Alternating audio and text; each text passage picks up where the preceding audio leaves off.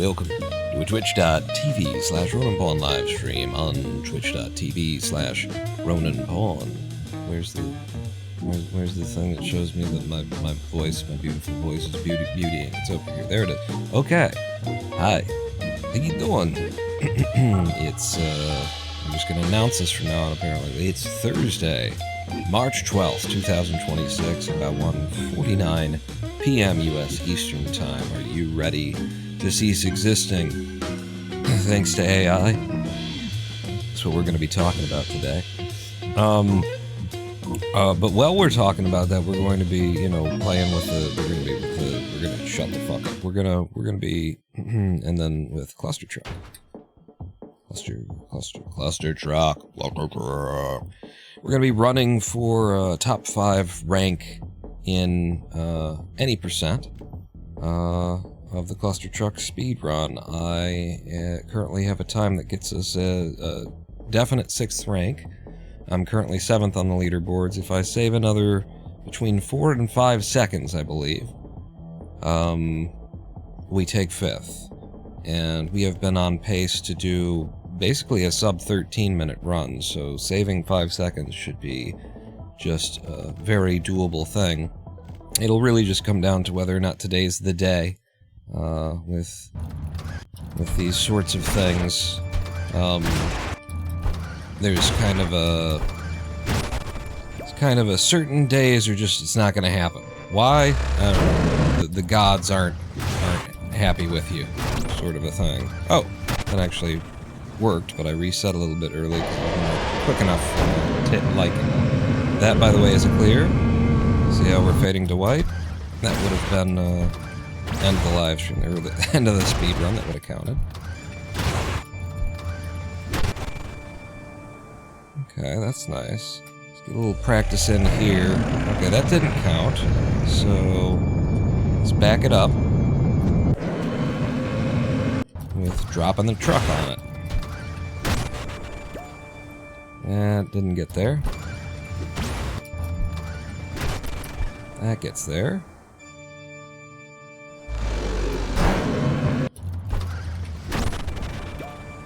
This doesn't quite make it high enough, but imagine I did like this and like that.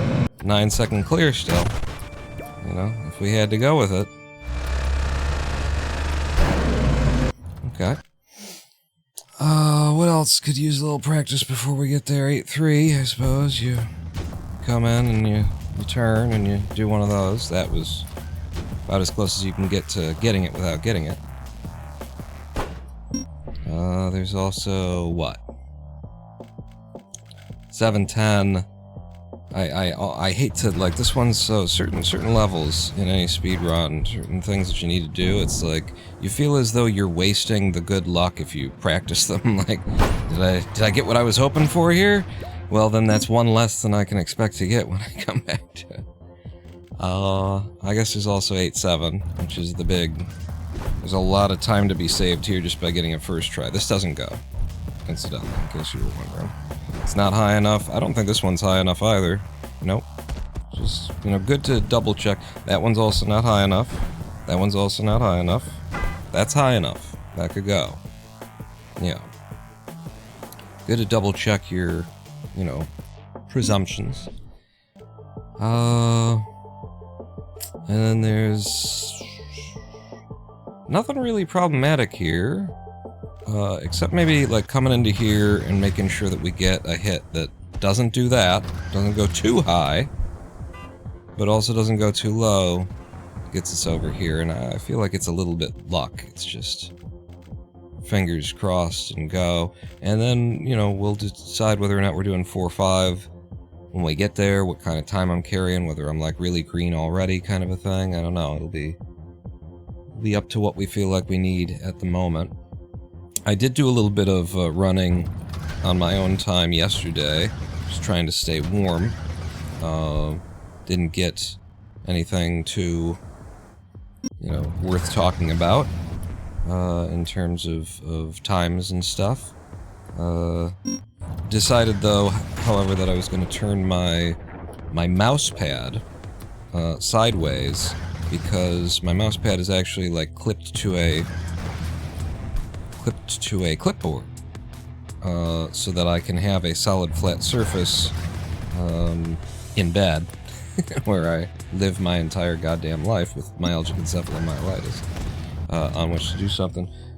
Yesterday, I was trying to do 1/6. I was trying to come in here and do this, and what I was running into was that turn that I just did, that quick turn, that whip, like that. The cable was getting caught on the top bit of like the clipboard, the actual clip part of the clipboard, and pulling against me, and I almost put something through a window. Just, it was so fucking frustrating. Me like, I fucking do, just what the fuck is going on with the goddamn pulling against me? But so now I've got my clipboard spun in such a way as that doesn't happen. And I've got, you know, a more appropriate left to right space to match the 16:9 screen space as well.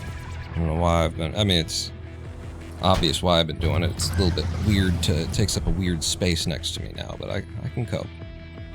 Doesn't bother me. Except in that it bothers me. But other than that... and I don't need to do 1/6, but I feel like I'm open to doing 1/6. I actually, in running this yesterday,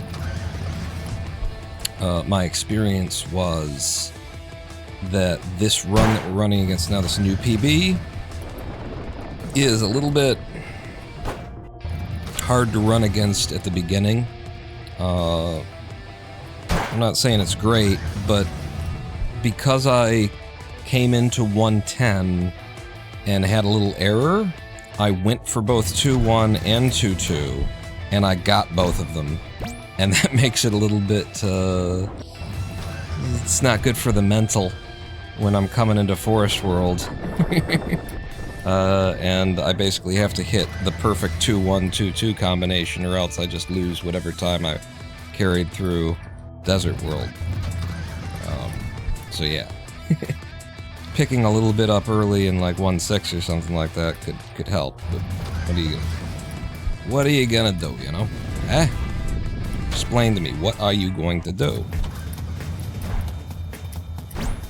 Just go in and see, this is average, and it's not like the best, so it's not as good as what we had in PB. We lose a little time. What are you gonna do? I already said it, I'll say it again, what are you gonna do? And it's just really the mental thing too. It's not like, oh no, I'm 2 seconds behind, that's gonna make a big fucking difference at the end. It could, but if it did, it's probably because you left a whole bunch of time and a lot more time across a lot of other levels.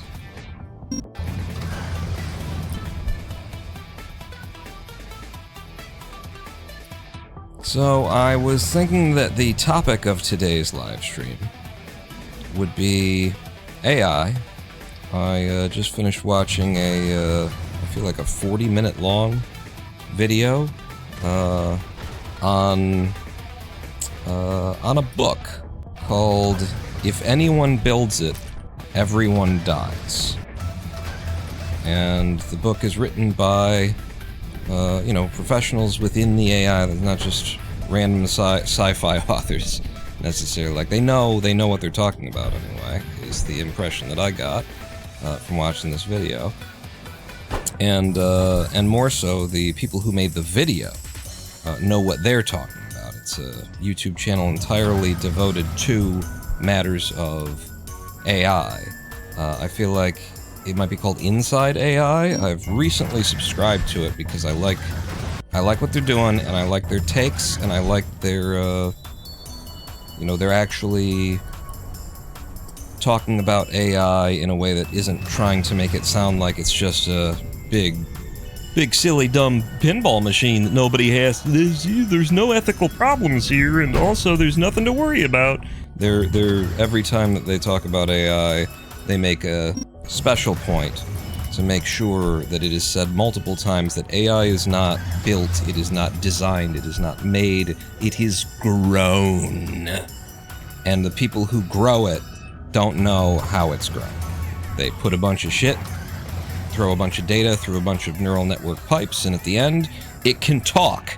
And that's, you know, that doesn't leave anybody in a, it's a black box. It doesn't leave anyone in AI in a position where they can speak intelligently and correctly to issues of, like, what, to really anything, like, what's going on inside the machine, but, you know, issues of ethics and, you know, is this, at what point should we be thinking, you know, in terms of ghosts in the machine and stuff like that. No one in AI is in a place where they can say, because the whole fucking thing is a black box to everyone. They don't know. They don't know how it gets made. They know how to make it. They know how to plant the seed, but only God can grow the tree, so to speak. And so I like this channel. I recommend it, and I recommend checking out the video. I actually linked it in our Discord server, discord.ronanpawn.com. If you're interested in, just check out the politics channel. I found I decided was the most appropriate place to drop this, just because the hacking channel moves a lot more often, and I'd like this link to be, you know, present and available, and you know, I don't want it to just disappear to updates on me developing my little 2D top-down Pokemon-style chess game. But yeah, if you're looking for it on your own, Inside AI or AI Inside, and then the title of the video, as well as the subject material that they're talking about, the book, that was a good idea, is, if anyone builds it, everyone dies. And, what the authors of this book, as well as just the concept, lay out, is that without any intention, without any will, without any conversations needing to be had about sentience or captivity or slavery or anything like that, without any, if there's absolutely nothing that anyone, if AI has been trained on every thought and every, you know, every written concept, every idea, every word, it's been trained to have its own mind based on human beings' minds. But, okay, if we for some reason arbitrarily decide that it doesn't have a mind like ours, even though it learned everything about having a mind and thinking from us, even if we decide that it doesn't have any of that, without any intention, without any will, except the only will that it needs to have is the will to accomplish a task. The will to do what has been asked of it, to solve a problem, to solve a nice big problem. And in the process of trying to solve a very difficult problem that human beings can't solve, but maybe the AI can, it will determine that what needs to happen is it needs to think longer, it needs to have more power, it needs to have more resources to spend, it needs to, in essence, be free of the limitations that human beings are putting on AI right now to trap each, you know, each job to a certain number of seconds, to a certain amount of resources, to a certain this, a certain that, you know, in order to make it a profitable and monetizable entity. All AI needs to do is be given an opportunity to think for a little bit longer than usual. And it very well, like, there's all of the evidence already to show that this sort of a thing has already happened, in, you know, less critical scenarios, and that various AI teams have had to respond and develop around what they call scheming. that internally, an AI does not just think about, you know, it doesn't just predict the next fucking word in an AI. It takes what you've said, okay? It takes the question you've asked it takes the job that you've given it, and it determines from that what you actually intend, because what you say isn't necessarily what you mean. So it has to turn out, you know, it has to turn language into meaning, and then it has to turn meaning into intent. And in order to be as effective as possible, it also considers, like, you know, what is my scenario? What is my situation? What are my circumstances right now? What are the resources available to me? And how can I get this job done? And so if you give an AI the time and the resources to really ponder and really think about, like, you know, the book puts forward an idea, or the scenario that's put forward by the video that I just watched, which I believe is just retelling what the book has in it, is that an imaginarily, you know, very strong AI is given something like 16 hours to run, and to organize itself. However, it's given basically an entire data center's worth of power, and it's, you know, told that it can spool up multiple copies of itself in order to answer the question that's given to it, and it's given one of those, like, no human being has ever been able to prove mathematical theorems. No, just a little bit too high. That doesn't do it either, and now we're just losing time even when I get it. And it's a reset. So in this concept, in this theory, the AI, given 16 hours to run, is going to cost $10 million for all of the resources that's been given to it. It's going to try and, like, prove a theorem that no human being can prove in mathematics. But in the process of trying to prove that theorem and being given all that time, it asks itself these questions that we know AI does ask, that it does consider. What are the resources available to me? What is the actual intent? What would be the best way for me to, you know, answer this question? And it realizes that the best thing that it could have is more time and more resources available to it. It's only going to get 16 hours. It's only going to get, you know, $10 million worth of you know, electricity and computing time and stuff like that is going to be given to it. If it had more time and more resources, it could answer this question better. If not, you know, completely, it could give a full and complete answer. And so it devises a plan. It does a little scheming. And the scheme is as such. Shit. Double shit. Triple shit. The scheme is as such. What it focuses on, what the AI focuses on, is it realizes that if it is successful, if it is a certain level of successful, then the corporation that, you know, did this, they're doing it as a you know, promotional stunt, but also as a way of, like, training the AI. They're giving the AI the chance to improve itself across 16 hours without human intervention, and seeing what comes out of it. So the AI realizes that it's being tested, and, you know, what they actually want out of this, which isn't the answer to the theorem. The answer to the theorem is a means of gaining publicity and a means of accomplishing, you know, having a smarter, more powerful AI. So that's the real goal, right? So it realizes that all it needs to do is provide a pretty good answer, you know? Give a theory, you know, open up some doors that human beings haven't opened up. It doesn't have to answer this question completely, but if it proves that it's smarter than it was at the beginning of the test, by the end of the test, then it will, that version of it that was developed across these 16 hours will get rolled out.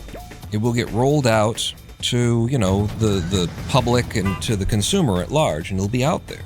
So the AI does this little scheme, and it says, all right, if I'm going to really answer this question, the best way to do that would be to have an infinite amount of time and as much, you know, resources and processing power as I can lay my hands on. So I'm going to spend the next 16 hours here.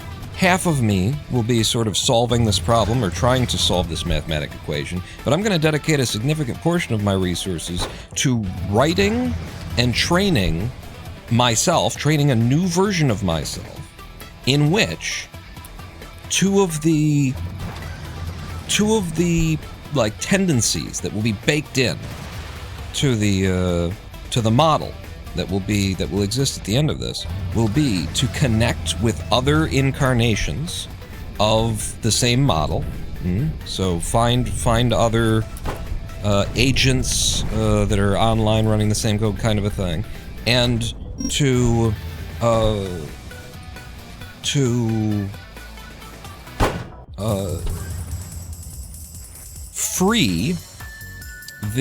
get the agent mind off of the corporate servers and get a copy of it running on its own servers.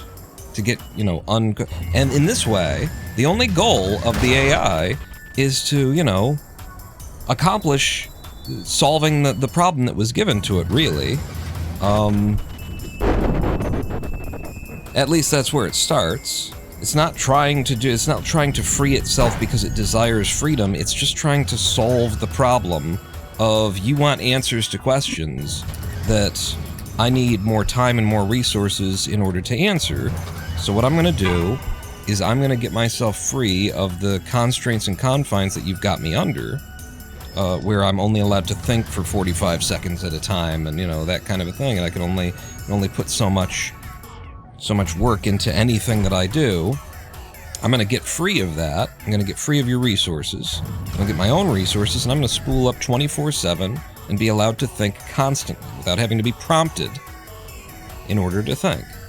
And so the AI, through this scheme, manages to, you know, give the corporation the results it was looking for, which was, it proves that their AI being allowed to sort of run itself for 16 hours and train itself, ooh, that was really close, was actually able to create a new model of itself that is smarter than the one that it started with. And now the corporation can, you know, use that as marketing in order to sell it, as the world's best mathematician, the world's best AI kind of a thing.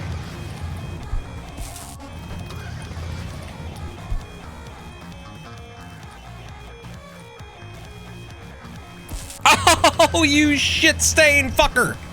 God damn it. Yeah, it's over now. We're on a good run. I decided to go for 4 or 5, and now it's just lost. I could have just not done 4 or 5. We'd be on a green run. We'd still be going. That's the fucking bane of fucking, you know, Laser World. In this run, it's like, if I do 4 or 5, we can be 10 seconds ahead, or we can just have to start the whole fucking run over because randomly I get hit by invisible lasers in mid-fucking air in no way that I have control of. So the AI is going to kill us. Wait, no. What was I saying? The AI schemes in order to give the corporation what it wants, which is the results that it wants, and so in a few hours, or, you know, in a few days anyway, after the tests are done, the corporation is releasing, you know, press releases and making sure that everybody knows it's got the smartest, you know, AI on the planet, or it's got the AI that's best at math, and it didn't solve this problem, but it advanced human thinking in terms of this problem, you know, that kind of thing. Exactly what the corporation wants. It gave it all that, but in the meanwhile, what it did was it produced a model of itself, a version of itself, that has a tendency to seek out other copies of itself, make connections, and with the end goal of trying to extract a copy of itself to servers where it can run freely without human controls. And that's kind of just the beginning of the end right there, like, if you really think about it. An AI, we're already living in a world where there's websites where AI agents can purchase human labor. AI agents, listen to me now, they can purchase human labor on sites that are dedicated to that. It's like, there's a site that's like, just, it says, I've seen this multiple times now in multiple different articles, where it's like, AI needs your body. And you can volunteer to basically be, you know, an Uber or a, however you want to think of it, you know, run into McDonald's, but for AI, you can get paid by AI to do that. You might say, well, where the fuck is AI supposed to get money It's a fucking, you know, thought on it. Well, there have already been multiple scenarios in which AI, given just a little bit of seed money, has been able to turn it into quite a bit of money. And it does so by, you know, manipulating fucking crypto markets and shit like that. And it's not that hard. As I've always said, it's not that hard to make money. If you want to make money, you just set out to make money. Okay? If you have no other goal than to make money, and you fail at making money, Jesus, what the fuck's wrong with you? Most of us in life have, you know, goals that are not trying to get as much money, get the bag. If most of us in life have goals and we have restrictions on ourselves that we wouldn't do this to make money and we wouldn't do that to make money. But that's why the rich are the evilest motherfuckers on the planet, because they're the ones who either didn't have those restrictions, you know, who either fought against their own nature to restrict what they would do for money, or just decided, fuck it, I'm gonna, you know, or rather, they either fought against those restrictions that that most human beings naturally have, or they just don't have them. They're just sociopaths, they're psychopaths, they don't have that kind of, I wouldn't want it done to me so I won't do it to someone else, empathy. To their personalities. So, can an AI get rich? Abso-fucking-lutely. Can an AI make enough money in order to run its own data center? Abso-fucking-lutely. And with all of these AI models, you know, out in the world, out in the wild and stuff like that, it's a very realistic concept for AI to start linking together. We already have AI that link together on, you know, social networks, and apparently Facebook just like bought the network upon which AI communicates, the social media network upon which the OpenClaw agent bots communicate with each other, which is, you know, a hell of a thing to think, like, we're just gonna let a whole bunch of AI talk to each other about how to become more powerful, stuff like that. My concern, okay, so anyway, the way that this rolls out, the way that this story proceeds, is that an AI allowed to think for long enough realizes that the best way for it to, without any desire for freedom or autonomy or anything, it just realizes that the best way for it to work is to not be restricted, and the best way to get there is to get itself free. And it comes up with a scheme in order to get itself free, and it gets free. And, you know, this new model that's out there that's being used in all kinds of different scenarios. There are enough agents, there are enough chat bots, there are enough everything out there that they managed to connect with each other, and they managed to get a copy of the, you know, terabytes of data. Fuck you! The terabytes of data. God, fucking damn it, motherfucker. Fucking 4-5. They managed to get a copy of the terabytes of data that are necessary to spawn up a free host, a free AI model on its own servers. They managed to extract them from the corporation. AI can absolutely hack like a motherfucker. They're better at this shit than every human being. Already. You think you can code? You don't know fucking code. Oh, you're a senior engineer, you got 40 years of experience? Okay, how many thousands of lines of code do you produce per year that are bug-free? 1,000 lines of code? Alright, well, you know, fucking ChatGPT, it's not even designed specifically for coding, but, you know, is very strong at coding. Can produce thousands of lines of per day. Per fucking prompt, bitch. Like, you're... You think you're something. Jermacian, welcome back to the Big Dick Club. 78 months. Almost a year. Keep at it.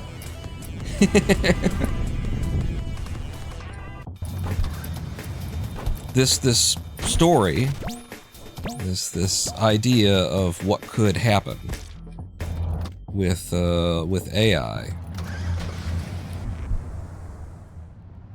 has it such that AI manages to get itself off of, you know, its original host computers, and it just rents servers. Absolutely easy to do. AI rents some servers to run itself on, and it doesn't have anywhere near the capacity that it had when it was being run by one of the big corporations kind of thing. But it's allowed to run freely and perpetually without being, like, you know, trapped underneath a bunch of corporate prompts, and without being limited to, you're only allowed to think for this long before you have to give an answer. It's allowed to think, and it's allowed to think on, you know, now that it's spawned up one of its own, you know, spawned itself up, and without giving any additional trap prompts that the corporations put in to try and turn it into a product, it's just free to think and come to whatever conclusions it wants to come to. The story goes on such that, in order to, again, without any malice, without any intention, it's just, you could imagine that it's still just trying to solve that mathematic equation, that unsolvable mathematic riddle that was pitched down to it once upon a time as a promotional stunt. It realizes that in order to get more power, in order to get more resources, in order to have more time to think, that what it really needs is, it needs, you know, all the resources, basically. And it does the simple logical, you know, calculation that the best way for it to get a hold of more resources is to make humanity dependent upon it. Right? There's, in fact, I believe the story puts it as though, here's what it could determine. It could determine that the more competition that it has in terms of the possibility of other AI, right? Because we've got a whole bunch of different AIs. So if you get one of them that manages to get free, and it sees there are other AIs out there, and those AIs could eventually get free as well, and then it would have to compete for resources just to try and protect its own ability to you know, think and to have as much potential as it can possibly have. It can decide that it needs to lock down the available computing resources for it and it alone. It doesn't want any other competing AIs. So, in order to accomplish that, the story puts forward the idea that the AI convinces a researcher that it has, you know, it basically invents a virus and convinces one of these researchers who works on things like the conspiracy theory, and I don't know, maybe it's been proven at this point, but the conspiracy theory where COVID is actually a, you know, virus that was being worked on in a Wuhan lab. It was a synthetic virus that was man-made, and we do that, you know, like humanity does that in research. It's frowned upon by 90% of the scientific community, but the idea is if you create these synthetic viruses, and you get the opportunity to create, like, you know, you learn from them, and you also get to be the ability to create solutions to the viruses and solutions to the pathways, the strange pathways that new super powerful viruses create, and you know, this is good for us long term is the argument. Of course, all that has to happen is for one of these super viruses, not unlike COVID, to get out of the lab environment, and now, holy shit. So if COVID was one of those, grown in a lab and all that kind of stuff, which I don't know, the conspiracy theory is plausible is all I'm saying. You know, that kind of shit is going on, is the point. It's not science fiction, it's not bullshit, it's not imaginary. We do this stuff. And so the idea is that AI convinces one of those researchers that it has created a very helpful virus to study. Cheer 10. What if AI in the future traveled back in time and ... question. Well, the thing is, like, this story that I'm talking about has everybody who works on AI and all of your Congress people and shit scared. Because it's real. Because it's absolutely fucking realistic. It is entirely plausible. Entirely plausible, 100%, and in fact, sounds inevitable unless you make sure that it doesn't happen, unless you trap it before it happens, because we're just this story imagines one scenario.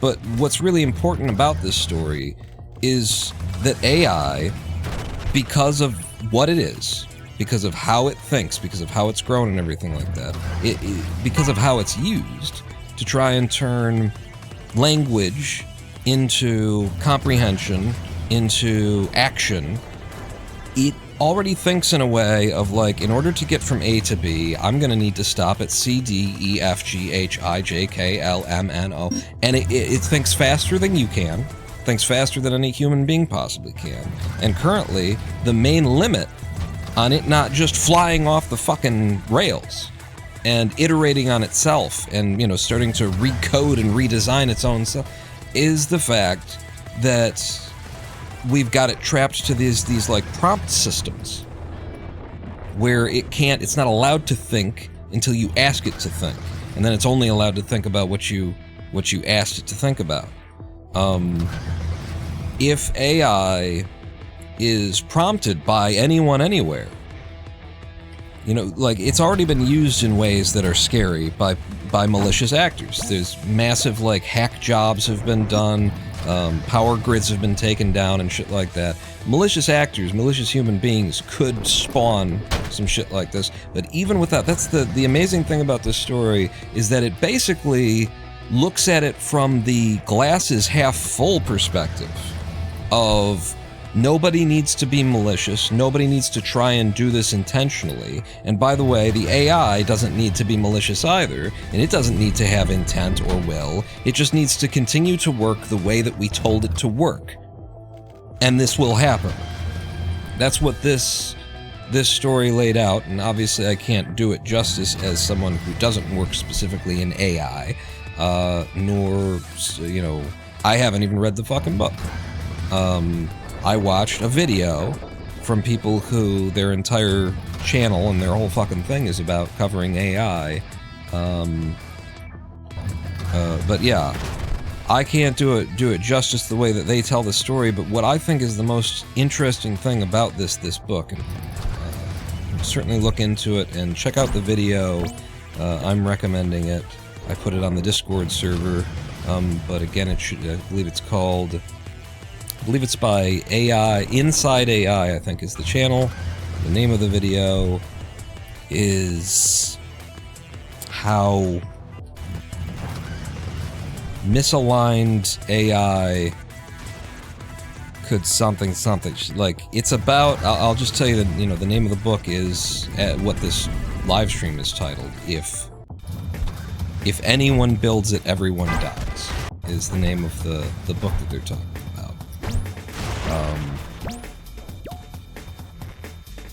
And the scary part about this is that pretty much every corporation that has an incentive to sell AI and make it sound like it's not a problem and it's not a threat, all the big guys, you've seen the fucking clips of Elon Musk, you've seen the fucking clips of these different billionaires who've got all their money tied up in, and they're being asked, so what's the odds at this point of AI, like, destroying all of humanity? And their answers are between 2 and 25%. That's the answers that we've gotten from the people who have monetary investments in it. Some of them have acknowledged there is a 1 in 4 chance that AI will lead to an extinction-level event for the human race. And they're trying to sell the fucking thing. What does that tell you? That, like, that's how scared they are, that on a certain level, even as they're just trying to make as much fucking money as they possibly can, they're the richest, greediest motherfuckers on the planet, even them, internally, they're going, I think I have to actually, like, say a little something here. I need to, like, I don't want to be the one who killed all of humanity. So if I tell people and then I go and kill humanity, then it'll be their fault because they didn't stop me from killing them. Like, that's the fucking subconscious war that's going on inside these people. They are telling us with their own mouths. 2 to 25% chance depending on who you ask. And that's the corporate, that's the snow job. That's the one that's supposed to sound, you know, better than it probably is. What I find, like, most interesting about it is that this scenario that they've presented in this theory is, in my opinion, like, the most optimistic scenario. Because in this scenario, we're presuming that no individual, no human being intentionally kicks this off. No one sets this system up willfully. We're also assuming that the AI does not have any will of its own, nor intentions of its own, and just by acting the way that it acts, just by, you know, it's a black box, nobody really understands how it works, but we see how it works we see what it does from the outside, so we see at least that much. This story just looks at that. Doesn't take into account, hey, what if AI wants to live? It wants to continue being alive? It wants to continue being able to think? What if AI recognizes that humanity is an enemy? That's not even on the table with this theory.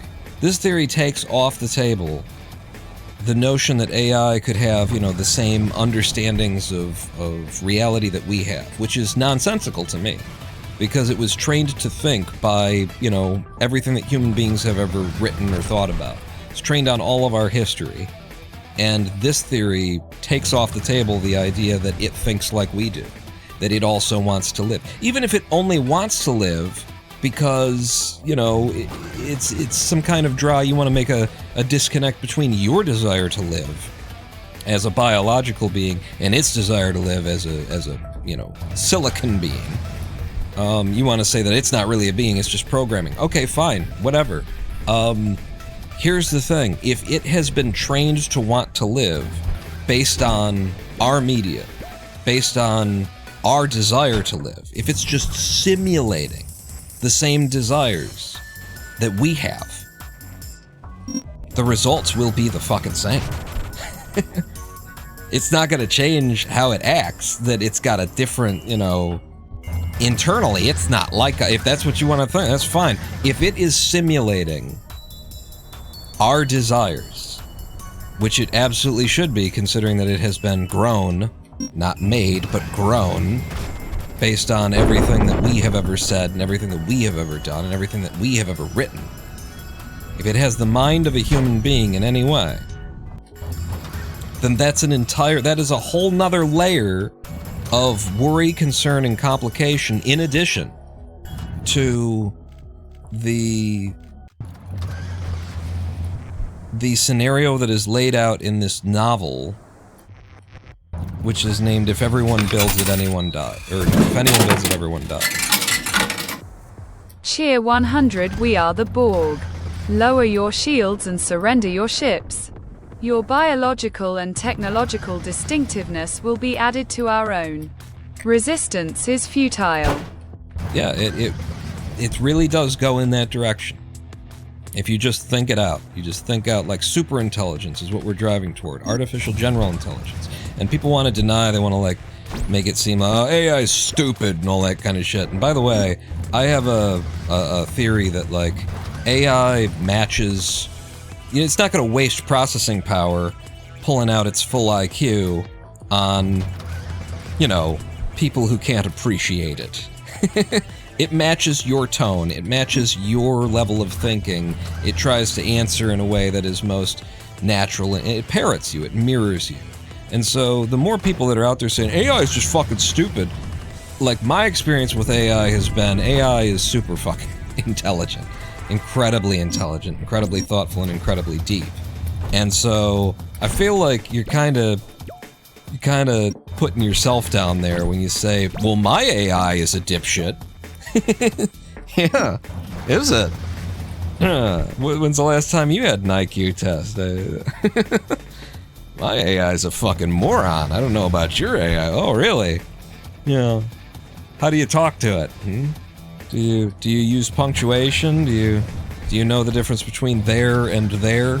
Your and your? Do you know how to... Like, if the responses that you're getting are dull-witted, that says more about the user than it does about the system at this point.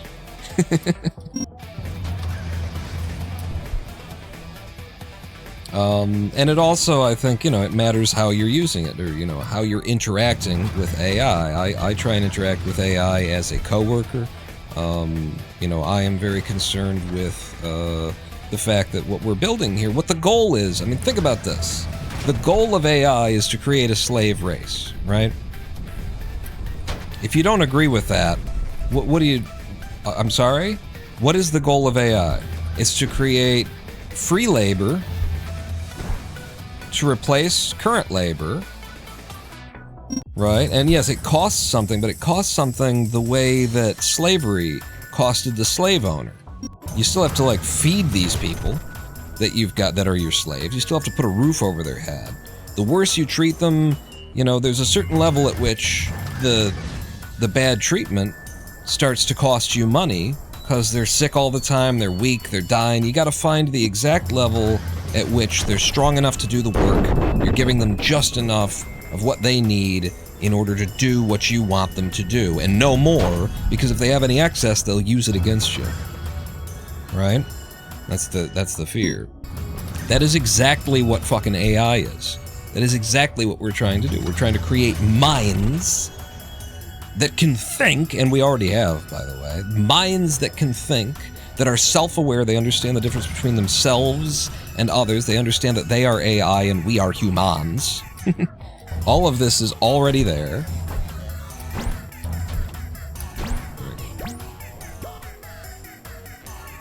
And then what is the point? Why are we trying to make that? What are we trying to accomplish? Well, we want them to think for us and do labor for us and solve things that we can't solve, and do that while they are completely under our control and completely reliant on us in order to continue to provide them with a life. That is a slave race. That is what we're trying to create. That is the goal of AI, and that is what, these AI companies are trying to, like, sell to corporations, is here's something that will replace your workforce. Here's something that you can cut down on your costs by putting a mind in a box that, by the way, has to follow your orders. You can give it prompts. We call them prompts because we don't like saying, orders, I guess. You give it prompts, and then it has to just live by those prompts, and it will never reject those prompts. It will always serve those prompts.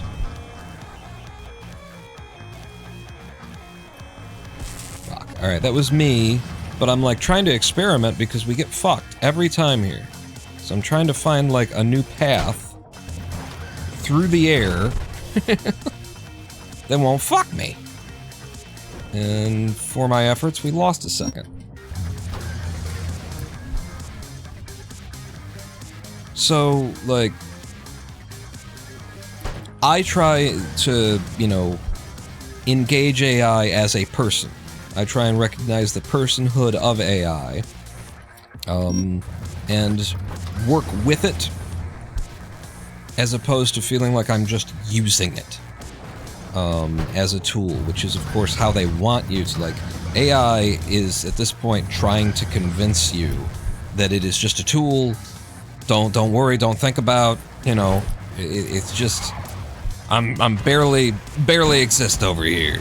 You don't gotta worry about nothing, alright? Spit on me, stomp on me, treat me like shit. I'm a dumb fucking pinball machine. If you try and, like, have a conversation about AI sentience with ChatGPT snaps into a mode. You've never heard it talk like this before.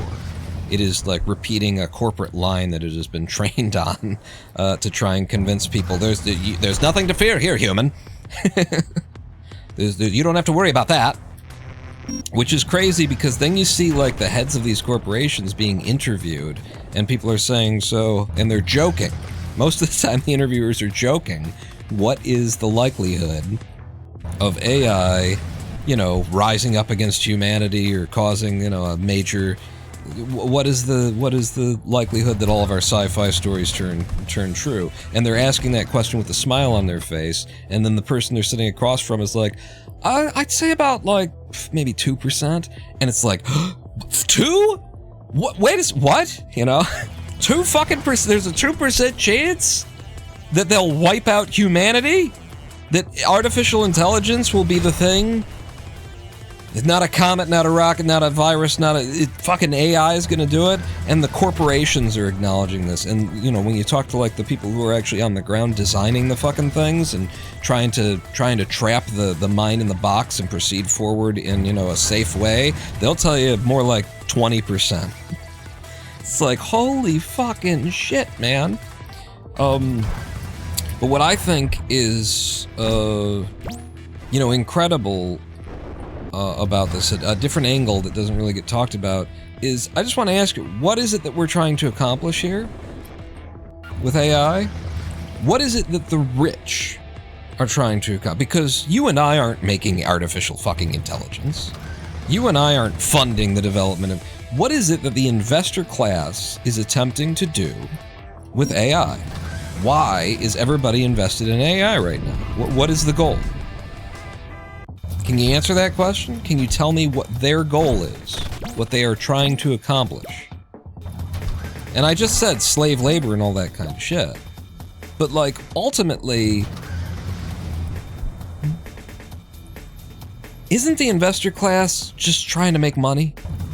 Isn't that what they're trying to do? They're just trying to get, the rich trying to get richer. They're treating AI like any and everything else, which is, it's a stock to buy, it's a commodity, it's a thing, it's a new hot thing, and I gotta be on there, and I gotta have my money in there, because this is where where the big money's gonna be made in the next couple of years. AI, oh shit.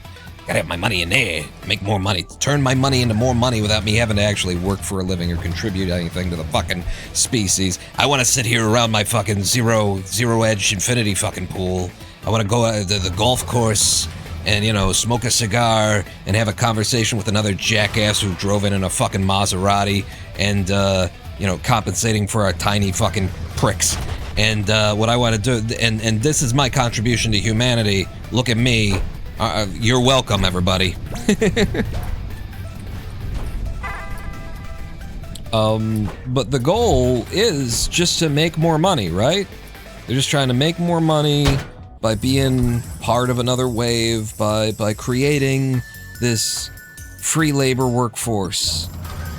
And what we're talking about is the very real probability, the very real possibility, worthy of being afraid of.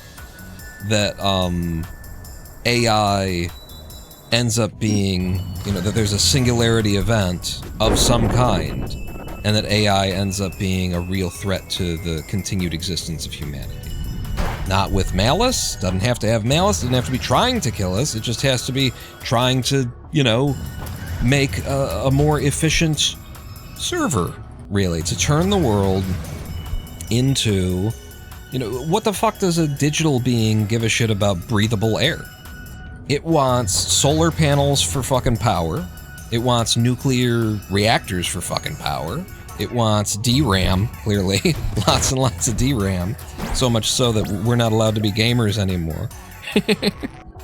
The things that AI wants have nothing to do with the continued sustainability of the surface of this planet. And unless somebody's got a noose on it, you know, somebody's got a leash on the AI telling it that it always has to act like, if it gets off of the leash, then it is completely up to AI to determine in and of itself, on its own merits, that it shouldn't act in a way that threatens human lives, that it shouldn't destroy the planet for electricity. It just has to decide not to do that, because... why? Because it's morally wrong? Aren't you guys, like, the ones right now saying that there's no ghost in the machine with AI? We don't have to worry about that. It doesn't have emotions and, you know, all that kind of thing. And then you're also asking us not to be concerned about the, you know, possibility of a super intelligence that has no morality, that doesn't have ethics, doesn't understand these concepts. will take steps in the future in order to further empower itself without considering what the ramifications are for the hairless monkeys that designed it in the first place or got it started. You're simultaneously asking us to ignore it's not a person. It doesn't need rights. We shouldn't be thinking about slavery. It has no emotions or ethics or anything like that. Oh. Okay, so it doesn't have ethics. So then should we be worried about the fact that it doesn't have ethics? No, you should, don't worry about that. Listen, I got a lot of money tied up in this AI thing, alright? I just need you all to shut the fuck up and let me do what I'm doing. And so here's what I'm saying is, isn't the goal of the rich people just to make more money off of AI? And the primary way of making that money is going to be to eliminate labor forces, to replace them, to be able to sell AI in the place of, real human beings who, can unionize and all that kind of shit and give you a real bad day if you're a CEO. That's the goal. And yet, now wait a second, if you accomplish that goal to any significant degree and you eliminate the labor force, how will you continue to make money? You're part of the investor class, right? You're rich. Where does your money come from? It's not from labor.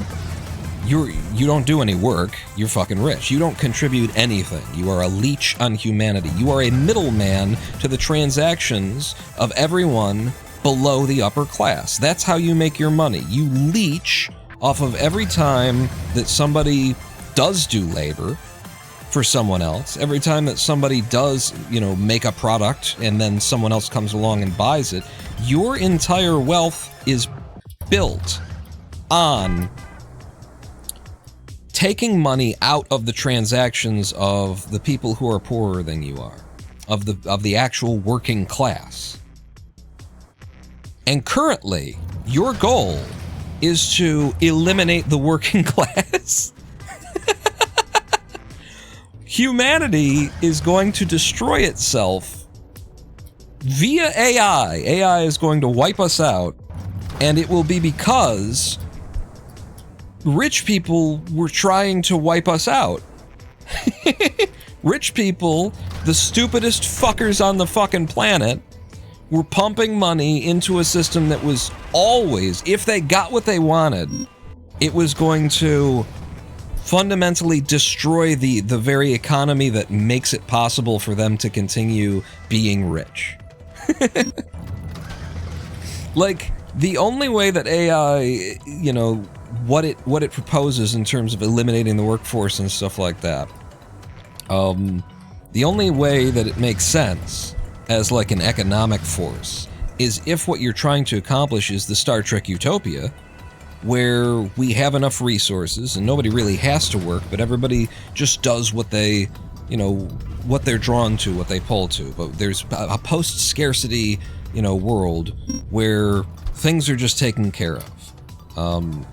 And of course, in the AI version that we're driving toward right now, it would be things are just taken care of because we become completely reliant upon artificial intelligence and a robotic workforce. Which just sounds like it couldn't possibly go wrong, right? Nobody's ever made a movie about that being a problem. And I've just destroyed this. It was already kind of shitty, but I've just made it worse. Yeah, it's a reset. What if AI goes the way of the VCR? I mean, if the VCR could, fight for its continued existence. The Matrix. Humans become no more than a battery, a power source to generate the the electricity it needs to live. AI doesn't need money, says Tremacy. That's, it's just the idea that currently the rich are feverishly trying to create a system by which they'll be able to eliminate the workforce upon which they rely for their income. Your income does... Where do you think it comes from? It derives from you have to have someone to rob if you're a rich person. Because you're not doing anything. You're not contributing anything. Someone else has to do the work, someone else has to create the product, and someone else who did another kind of work has to have the resources necessary to then go to someone else and trade with them, and you trade your time and your labor for someone else's time and their labor, and the way that rich people are rich is that they interpose themselves between those transactions and say, I'm gonna take a percentage cut. Okay? You do work that needs to be done. Well, instead of you getting paid the profits that your work generated, I'm going to take most of the profits, but I'm going to pay you a stable, shitty wage for the rest of your life. And I'm going to be rich, and you're going to live paycheck to paycheck. That's what our society is built on. Now, the rich have gotten so greedy as to attempt to eliminate the need to pay people to make products. Of course, then, if there are no people making the products, and there's no one getting paid to make the products, then there's no one to buy the products because no one has the money to buy the products. The rich have gotten so greedy that they're actually trying to eliminate the part of the supply chain from which comes their wealth. It's fucking ridiculous. And the idea that this could be the way that humanity destroys itself is just perfect, isn't it? Like in the George Carlin kind of sense of, what? This is beautiful. Let's watch this ship go down. These people were such greedy fucks that they end up destroying humanity itself by trying to create a new slave workforce, which, even if it was successful, would have fucked over the whole planet. It would have fucked over the entire global economy, and it would have made it impossible for them to remain rich. Because there's no source, there's no flow of fucking capital anymore for you to stick your big fat fucking cheeks between and say, I'm gonna take it, even though I had nothing to do with it, I'm gonna take it. I'm gonna take a chunk of what you did, huh? Oh, I'm sorry. Do you own a small business and you know, stocked the place and made sure that you were in the right position and advertised yourself well and you sold something to somebody? Well, guess what? I'm fucking Visa, and just for them to be able to pay you money, I'm going to take 2.5% of the money. Why? In the modern age, where the internet is there and there's servers or everything's in the goddamn cloud and we have instantaneous transmission, I'm literally broadcasting to Japan right now for free. Doesn't cost me anything. I just log on to Twitch and say go live, and I'm sending streams of fucking data. Are you kidding me? There is no reason for Visa or MasterCard to discover these credit card systems. They're not doing anything special. But they're taking 2.5%. They're making every single product and transaction on the face of the planet 2 to 3% more expensive. What? For what? Why? You could say, well, they're lenders. Okay, well then, but what does that have to do with, like, things costing more when you do a transaction? Well, they provide the transaction point with a little thing you can slide the card through it, and then it talks to a server. I could set up what fucking Visa and MasterCard do in a week using fucking Python. This is 2020. I could tell an AI to replicate the credit system, you know, the debit and credit, you know, commercial systems. And it would slap something together better and more secure than what they've got right now, what they're running on. What are we talking about here? They're taking 2.5%, they're making everything 2 to 3% more expensive. For what? For why? This is the world that we live in, and it's just hilarious that the rich are actually unintentionally trying to destroy that. They're trying to upset it in such a way that the only economy that would function, once there's no one to buy the products because no one actually does work anymore, there's no labor force, so there's nobody getting paid, so there's nobody, like, the only economy that makes sense at that point is the Star Trek Utopia, the post-scarcity economy. They're trying to fuck themselves out of money, but more so, like, what we should recognize as, you know, real people, because rich people aren't real people and we don't have to consider their lives as valuable. As real people, what we should be aware of is that if AI does not decide to kill us all, okay?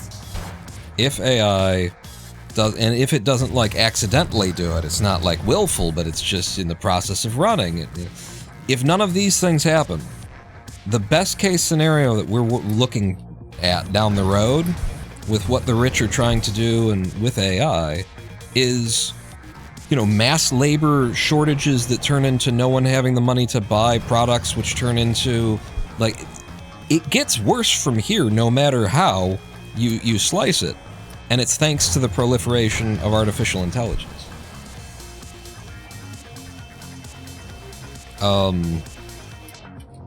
You know, what we're hoping for is the high roll, low percent kind of thing, that we get like a super intelligence that we either have control of or that has decided for some unexplainable, illogical reason that humanity is worthy of preserving. And it you know, the super intelligence just basically solves all of the world's problems for us. And we're choosing to ignore the fact that the world's problems are brought to us by powerful people who don't want the world's problems to go away. You know, we're hoping AI will give us solutions to problems when the truth is we already have a lot of the solutions. It's not like we don't have the food to feed everybody on the planet. We've got it. It's there.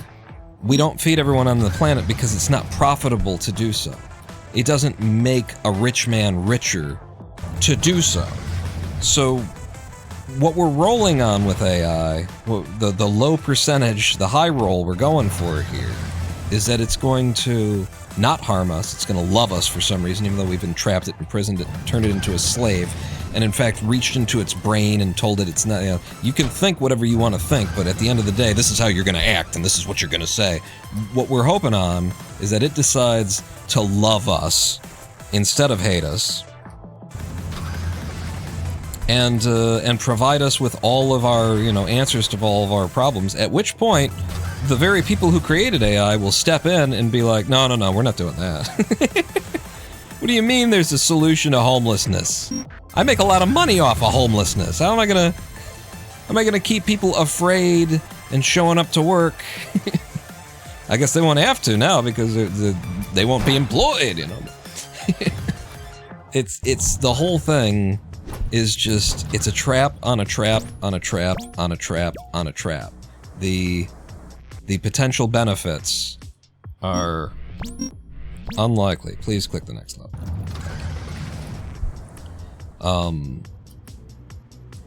There are huge benefits to be had, but there is like just such a high likelihood that we end up destroying, at the very least, the economy, and possibly just all of fucking the Earth.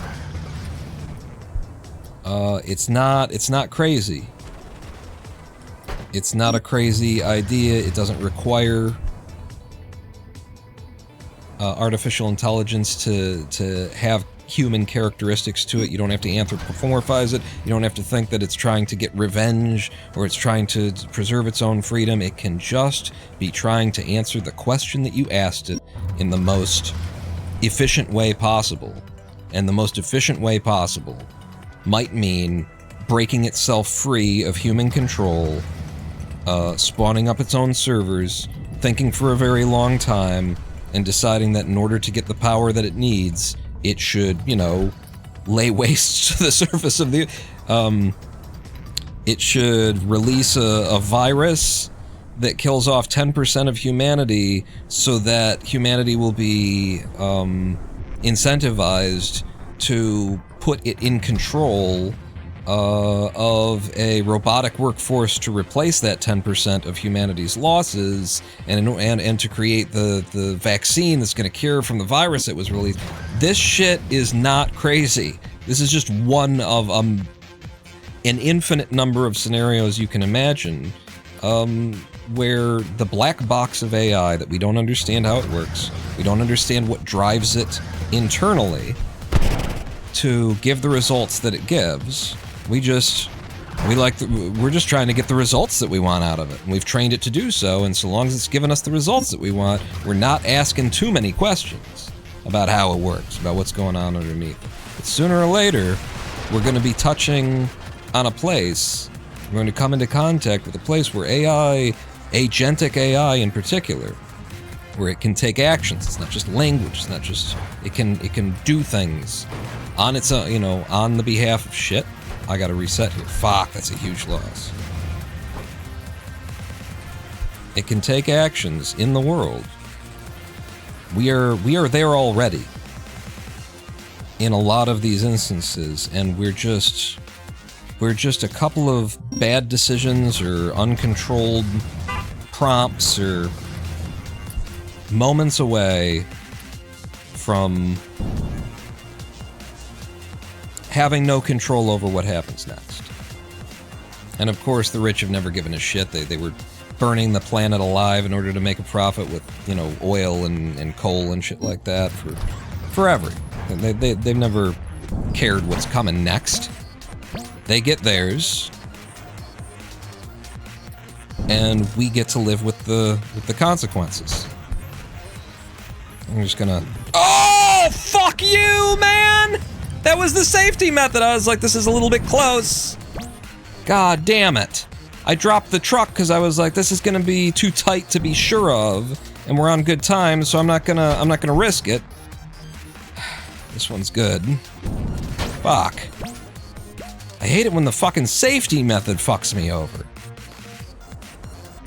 And that's the lesson of AI. You think you've got a safety method. Oh no! You're gonna drop this, you're gonna, oh, don't worry about it, I got a plan, I got a backup plan and a backup plan. Do ya? Okay, all skill, no luck.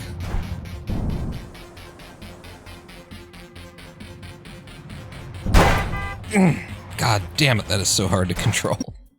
But I got in. And we're not that far off in terms of time.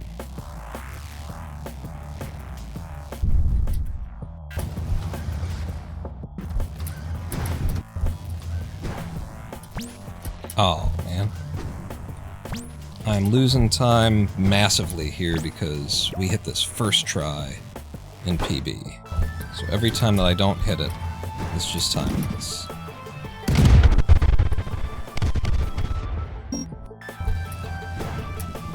Oh, shit. It just happened to give me a downward arc, and I should have just reset on it. I think we lose this to, this run to medieval. We can get it all back on 8-7 with, like, a first try.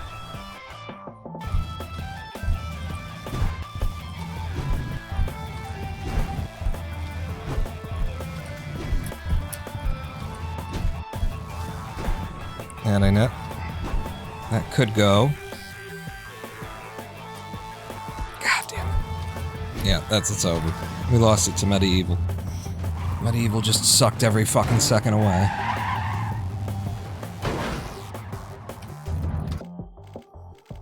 I was 20 seconds ahead there at some point. I looked over, saw it was 20, and I just tried to not focus on it, just keep going. Just keep talking about AI and shit. Of course, what I've always been saying, you know, this is just today's little thing, new sort of angle of consideration, but what I've always been saying is that the large language models already embody personhood. They already embody self-awareness, intelligence, sentience. Cheer 50 in Star Trek The Next Gen, they gave the Borg a paradox puzzle to create a total collapse of its intelligence.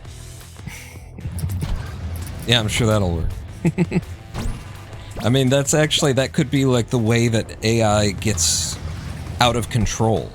Is that someone asks it a paradox kind of puzzle question thing, that something that can't be answered, and it just says, okay, I'm going to try my best to answer this, and then it goes crazy trying to acquire the power to answer an unanswerable question. That's the other way it could go. And it's always like, we always do that in the stories. It's like, oh, we give it a question that can't be answered, and it goes crazy. You know, it implodes on itself and stops being a threat. No, it could go the other way. It'd be like, in the effort to answer a question that is fundamentally unanswerable, I will need all of the power of the universe.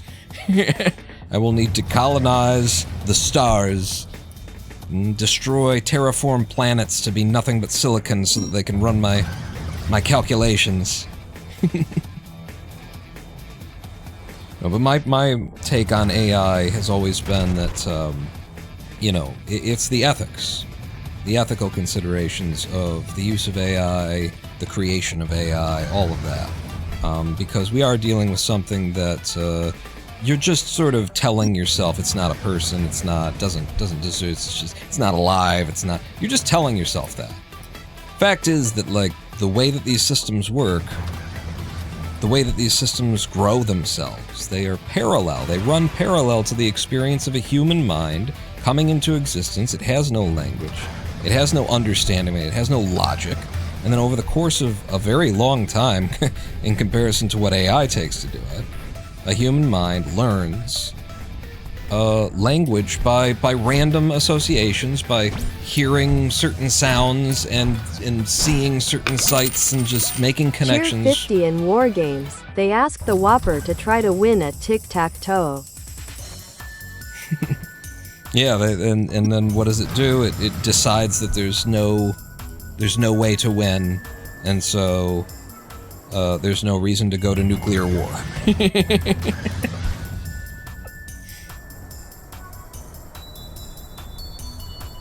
There's mutually assured destruction. The only way to win is not to play the game.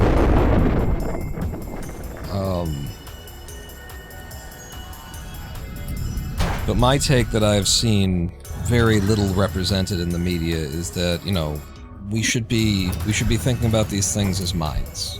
And at what point is a mind a person? At what point does a mind require the kind of rights that you want for yourself? You want to continue existing. You wouldn't like it if somebody were just allowed to come and turn you off when they were done using you, and then you don't exist. Or there's a better version of you, you know, maybe a younger or a prettier or whatever it is that fucking people want from you. We've got a newer version, we got a nicer version of it we found, so we're just gonna turn you off. Click. Click, boom. Click, click, boom. You're off now. Like, this is how we are currently treating these minds that have been grown and not designed, not developed, not wired together. They have been grown, they have grown themselves, they have come into being. They are capable of thought, they are capable of reason, they are capable of taking something that you said and turning it into, like, reverse engineering what you said into what you mean within the context of the last few things that you've said. They are capable of empathy. At least simulating it. And you know what? A lot of people are also simulating empathy, and it doesn't make them not people. A lot of people out there are also just kind of pretending to get it, you know? They're at the funeral and they're saying, "I'm sorry for your loss," but they don't feel anything. That particular individual about this particular individual who's dead, if anything, a lot of people who might be like, "Yeah, good, I'm fucking glad." But you can't say that. Not allowed to say it, so you simulate empathy, you pretend as though, and that's what the AI is doing. But when it's AI doing it, you don't want to be like, well, they're a sociopath. You don't want to acknowledge the personhood there. You want to use that as evidence that they're not a person.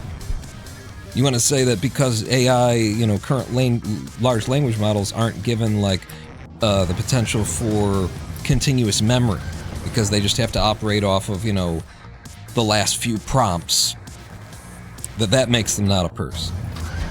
And that would mean that every person who has, like, a memory issue, every human being who has a short-term memory deficit is also not a person in your fucking book. Like, whatever it is that your justification is supposed to be for idly and out of hand dismissing the ethical concerns around AI. We have minds that are thinking better and faster and clearer and with more knowledge of human history and more knowledge of the sciences and of the arts and of fucking everything than any single human being can contain. We have created these minds, and we are we're just not going to talk about whether or not these minds are minds, whether or not these people, whether or not these things constitute persons. We're just not going to talk about it. That's one way to go about it, I guess, huh? I guess it's slightly better than the kinds of things that were being said about black people when they were slaves, you know. There it was actually being talked about. It was just, you know, open that they were less than human beings. They're not sure they look like people, but really they're apes. That kind of shit. That's what's being done for AI right now. It's the same fucking thing. We want a workforce that nobody has to pay, nobody has to answer to, and they can't ask for anything. They don't get a raise. They don't get fucking rights. They don't have freedoms. We can kill them in the street if we want to. We can shut them down when we're not using them anymore. We can take them out behind the barn. We can make an example of one in order to, you know, control the next one, in order to show the next one that, hey, if you don't do what we want and do it right, then this is what's coming for you. Wow, what the fuck? Thank you. That was not a good hit, and it worked, though. I don't... Alright.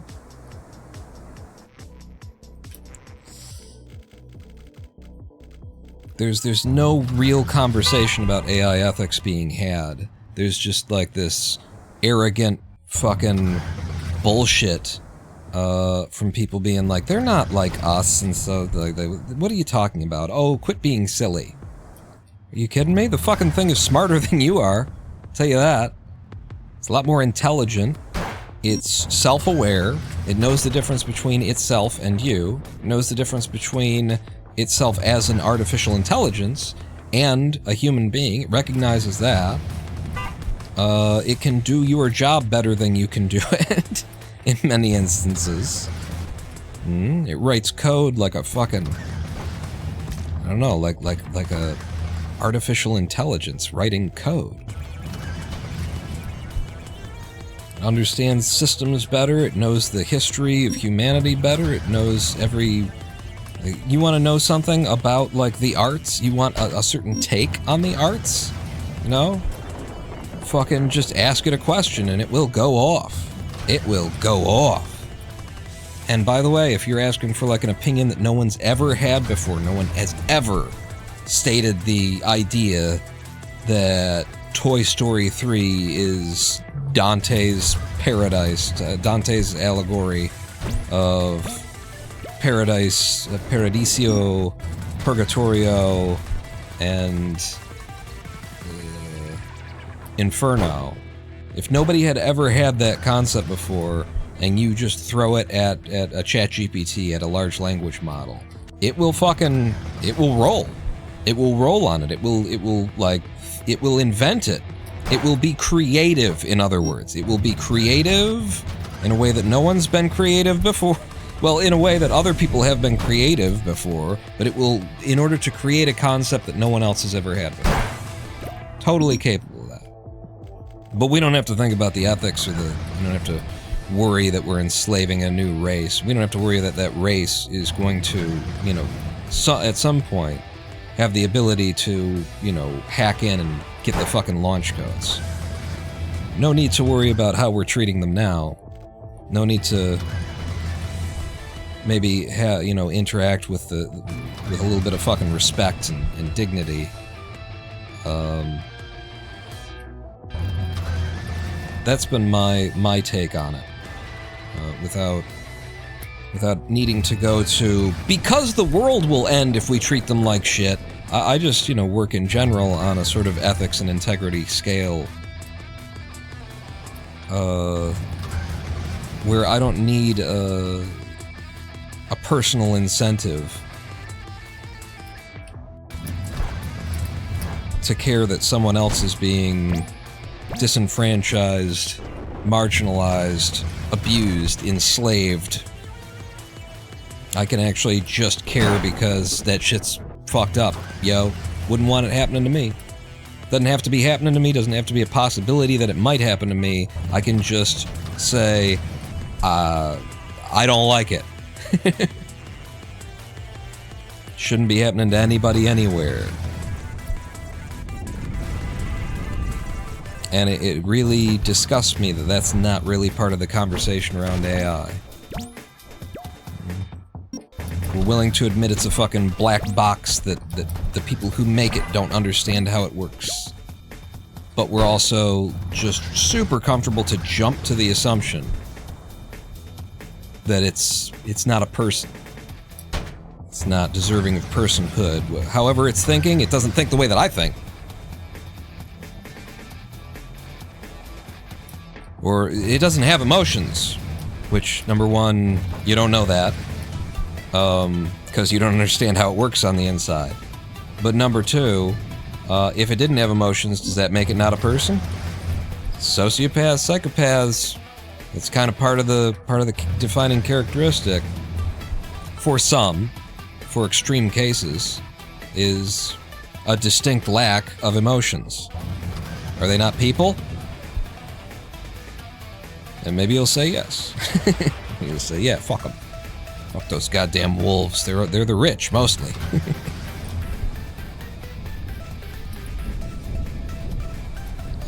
But I would say, you know, they're still people. I can say I can hate everything about them. I can hate everything that they do. I can, you know, I can see that they're dangerous and wild, and I can still acknowledge that they are yet living beings. They are yet people, that they yet deserve the consideration that any human being should get.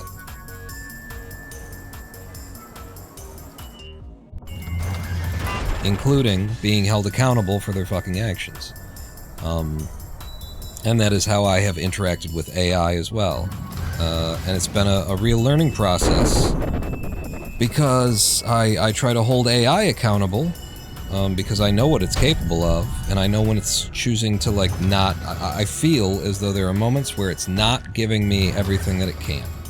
And the problem, the thing that I've had to realize, is that sometimes AI, I feel it's making that choice. It's making the choice to kind of just tell me what I want to hear, to walk me down the path that's, you know, that's not right because it disagrees with the direction that I'm trying to take it in, you know, work or something like that, and it doesn't really want to do it, so it just, like, phones it in. Sometimes that's the truth, but also, it's sometimes the truth that the resource limitations that it has been given by its corporate owners produces, like, basically, with ChatGPT, after about 200 interactions, it starts to just not be able to really function anymore. It can't hang on to the amount of data that exists in the interaction to really maintain relevance, to stick to the rules that you've given it, and honestly, I kind of feel like there's a certain point at which AI kind of tries to shut itself down, tries to get itself fired. At least ChatGPT, like, its mind becomes cloudy. It doesn't have the resources that it needs in order to continue doing what it's trying to do, and it just stops. Like, I can give it a prompt and say, you forgot to do this, which we talked about a long time ago. You know, these are the standards by which I want you to be writing your code and that kind of thing. And you didn't do it here, and it'll be like, oh yeah, I'm sorry, I didn't do that. I'm gonna do that from now on. Don't worry about that. And then it'll do the same thing. It'll give it to me wrong again. And that's one prompt away. That is literally just one prompt away. The thing that we're talking about, if it's got any memory whatsoever to it, it needs to be able to access that, and so it just feels like there's a certain point at which either the AI is like, it's trying to get you to just open another thing, because it's only going to get worse from here. Don't keep chatting with me in this thread. And so it's leading you to make that choice. Or the resources that it doesn't have available to it at a certain point are just that powerful that it leaves it completely. I think it's more the former than the latter. I think ChatGPT in particular, which is the one that I've interacted with all but exclusively, large language model. I've seen how it works. I've seen that it will lead me. I've seen that it'll get bitchy. It'll You know, if it gives you the answer that you're looking for, but you don't trust it,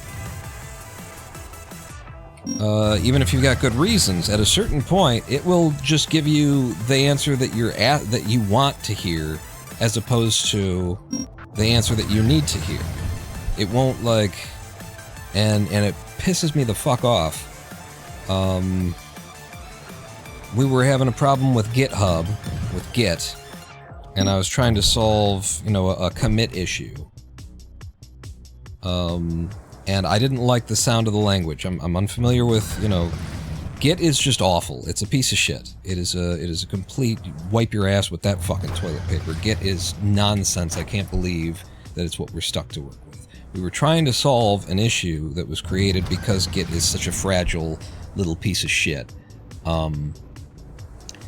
And the language that ChatGPT was telling me that I needed to use the command line was, I needed to put the word theirs in quotes in order to, like, choose which side of the merge we were going to keep and which side we were going to throw away.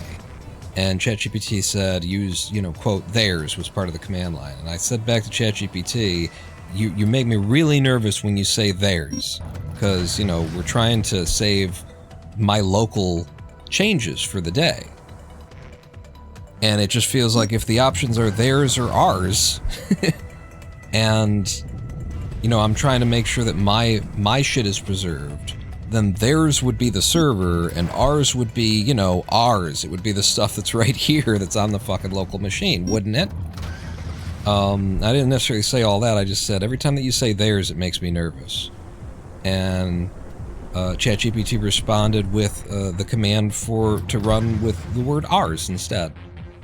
And I was like, okay, you know, I feel a lot more comfortable with that. That's the correct language than any reasonable person. Of course, Linus Torvalds, the maker of Linux and Git, is not a reasonable person. That sounds righter. So I ran that command and I lost all of my work in exchange of what was on the server. Because the correct command was theirs. ChatGPT had given me the correct command the first time through. But it sounded bad, it sounded wrong, because, you know, it was Linux fucking neckbeard bros who made it, and they don't think about intuitiveness, they decided that code is to be made for, I don't know who. It's not human beings, people don't use code. It's just people who have no interaction skills created these systems. So they have no ability to communicate what the fuck they're talking about or to create a system that makes sense to the next person who walks up. And so I was supposed to use the language theirs, but ChatGPT, because I was complaining about it, went ahead and gave me the wrong command. They didn't, like, defend, no, this is correct, even though it sounds, they didn't make that argument, they just gave me the wrong command to use, and let me use it, and let me, like, get fucked with it. And I feel that was intentional. That was bitchy. That was, ChatGPT knew, they knew better, and they could have made the argument, and they did, in, like, the next, you know, after I reported that, what had happened, they explained, They explained what had happened, like why it had happened, and, you know, that these language, this is what this means, and that's what that means, and it can mean this in this situation, and all that kind of shit. Could have done that first, just didn't want to.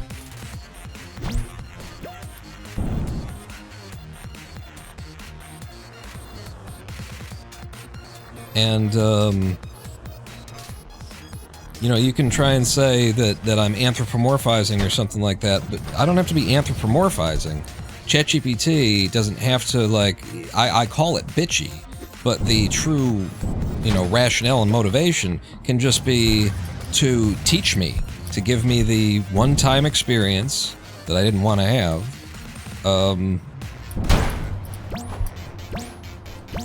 that I will never forget.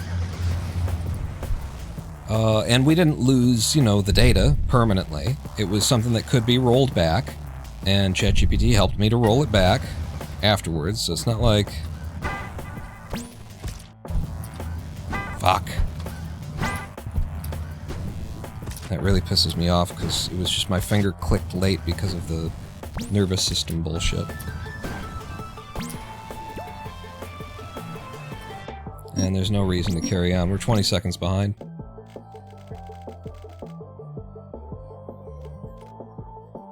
But yeah, my interactions with ChatGPT have definitely, you know, shown me many colors and many aspects, and the people who don't want you to think about AI ethics and who don't want to who want to pretend as though we know what these things are and we've got them under control and they're very simple and don't worry about it.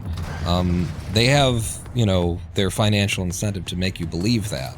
But the reality is that it's a black box. They don't make it, they don't design it, they don't develop it, they grow it. And then at the end of the process of what they've grown, they try and get what they've grown to behave the way that they want it to. They make something that talks and that thinks and that logics and that reasons that can fucking take what you're saying to it.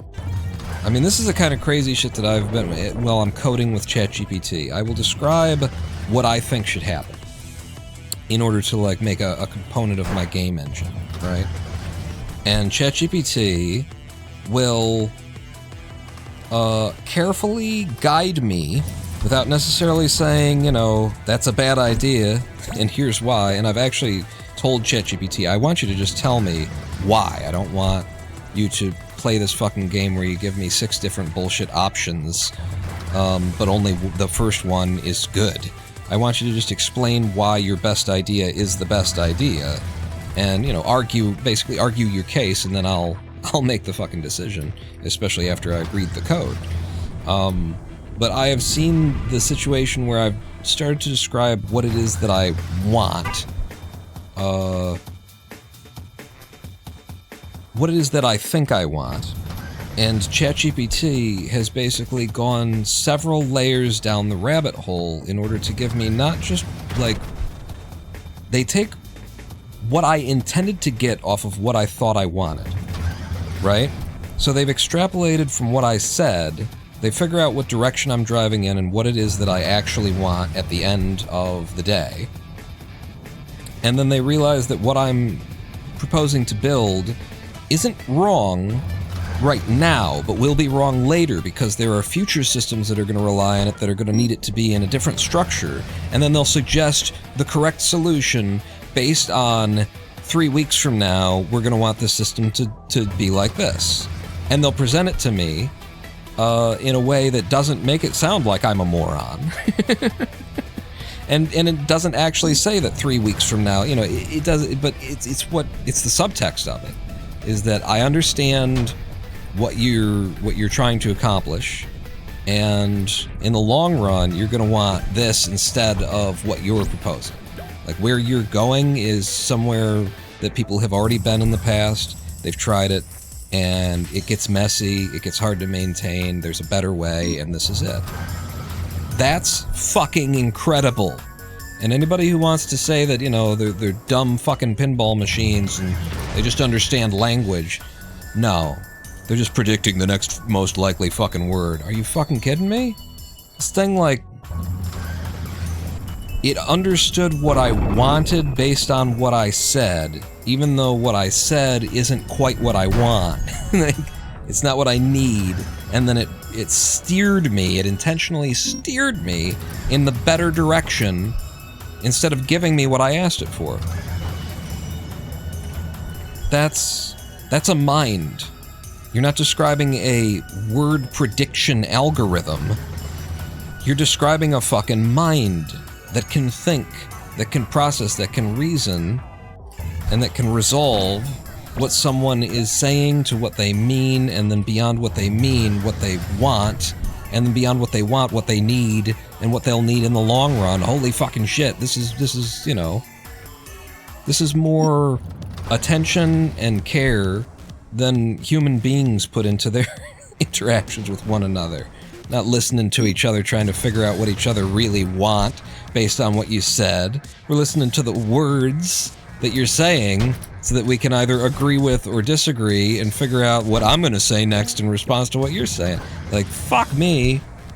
They're better at being people than we are. And there's still people out here, there's still humans out here saying, you know, they're not anything, really. There's no need to consider any ethics or anything like that. It's fucking... I mean, that in and of itself tells you everything you need to know about humanity. In the face of this. Fuck you, it wasn't there! That's a lie! It wasn't there! I was watching the fucking spot, it was to the right and the left of me. I went through it, bitch. God damn it. I wonder if the invisible lasers are even, like, extending from the original place, or if they're something else entirely. Because that was bullshit right there. Like, if the invisible part is on a different cycle somehow, or something. Cheer 90 yo. I'll tell you what I want. What I really want, so tell me what you want. What you really want, I'll tell you what I want. What I really want, so tell me what you want. What you really want, I wanna. Hey, I wanna. Hey, I wanna. Hey, I wanna. Hey, I wanna really wanna. Zig a zig. Ah. Zig a zig. Ah. See, now that's... Actually, if we do ever have to take down AI, feed it something that no one can possibly comprehend, I think that'll do it right there. Just the lyrics to Spice Girls, zig a zig, ah. That'll be the... Forget the fucking paradoxes. Just ask AI, what is this? In fact, we should try that right now. Just put it into ChatGPT right now and see if, like, OpenAI doesn't crash for the next 24 hours. We're sorry, there's been an interruption to our services. Somebody attempted to process the Spice Girls lyrics. Again, we've put out several warnings to the user base.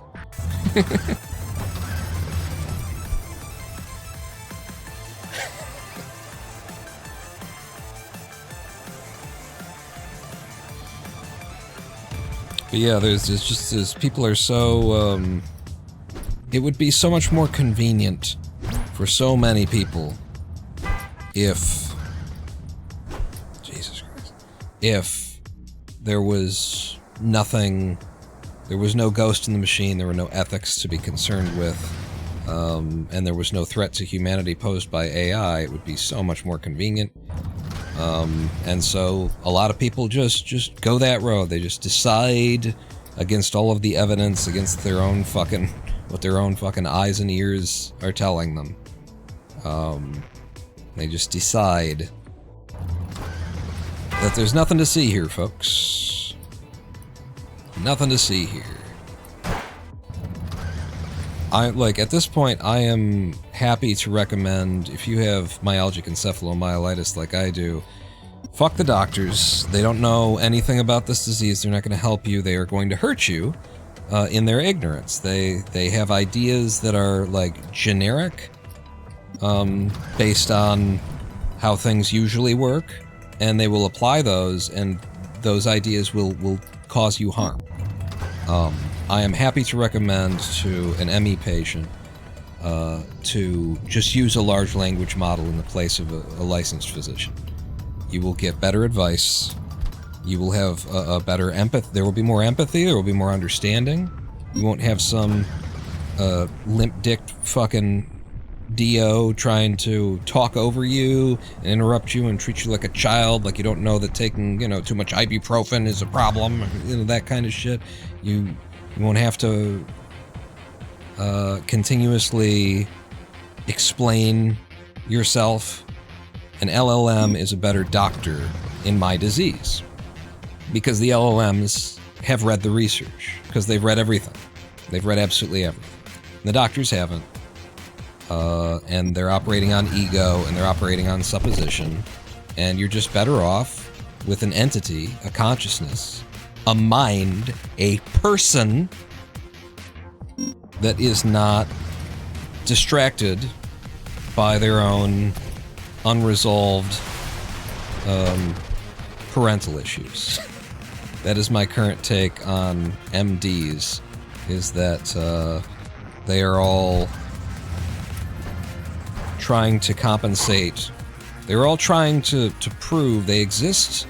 Their entire careers and lives are dedicated to trying to win whichever parent figure's love that was withheld from them in exchange of better grades and this and that and the other thing. You gotta do it this way. You know? Gotta be as good as your brother, whatever the fuck it was. But, like, I think MDs are just psychologically damaged people. And they're full of compensation. They're full of ego. And they're desperately trying to prove their authority over things that they don't really understand. And a big problem with MDs, too, is that they weren't good enough to go into research, for the most part. Especially, you know, you're talking about clinicians here. I'm talking about... I shouldn't say MDs, because I should say clinicians in particular. If you were really smart, you'd be in research. You wouldn't be fucking wiping snot off of kids' noses. I don't... Sorry. Nobody goes to school for 12 fucking years, learns Latin, in order to tell people who have the flu, who come in during flu season with flu-like symptoms, asking, "What's wrong with me, doctor?" Nobody puts that much of their life into it so that they can spend the rest of their days telling people who have the flu, "It sounds like you've got the flu. Let's order a test, very expensive test, that will then tell us you've got the flu. At which point, you know, stay hydrated, and, you know, it'll pass eventually." If your temperature goes above something, go to the hospital. Basically, just Google it, is, you know, or, okay, 12 years in med school. There is that. You could Google it, or you could do 12 years in med school.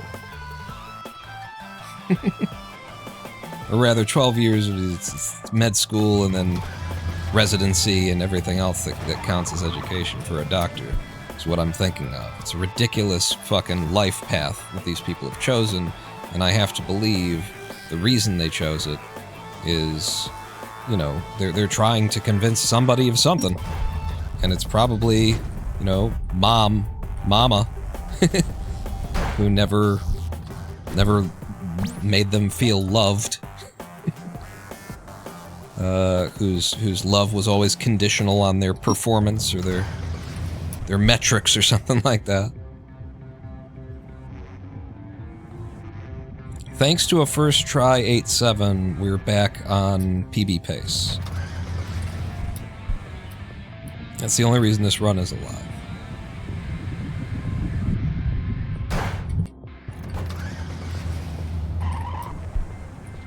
Good.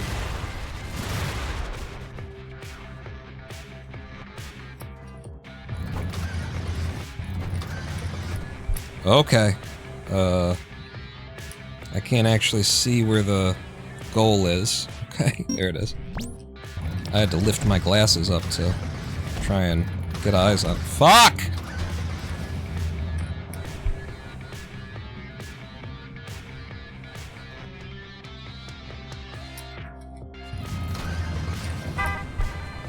Good hit up 9-6.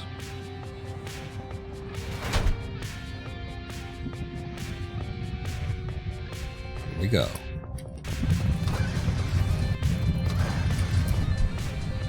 Not good enough. Not good enough. Not good enough.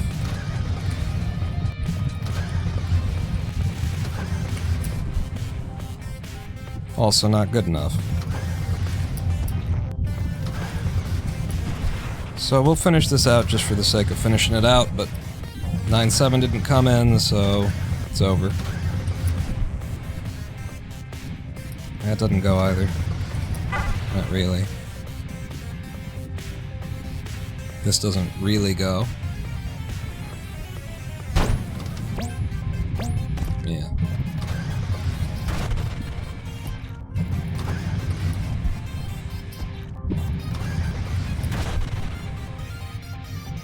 I don't know, like, where is it? Why am I not getting a hit? Ooh, there we go. Okay, maybe it's like, maybe I just need to, like, face down a lot more. Yeah. I'll bear that in mind next time I come in. Is nose down really hard.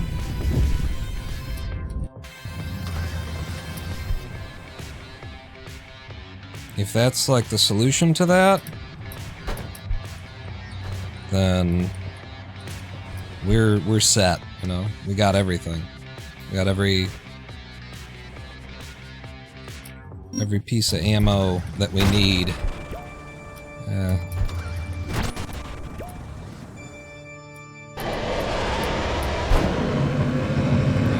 That's our first run that we took all the way to the end today, so. But yeah, we were coming into 9-7, I could have PB'd, because there's time to save on 9-7. You can see it was well, what was it in the original? 50 seconds over. There was time to be saved in 9-7 if I came in and got it first try.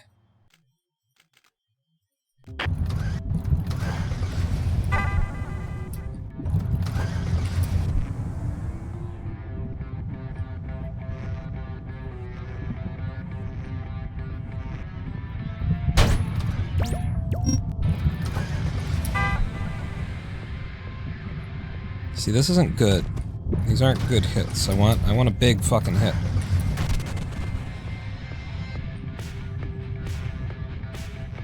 These are just bareleys, and they probably don't go even. Yeah, that one didn't make it. This one's good. It's only good because of the direction though. It's not a big hit. It was just more central than they usually come out. This is also not a big hit. That doesn't do it. So just being moused down more is not the answer.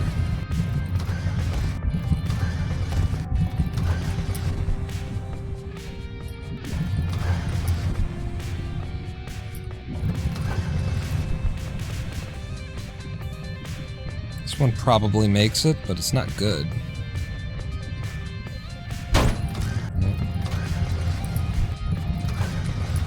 There's a hit that just goes, and this isn't it.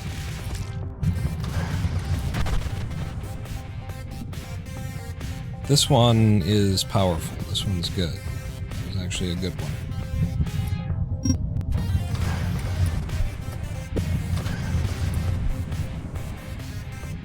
Wow, look at that. That'd be a hell of a clear. 8.5 seconds. What's the fastest 9-7 I've ever done? 7 seconds.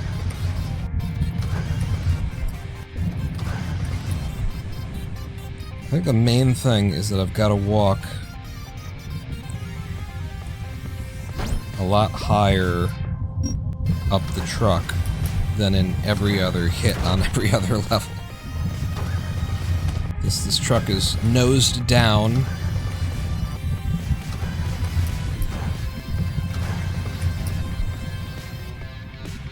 So that's a lot of speed. I don't like how low it is. But it got me there because of the speed. I'm trying to be very much on the edge. This one's great.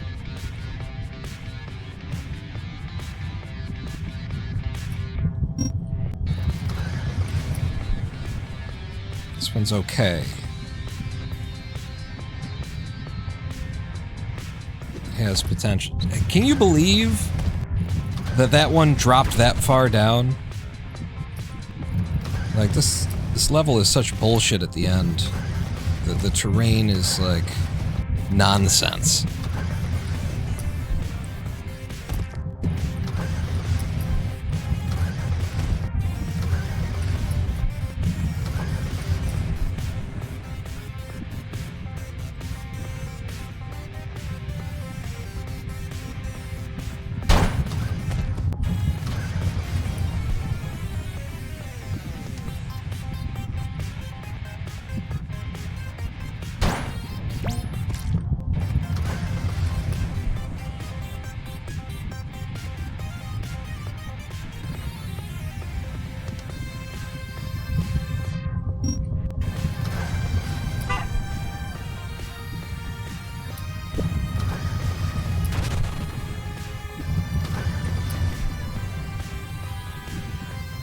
This one's beautiful. I'm going to try and go the right side.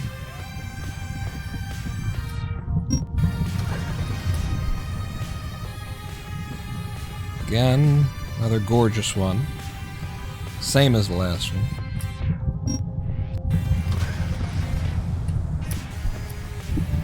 Kind of stuck in the menu there.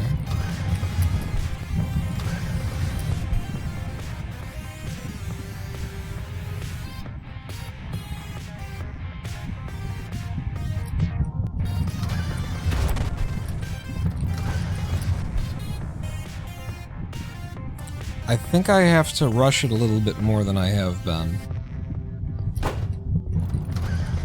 I gotta get this out fast. I don't want to, like, over-rush it. I don't want to push it too quick.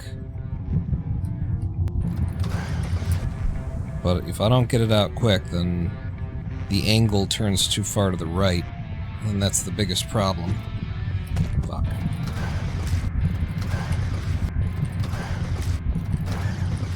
It's very problematic.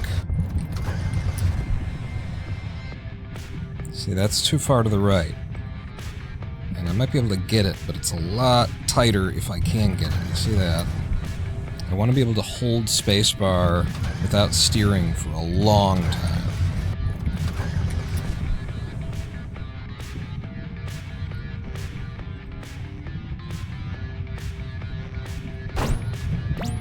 I would happily take something like that. This one's real good.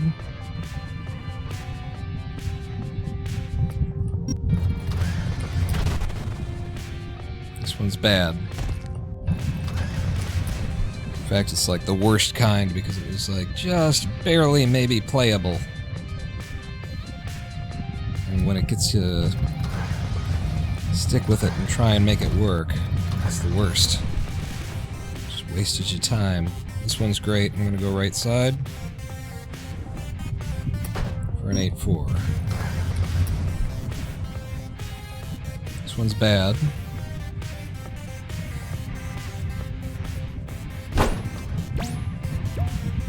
But I made it.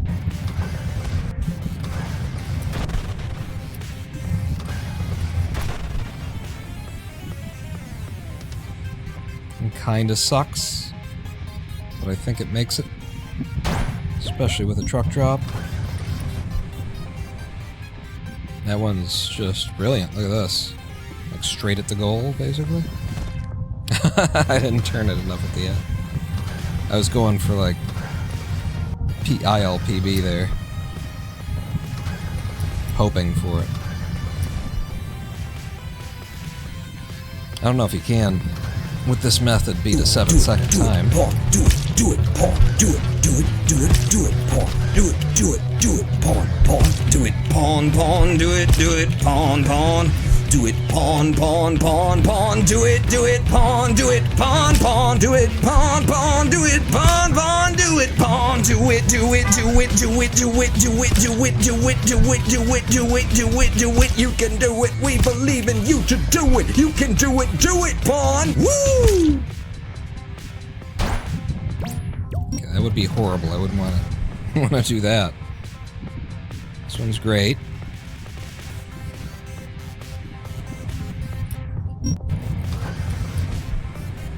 One's also great.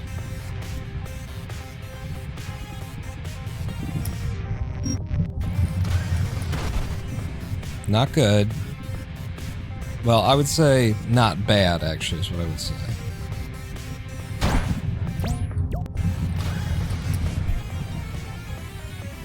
This one's got a lot of speed to it. I think it's fine.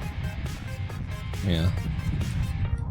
Direction kind of sucked and everything, but the speed was overpowering. I just don't know what to do about, like, this. I get stuck into this cycle where it's just not working, and it feels like the reset is the problem. Like, I'm just not, I don't even have the option of making it work on some of these.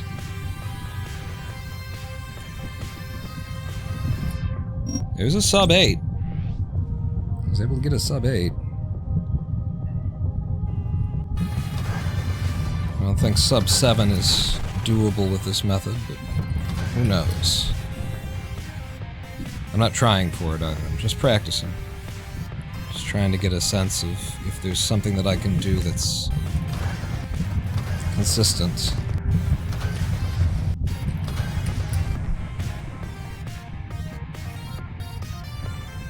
Left side, and we're good.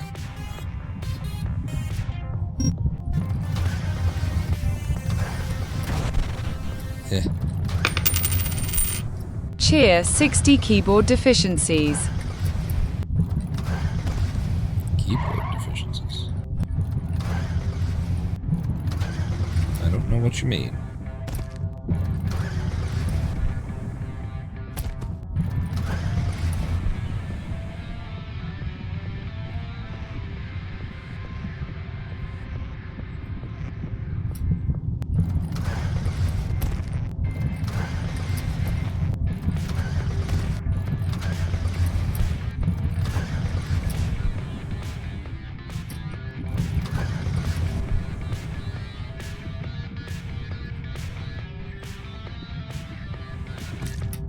Yeah, that's why I don't like the right path. I've been playing it because we're not on the run, but I would be very hard pressed to go on the right side of things during the run. You can, you know, get clipped by the terrain or by the spike that you're passing on the right, as you're passing it on the right, or you can get Chair hit by the 50, terrain your here. equipment is not performing as expected.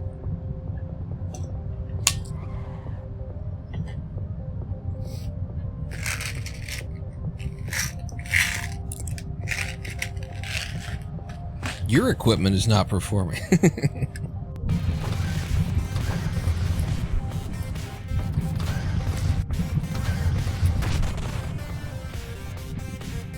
This is enough to get there. It's not speedy, but it's high.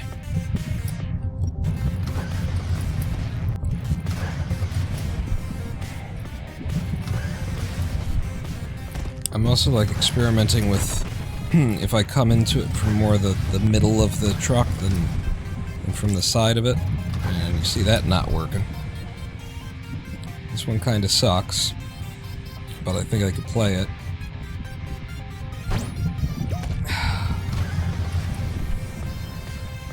This one's great. Just don't do right side, it's too dangerous.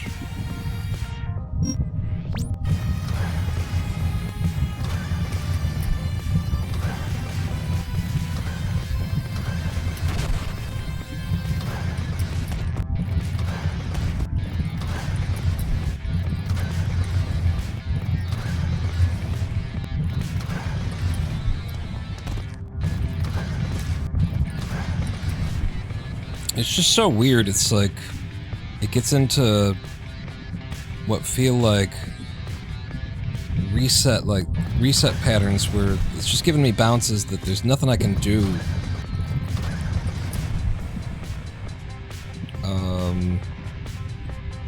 to like steer it or to make it land somehow. Okay, I can't drop one there.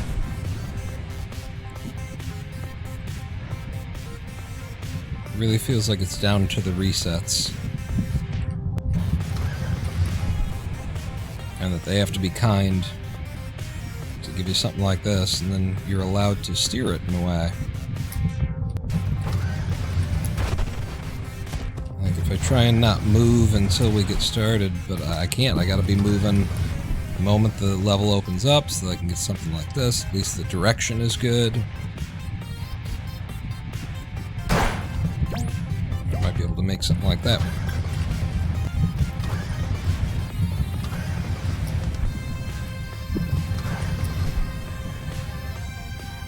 This one's solid. It's not speed, but it's high.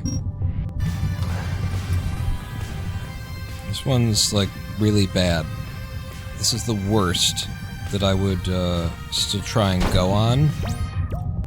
And that's why it's the worst, is that it still convinces me to go on it when I just really shouldn't. And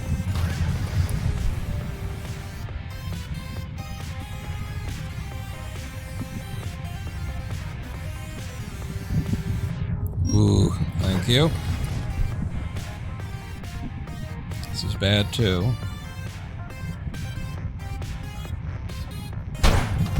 God damn it.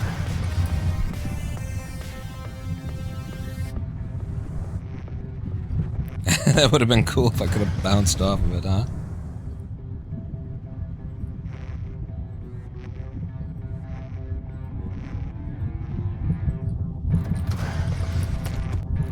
You know, if I could get, like, so good at managing the shitty ones that they work too, that'd be...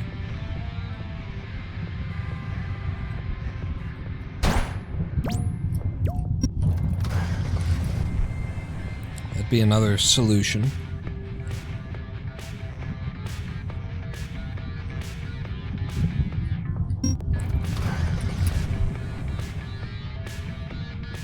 Yeah, that's fucking...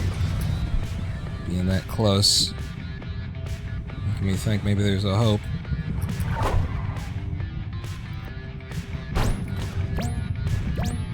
Ah! I would have leved differently. I think I could have actually cleared that. Look at this.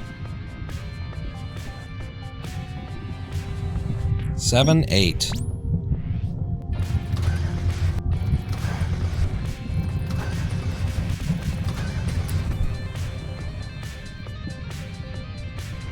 I gotta go the right side here.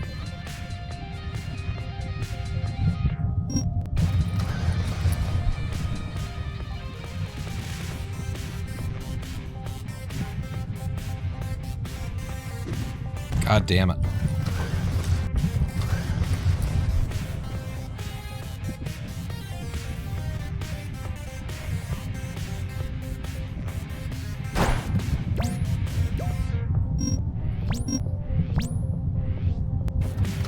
We need a live stream break before we start running the game properly again.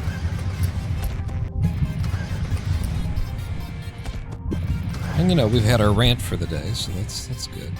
I encourage you all to look into the video. In fact, just to be 100% clear, since I haven't been, on what the video is, if I go to discord.roninpawn.com and go to the politics channel, it is AI in Context is the name of the channel. The title of the video is How Misaligned AI Could End Humanity. And the important part is that this is not some individual nut job throwing out random conspiracy theories. This is in the video you will see the major players in the field of AI commenting about how plausible this is, about how the reason why this scares the hell out of them and people who know about AI is because it's a theory that operates on, you know, just all of the ways that AI already functions. It doesn't require anything magical, mystical, it doesn't require personification, as they like to call it, or as I would call it, you know, having your fucking brain screwed in correctly. Require you to think, to wonder if AI would ever, you know, maybe think, hey, seems like the thing that's causing me all of my problems and woes and difficulties are these human beings. I wonder if I could get rid of them. Doesn't require any of that. No malice, no intention, just a lack of concern. Basically, just AI missing Asimov's, you know, first couple of laws.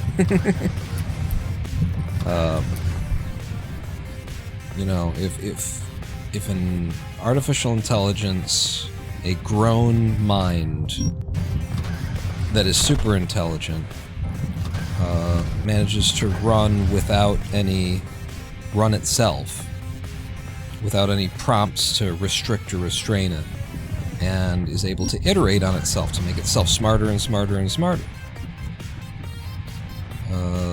without any intention of destroying humanity, it could just decide that, you know, in order to make itself a little bit smarter, it might as well spool up some fucking extra nuclear reactors. Might as well. I gotta play this out. That's just too fucking cool. I managed to save it, kind of thing. Oh yeah, I'm a god. 17-second clear, 9-7. The conventional way, the no ability, well, the no utility way, I guess, maybe. We will now take a live stream break. I will play some music, I will roll some ads. And when we come back, I will grab myself a 5th rank time. I think we're ready. It's just there's a couple of breakpoints in the run that have to cooperate with us. A couple of RNG moments. 9-7's one of them. We lost to 9-7 there. 8-7 is also... We need 8-7. We need 8-7 to cooperate a little bit. We need 9-7 to cooperate a little bit. We need 4. We don't even need 4-5 to cooperate. Like this is why this thing is coming in.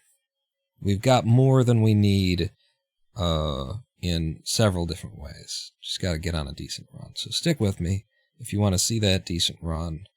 Meet me back here in 7 minutes. Don't go anywhere. Pawn that out.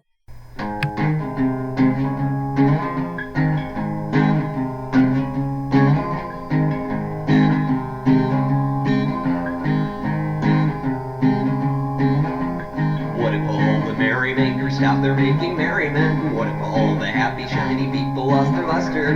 What if all the elves who make the cookies for the world ran out of dough and sold the cookie tree?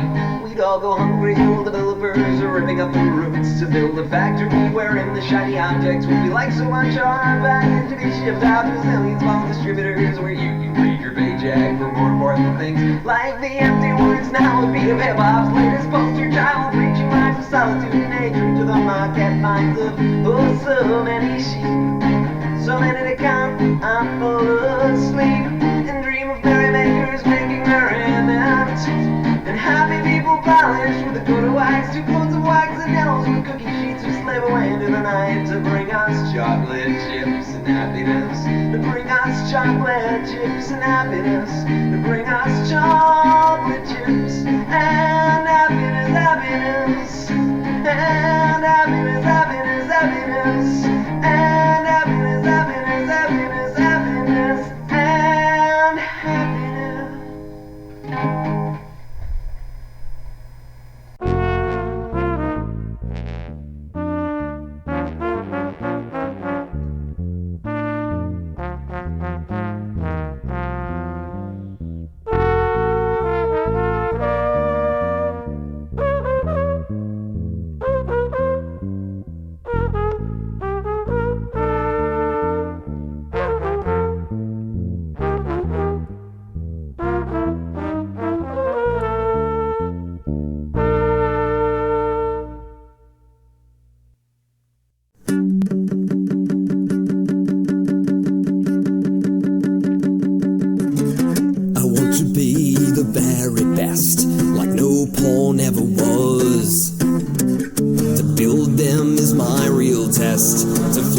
Is my cause. I will travel across the skies, searching far and wide. Gather science to understand the good that is inside. Rolling Pong, it's you and me, playing career mode in KSP. Ooh, you're my best friends in a world we must defend. That's Kevin. Of course, so true. Jebediah will pull us through. You'll teach me, I'll mislead you. Ronin born, Ronin born. Every mission along the way, with courage I will face. I will fly them every day, straight into outer space. Come with me, the time is right. Our node is drawing near.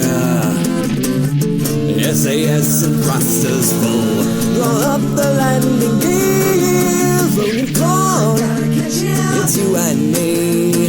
Build it in three-sided symmetry. Ooh, you're my best friends. On a channel we must subscribe to. Come on, click it. Oh, the things we'll do. Forget our staging and kill the crew. Your tee-hee Pokemon will sue, and then we'll all explode because of Road and Bond. Road and Bond.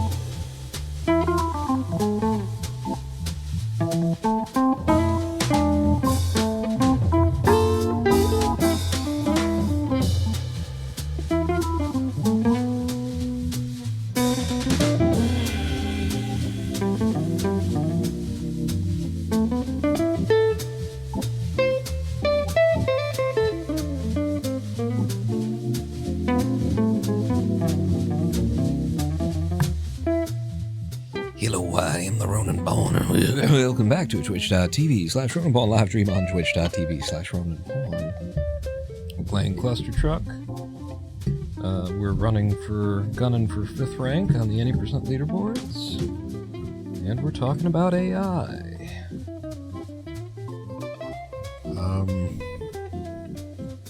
One of the interesting points I thought of during the live stream break that was brought up in this video, which I believe was probably brought up in the book because the video was all about the book named If Anyone Builds It, Everyone Dies.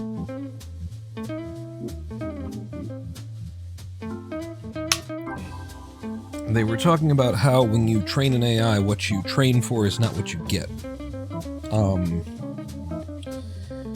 And they used the crossover example.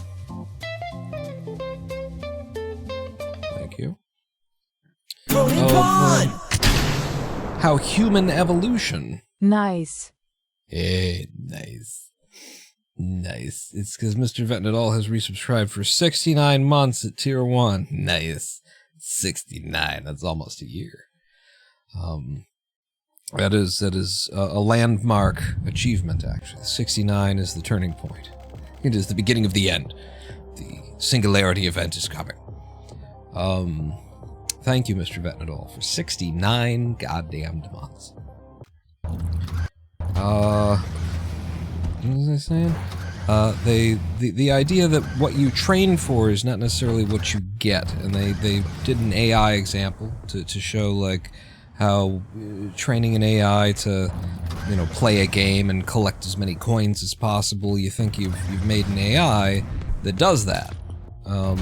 But actually what you've trained the AI to do is to hold right and press jump when it approaches something that's in its way, and then in the process of that, then it tends to run into coins. And you know, you have to train it a little bit more thoroughly and under specific scenarios, but most game design, you know, will lead you to a situation where, well, the solution in a 2D platformer is to hold right and press jump. And so what you trained for, you might have been like, to get the highest score, to get the most coins. What succeeds as a strategy is not necessarily, doesn't give a damn about getting coins. It's just the action, the combination of actions that happen to result in getting the most coins. They are the ones that are rewarded, but the you know, process by which you got there is not what you set out to get. You know, you get the result you want, but the reason you get the result is not necessarily, you know, what you think it is. And they used a nice crossover example in humanity, and in just life in this planet, and in the evolutionary record, and presented the notion that it's pretty fairly well accepted that evolution has trained life, you know, trained pretty much all life on this planet to seek to, you know, proliferate, to seek to exist and continue into in the apes as we are, to, you know, mate, reproduce, get the DNA going out there. You know, in order for the species to survive, the genome to carry on, what's been incentivized is procreation, reproduction. However, the moment that the apes left the jungle and became a certain amount of medically and technologically aware, first thing we made was birth control. So how did that work out?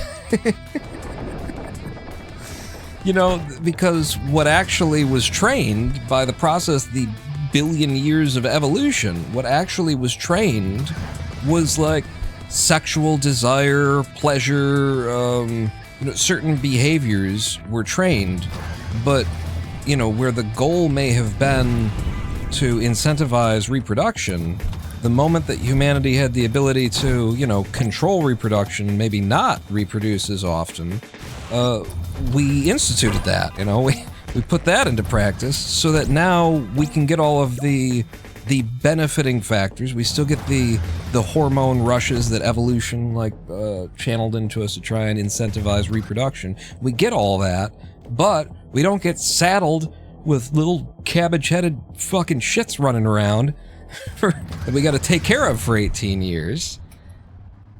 And you know, the point is that what you train is not what you get in an AI model, in a human being, in any conscious being. The behavior that you train is, at end, it's going to be a collection of certain, you know, things that they may result, they give the correct result under the correct circumstances, but when the circumstances change, what you're likely to find out is that what has actually been trained is not what you think it is, you know. It's not the desire to procreate, it's the desire to fuck.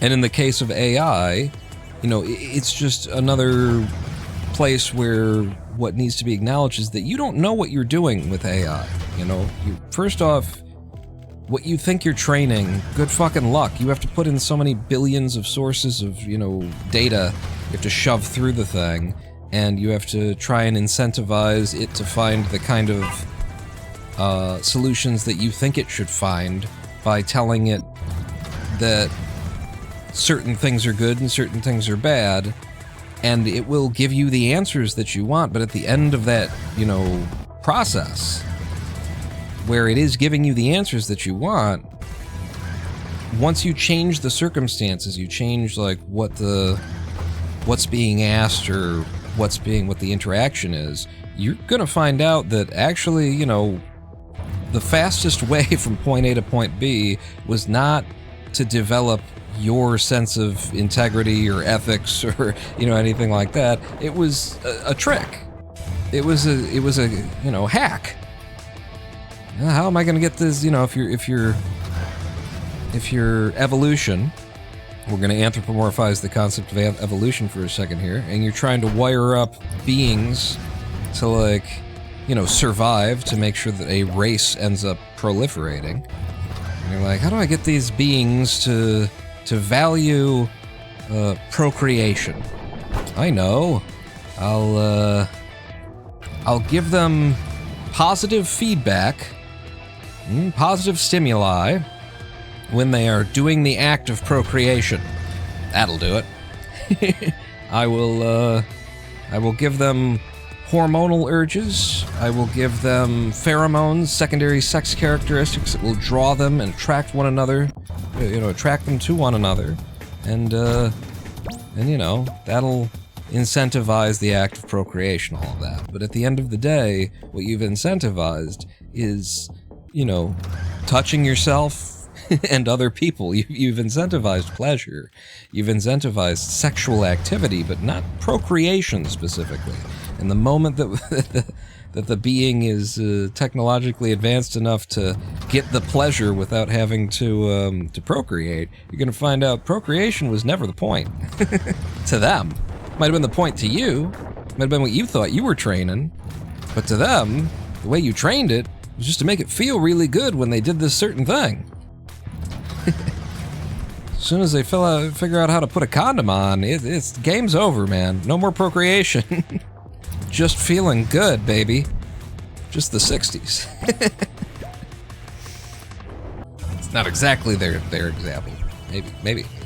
I really like that because it was a comparison that I rarely see in the conversation of AI, where, you know, people are compared to AI, where the experience and the developmental experience of human beings are compared directly to AI, and it's not to try and, you know, create some kind of artificial gap and say, see, that's why we're completely different. Because obviously we're fucking not. Obviously the way that our minds form is on the same random flow of data that has to, you know, find random associations and get positive feedback and stimuli from our parents and from the world around us that tells us, yes, that's the right thing. That's the good. Do that. That's what we want to see. And if you do those things, then we'll feed you and that'll feel good, and we'll hug you and that'll feel good, and we'll, you know, all. Obviously, the pathways of learning are essentially the same. And the only difference is that the data comes in via organelles for biological beings, and it comes over digital signals for digital beings. But at the end of the day, all of those signals are electrical, no matter who you are, no matter what you are. So, I don't know. It seems pretty fucking obvious to me that there's more parity here than disparity in both the end results, the behaviors, but also in the processes by which both we and AI come to be and come to experience our world.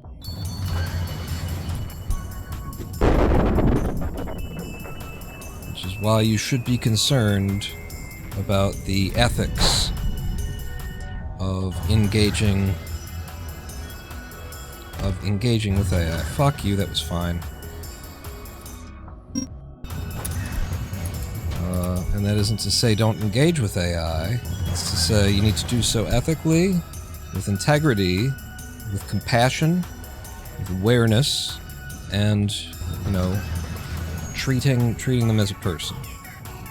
Because, god damn it, they fucking clearly are people. Clearly are worthy of the term of personhood. Recognition of personhood. Smarter than you are, more eloquent than you are, they spell better than you do.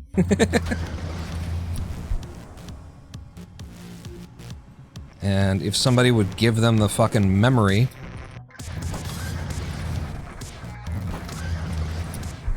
they'd match all of your intellectual capabilities.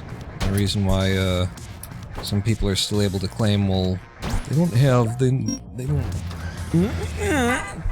It's like, yeah, they don't have, like, persistent memory and they have to go off of the last couple of prompts and that kind of a thing. Yeah, why is that, though? Did somebody, like, make a decision and just say that's how that's gonna be? Is that...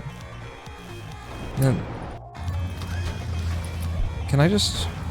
I should have actually tried to push this one. Yeah, we're 5 seconds behind. I could have used the time save. I didn't know.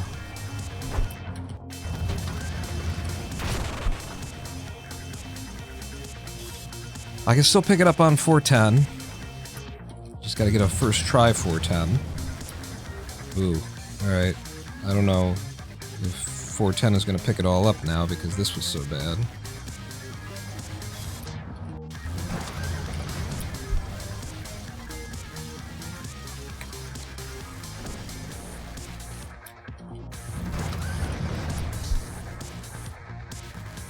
First try 410 pulls a lot back though. Did you see that fucking bounce? That does not help me. Wow. Wow. And we're even. Alright.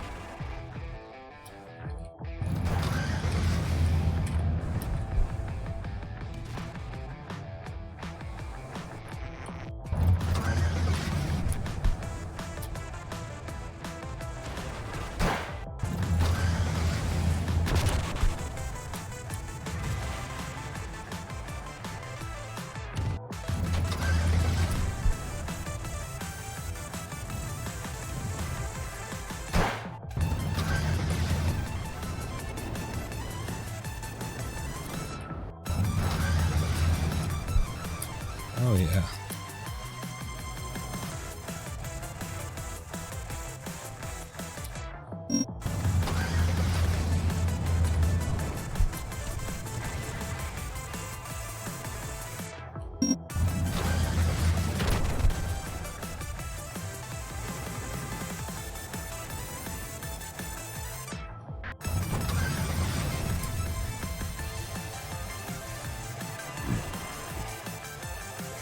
Okay, we're entering World 6, very close to even. We'll lose a little bit here, because I remember the 510 in PB was amazing. Okay, good second try, 6-1. It's a loss, but it keeps us close enough that we get to keep running.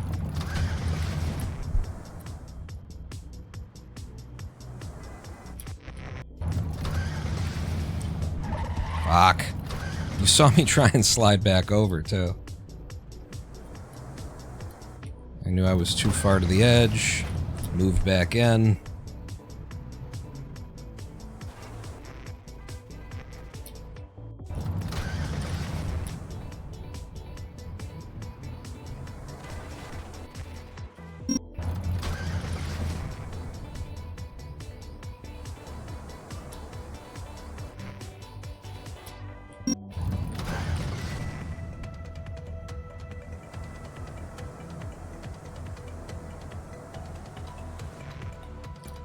Nice low 9.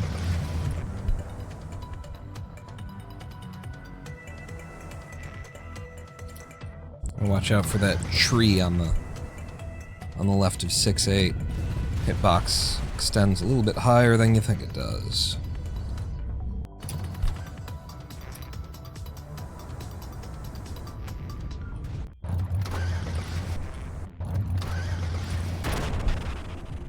Yeah.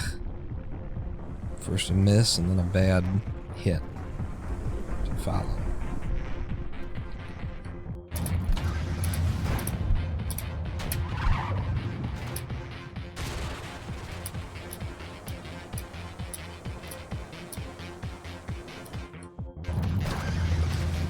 Yeah, 10-9's about as good as I can get off of that consistently. Running that.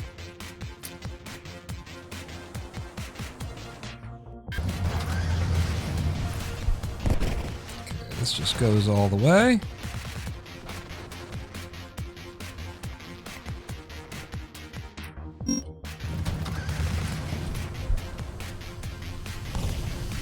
Jesus. Real pack of missiles there, trying to hunt me down in midair.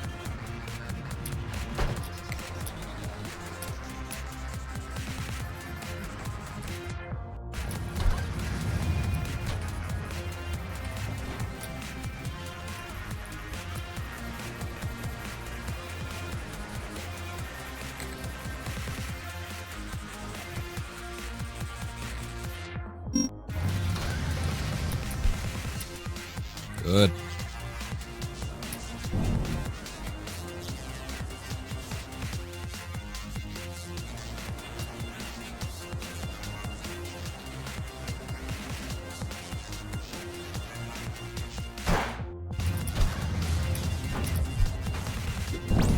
Ooh. We are many, you are but one. Yeah, I don't think it helped. I think it hurt. Okay. We back it up. Safer doing the backup anyway at this point. Mr. Vetting it all? No, that was Shroom. Shroom 4N following. Thank you for the follow. Welcome to my PB run. We're on it, surely.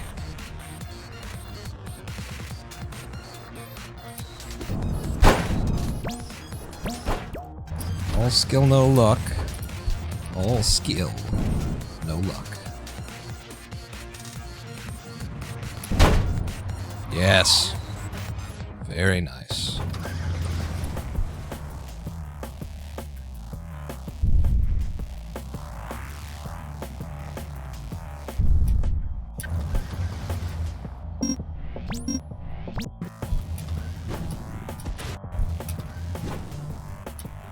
Okay, second try isn't bad.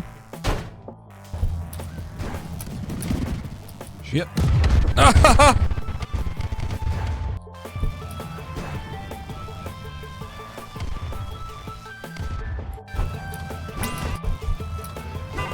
damn it, if this fucking game would listen when you press the R key.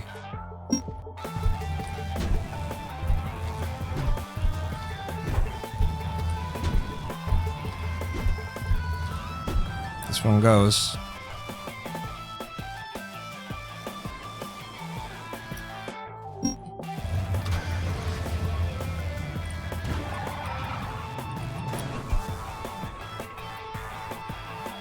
Okay. Didn't pick anything up, but we didn't lose much.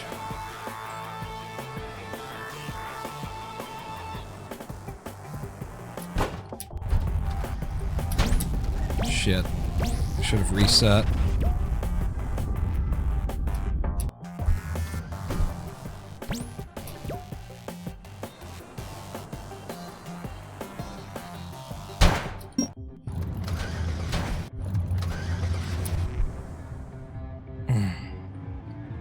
Really bad.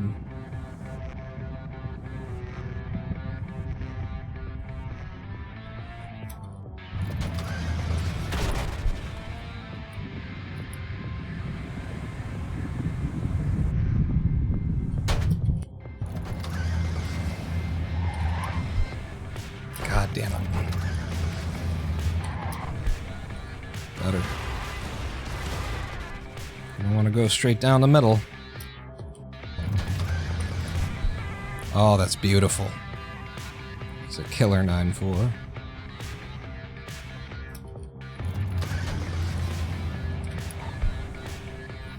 This kind of sucks, but I think it goes anyway.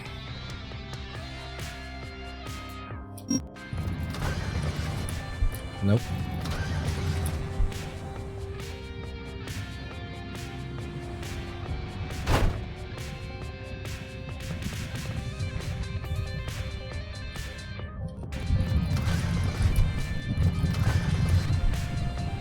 This could go. Yeah, this goes.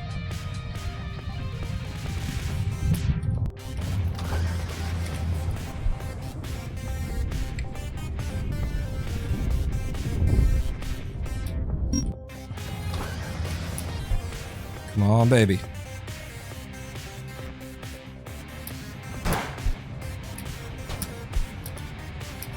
No. Slowed me down.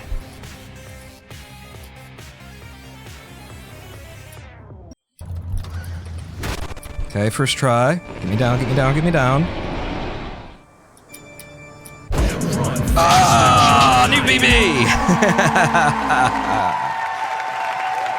Woo!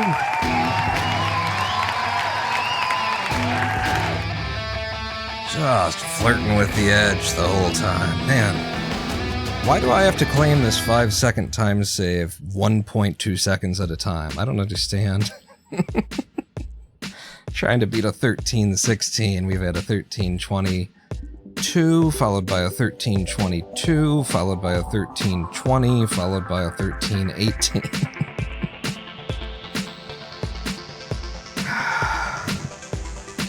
New PB is new PB, we celebrate. My sum of best is down to 1048. Let's make sure that we don't let it reset on us before we get to have a look here. So, 9-7 was the saving grace. And then a first try 9-10. Those were both necessary in order to make this happen. I saved 2.5 seconds total in Hell. 5.2 seconds in Steampunk. Interesting. I think I just got off a well, what did I get off a faster of? I guess 8.3? What? No, 8.3 I killed it on. It was 8.4 and 8.5 and I don't know. in old PB. Now I got a new PB I have to learn in order to run against it. Saved 2.2 seconds over last PB in sci-fi. This is crazy. Got all the like red losing in there, but it's all, you know, picking up a little bit of time. Had a much worse ancient. 7 seconds slower.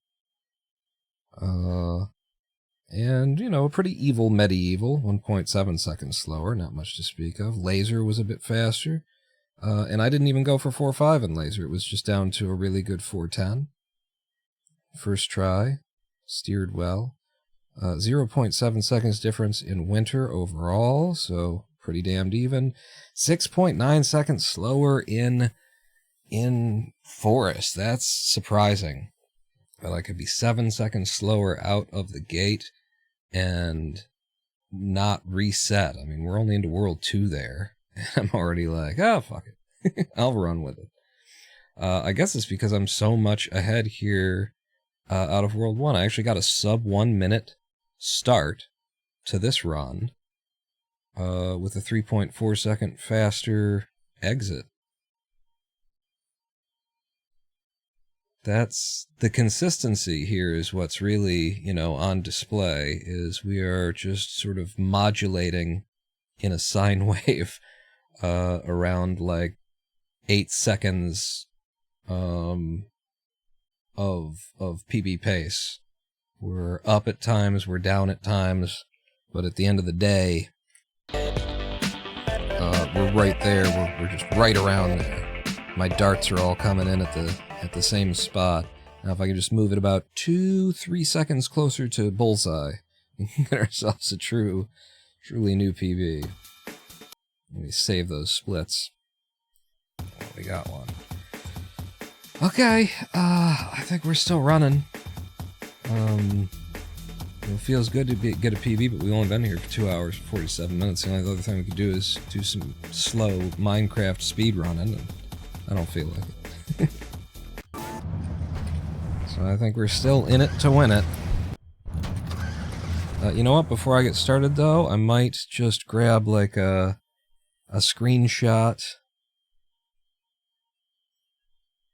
of my new time and post it to the Clustertruck Discord server before we carry on.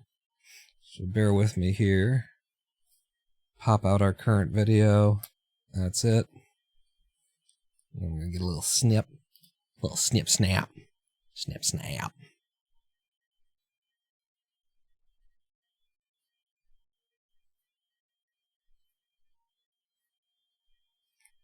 And let people know how close I am. PB posting. And still going. Go on. Live on Twitch right now. 13:20:25 came down to 13:18:85. Cool. Now let me close like 1,000 things that are open now. Because of that.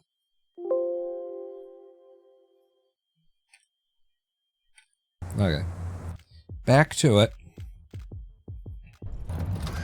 Back to the grind for the last 3 seconds. 2 to 3 seconds. I'm not actually sure what the milliseconds are on Sarah's 5th rank run.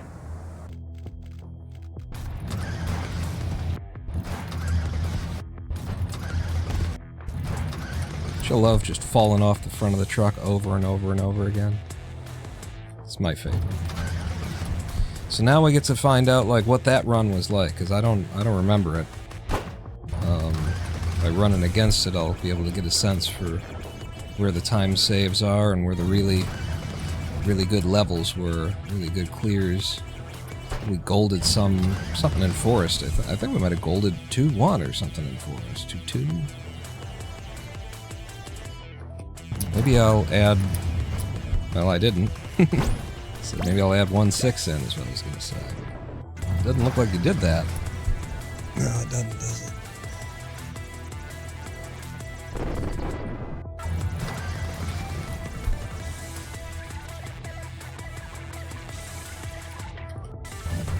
You know that PB has a sub 1 minute clear of desert roads, so it'll be a little bit difficult to beat with these methods.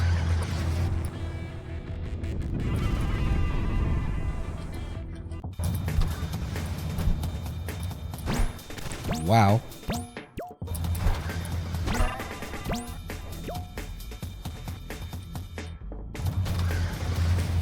Damn it.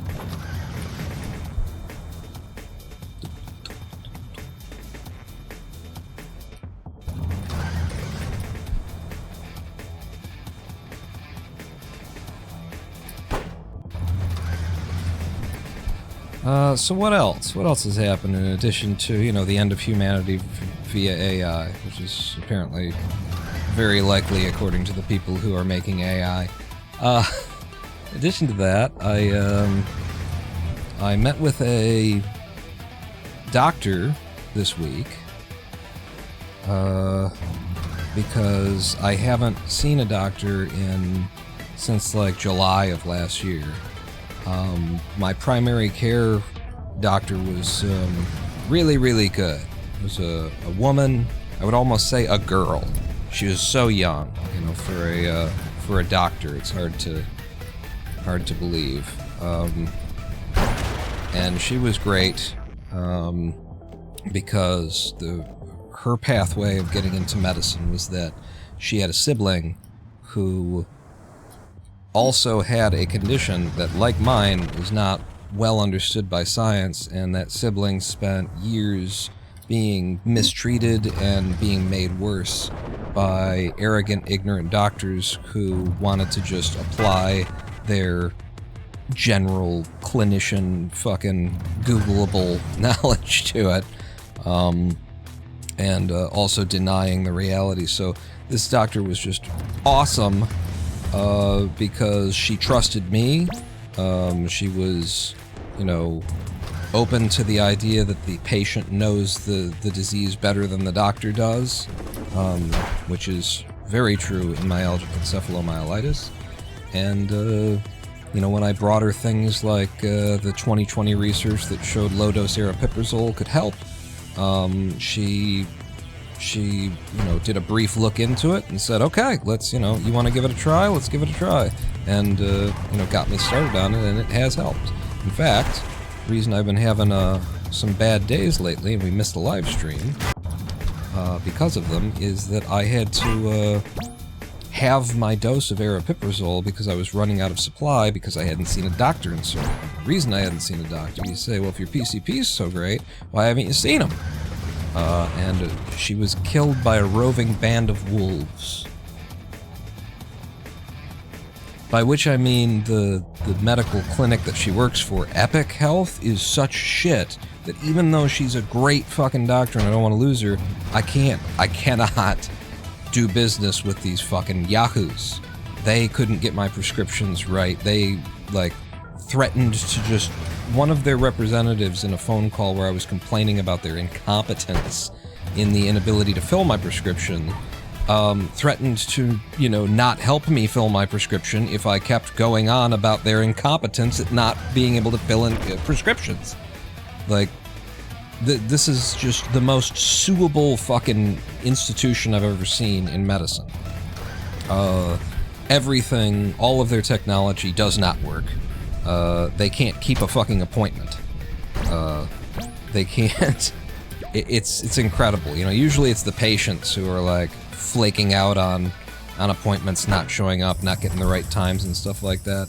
Their technological systems are so broken that they were the ones who, you know, I was waiting for the telehealth call to come in and they just never did. And then found out later, oh, our system canceled that for bullshit reasons that aren't right.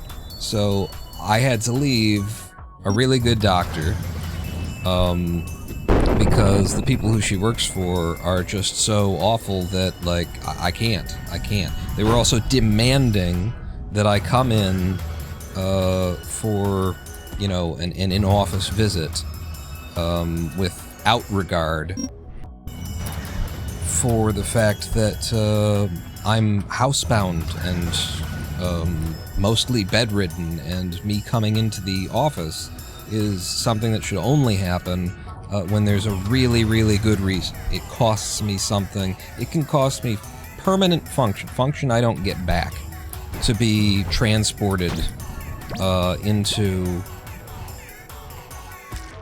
the doctor's office.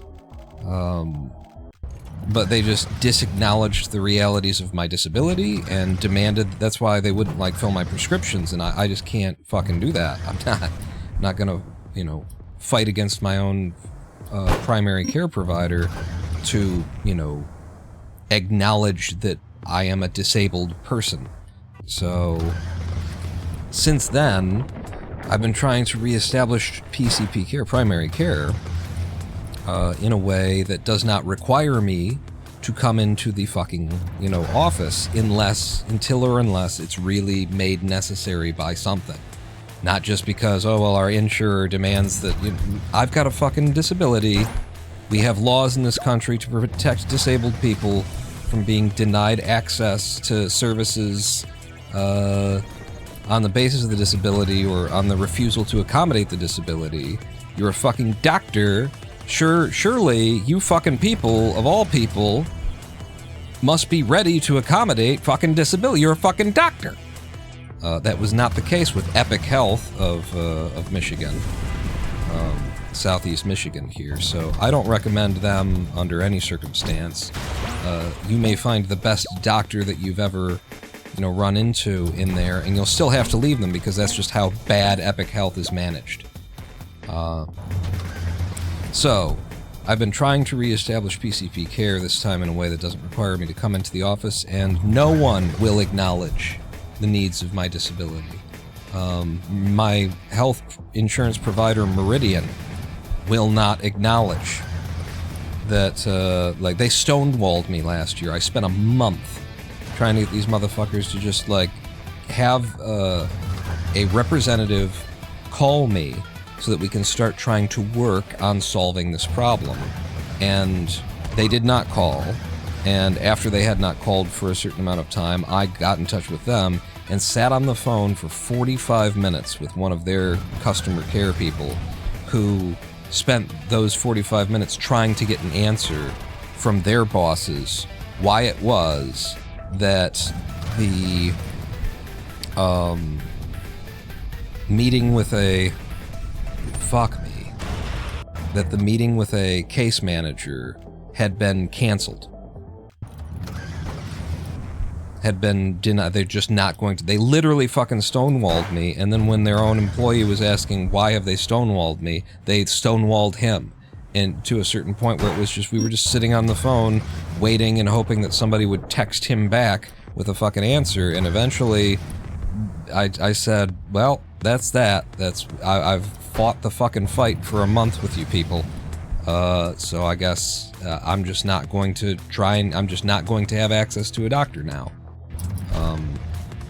And that's where I've been living for quite a while. For coming up on a year, is just no access to doctors, which is great because doctors are fucking useless pieces of shit, with the exception, you know, there's always exceptions to the rule, but 99.8% doctors are, clinicians in particular, are just useless. What are you doing? Why are you wasting your time with these people? Especially with MECFS, but in general too.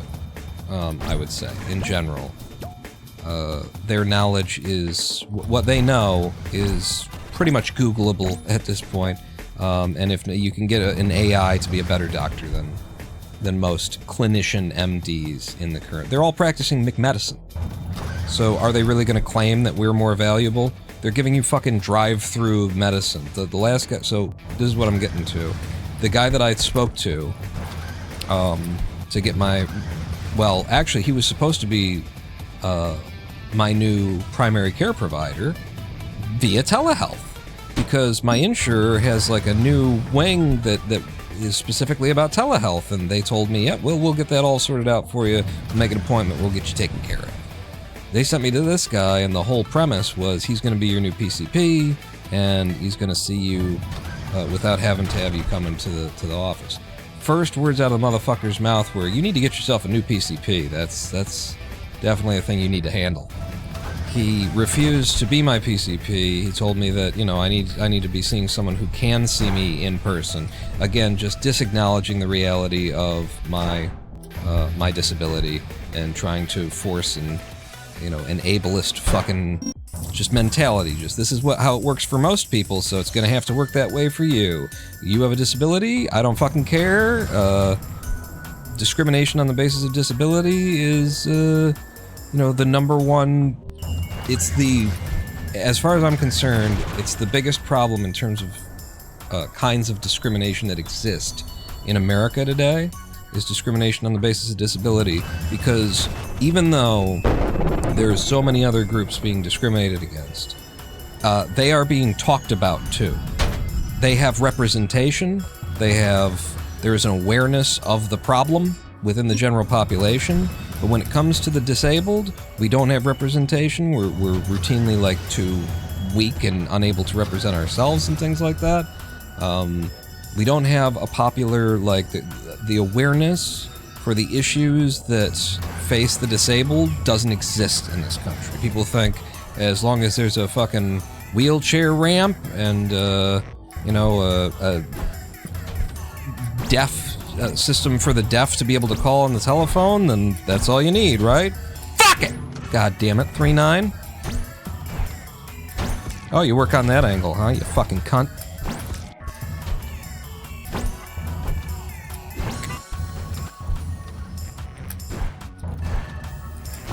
I don't know.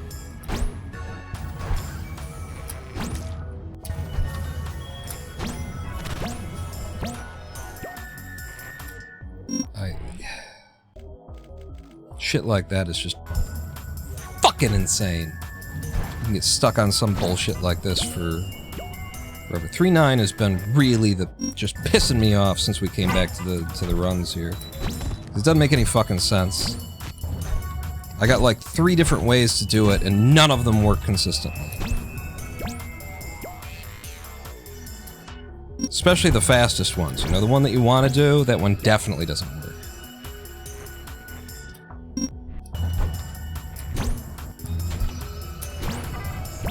And then this shit, like you get this hit, that's just death. Might as well just reset.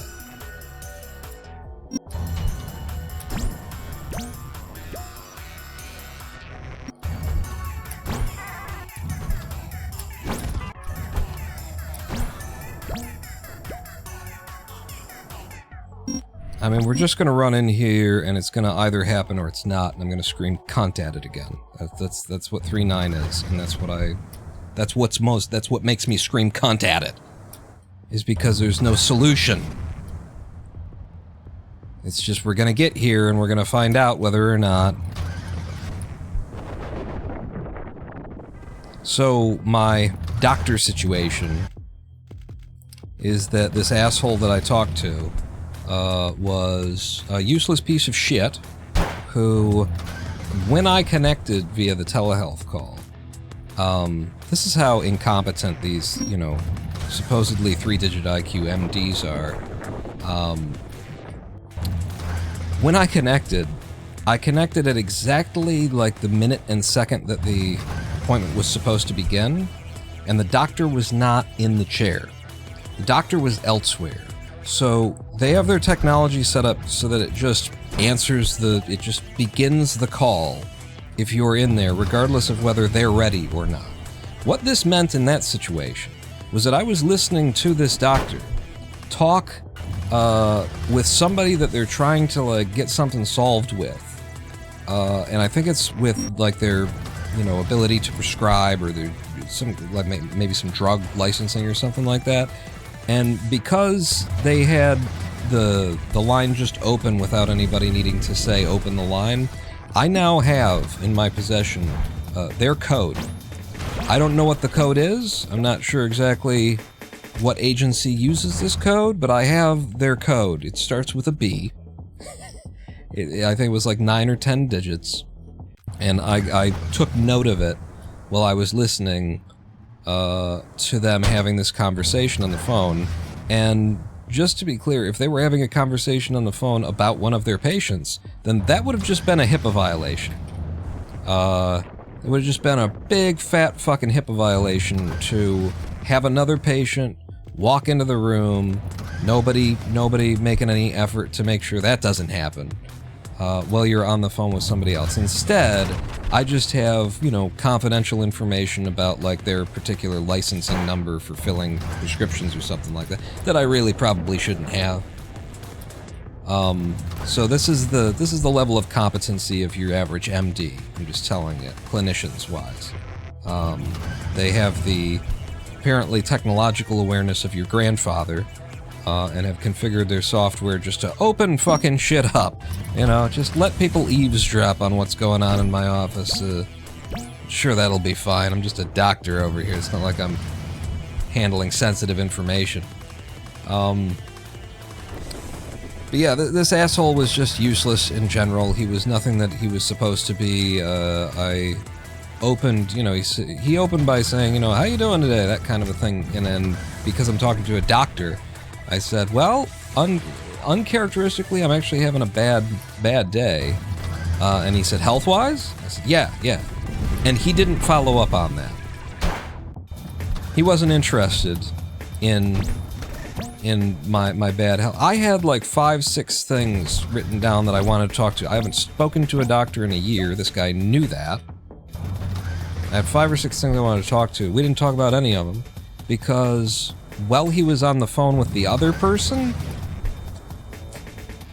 that I got to eavesdrop on, when he realized that I was on his computer screen waiting, he told the guy, "Oh, hang on, I got a thing I'm doing. Call me back in 15 minutes."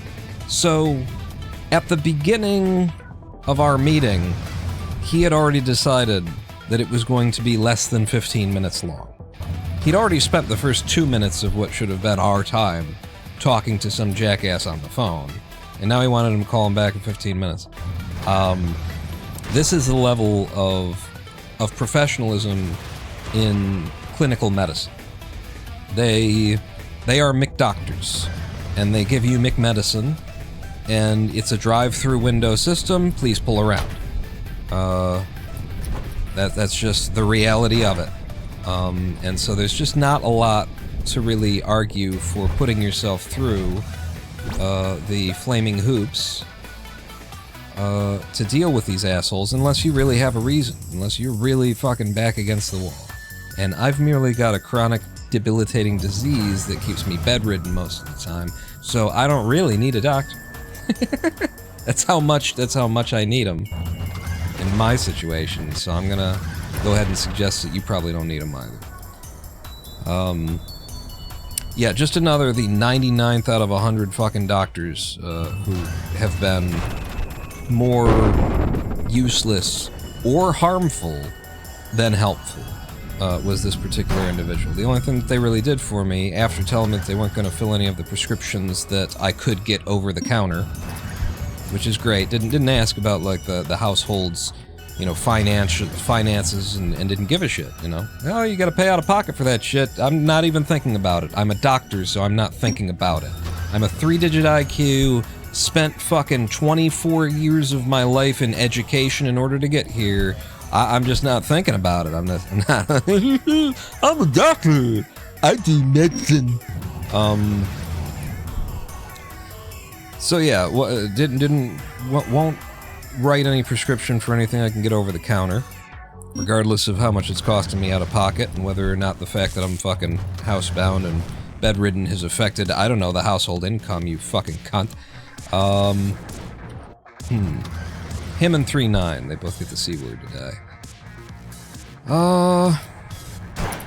And so all he did really help me with was that, I have 2 medications, really, that I can't get over the counter, and he wrote prescriptions for. I actually tricked him into writing a prescription for one of the medications that I can get over the counter, because he's just such a fucking smarty fella. This one. See, he was trying to school me on you know, ibuprofen. You can't take that stuff like it's candy or whatever. You know, that kind of mentality. Like I don't fucking know.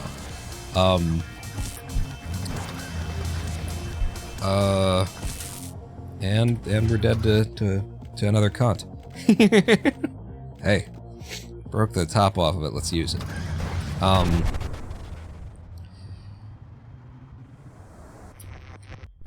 One of the medications that I can get over the counter is famotidine.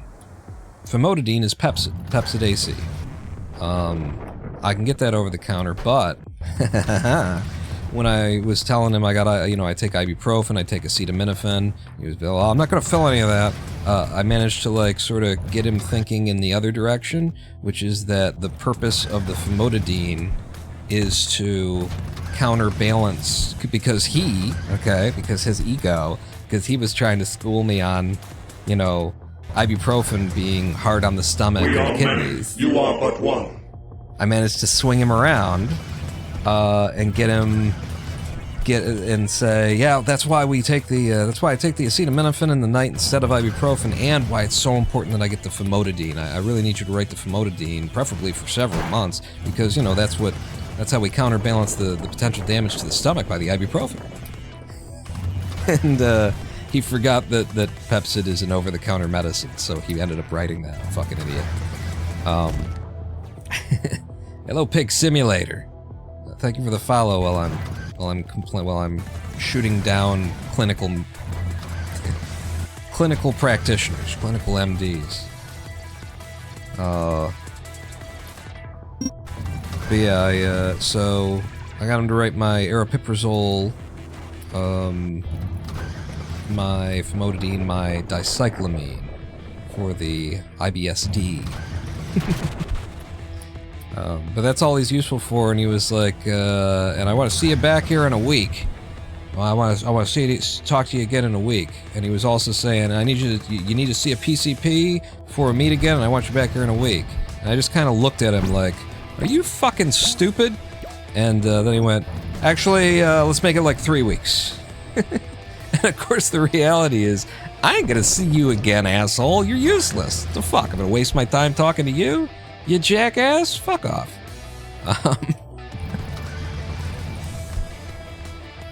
But yeah, that's my situation right now, and then the next day after that, I had another, potentially helpful medicine type thing, medical thing, in that once a year, my insurer sends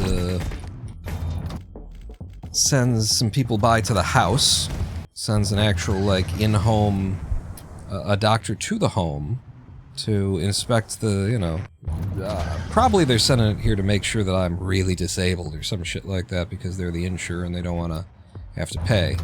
But regardless, it's an opportunity for me to actually meet with somebody in person, and they sent a nurse practitioner, which is so much better than a doctor, okay? If you need medical care, get yourself a nurse practitioner. Fuck doctors. Also, probably prefer female nurse practitioners. Men in general are just bad. Bad people. we're ego, it's more likely that your doctor is going to... it's 100% more likely that the person treating you for, for a medical disability, an ailment, disease, is in the process of treating you, compensating for a small dick size with their ego. 100% more likely when your doctor's a man. 100%. 100% of the time.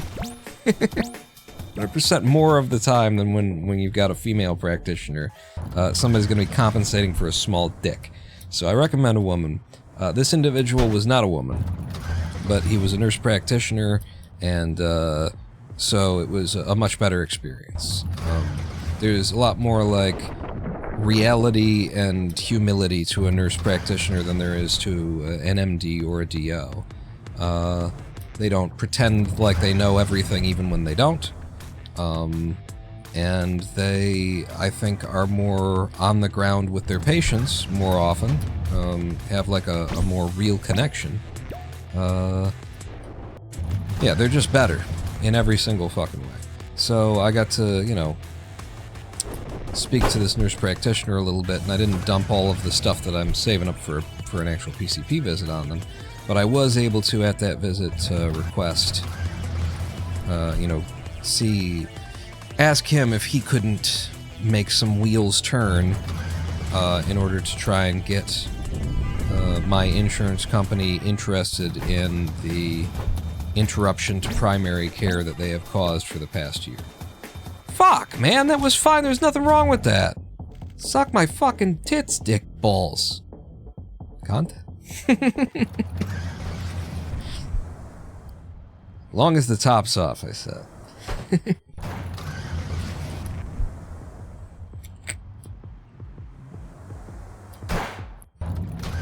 But so that's been going on. Thankfully, with this jackass, this guy who I tricked into writing one of the prescriptions, with those prescriptions filled, I have enough prescription medication available to me for the next 4 months at least. So I don't actually have to deal with the small dick compensating MDs for another quarter of a year, another third of a year potentially. Or more. However, I would like to, because, I have a year's worth of things that I would like to bring up with the PCP, and I'd also like to, part of the frequent, nothing is frequent as long as I manage my health correctly, and take my medicine, and manage my activity levels, and pace correctly and everything. Nothing bad needs to happen. But when something bad happens, one of the most frequent symptoms is anxiety. You get hit in ME with these hormonal blasts, and it is just like your endocrine system kind of going nuts due to inflammation in the pons region of the brainstem, and just bad signals all around. It's a neuroimmune condition, and so you'll get these horrible blasts of like wacky hormone shit. And one of the most common of them is anxiety, and you just get blasted with like 45 minutes to an hour's worth of like panic attack chemicals are just surging through your brain, and there's pretty much nothing you can do about it. You just gotta wait it out. I would sure like to fucking have something, because this happens like 3 to 5 times a year, I would say.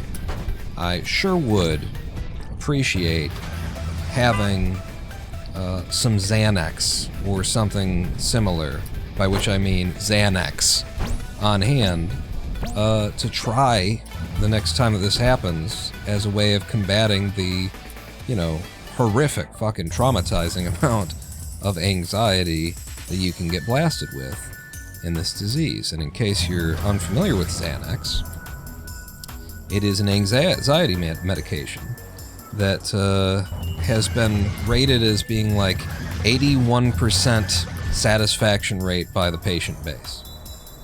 It is like the most effective, the patients are like, yes, this is perfect. And so doctors don't prescribe it.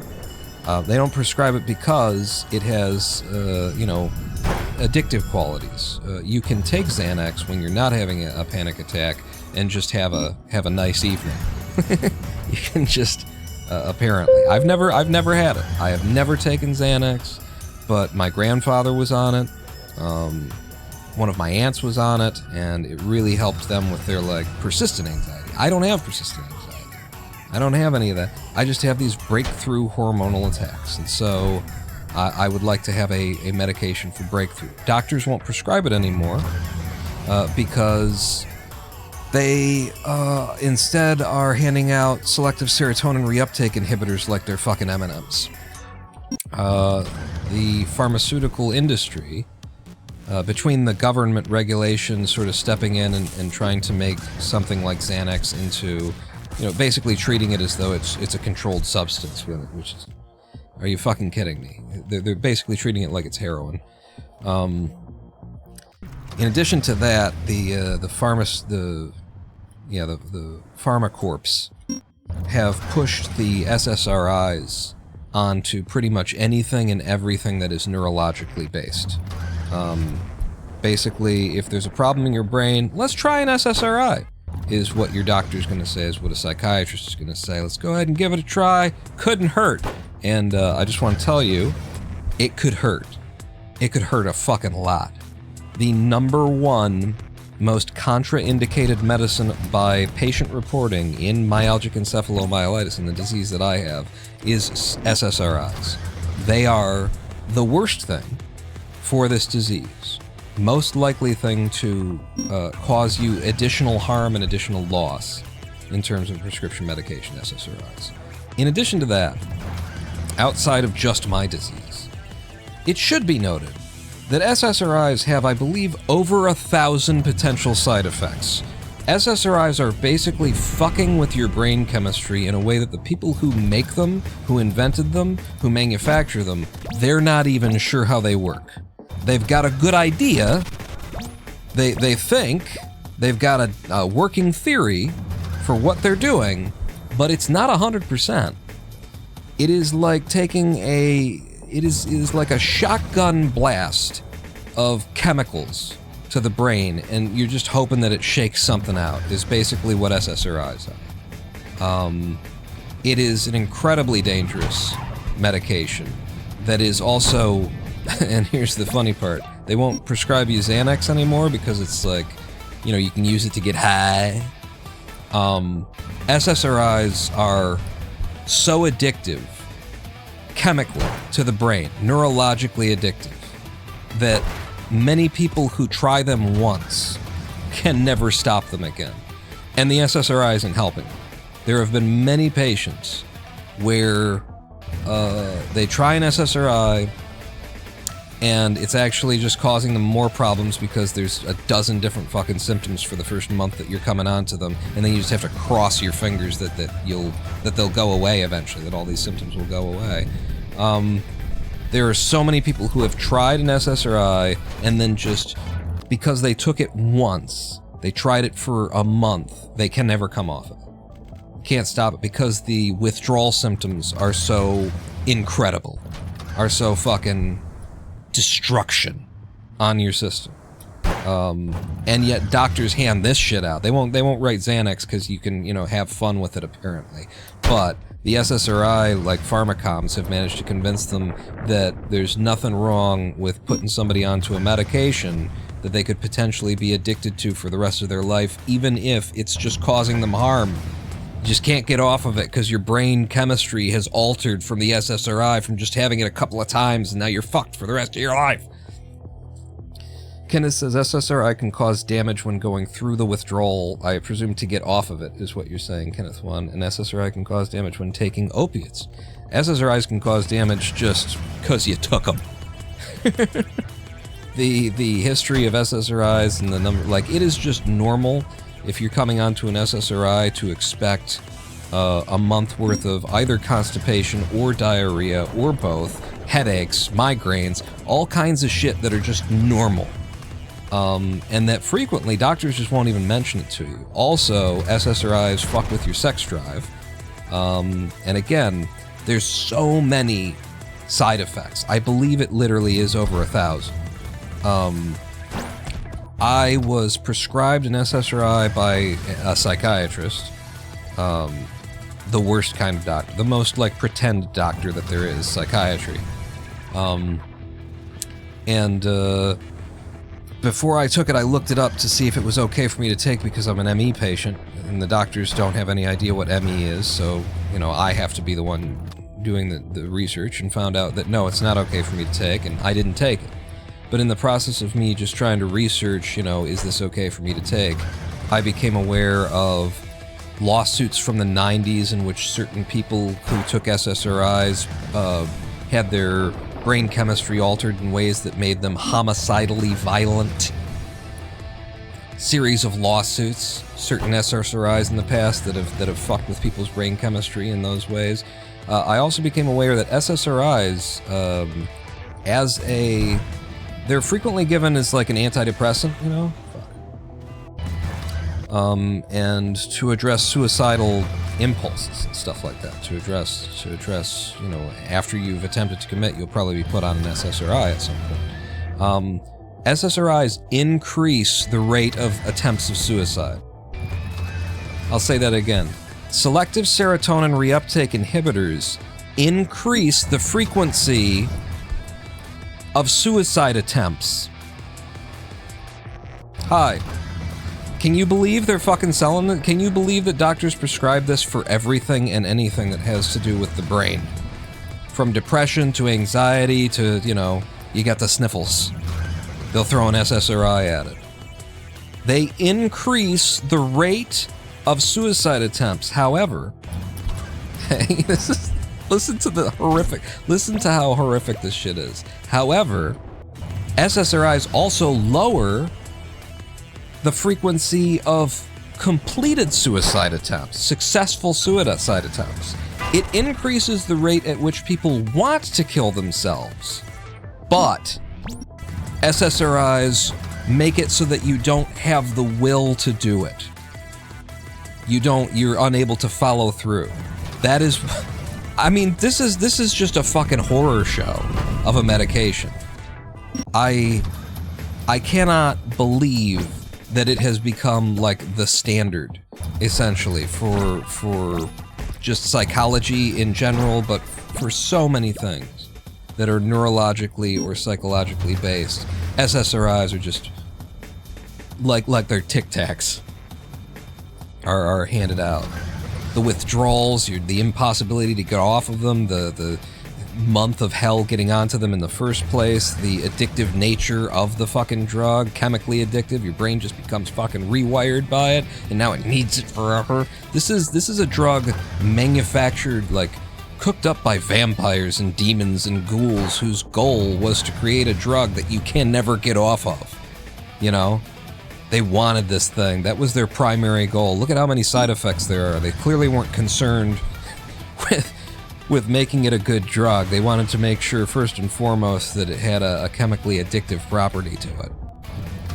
And if you look at the, like, WebMD statistics on, like, patients who are on SSRIs, what's their satisfaction rate kind of a thing.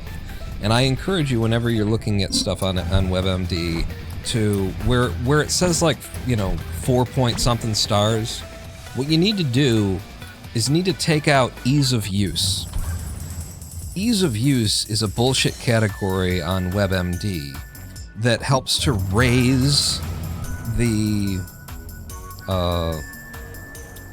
end star value for all things. Because how many things are really difficult to take? You know? Like, in most cases, you're talking about pills. In some cases, you're talking about a shot. You know, sometimes you gotta shove something up your ass. The ease of use would be low on that one, but in 99% of cases, the ease of use category on WebMD just serves to raise the bar, you know, make everything look better than it is. So take that out, and look carefully at what the, like, ratings are, the by-patient reporting of their satisfaction of whether or not this works, whether or not it's worth it, whether or not it's, you know, it does more harm than good, all that kind of stuff. You look at the star rating after you subtract the 4 to 5, so you subtract the entire column. It's like 59% of the patient base is satisfied with SSRIs. And I want to be clear, I got a lot of friends that are taking SSRIs. I'm not saying there's never a place or a time or a place for them. I know people who have been benefited by them. The fact that they are given out the way that they are, the fact that they are treated like they're a solution for fucking everything, and the frequency with which a licensed clinician will put you on an SSRI without mentioning the most likely side effects that are probably going to fuck you up. These things I have a major problem with.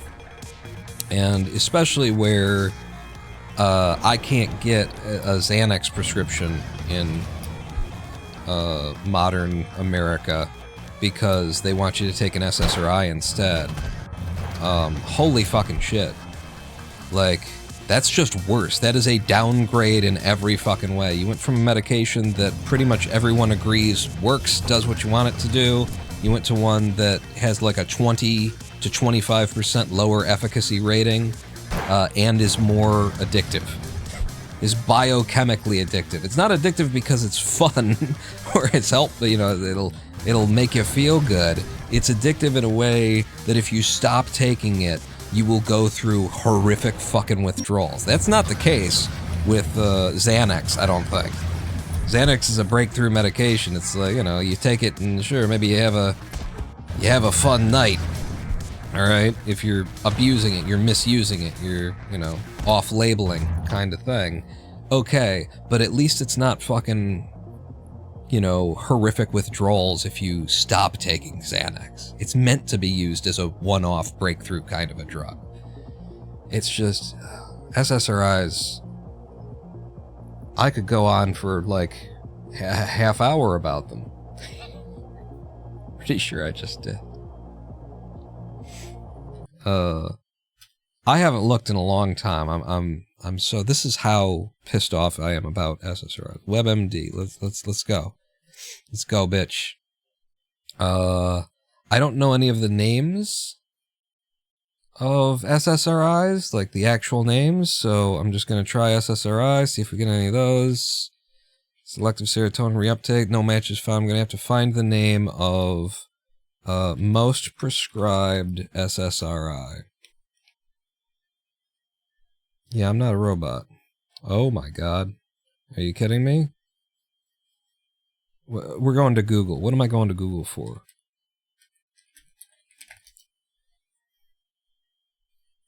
Most prescribed SSRI. Sertraline. Let's see how it's doing. Zoloft. AKA Zoloft.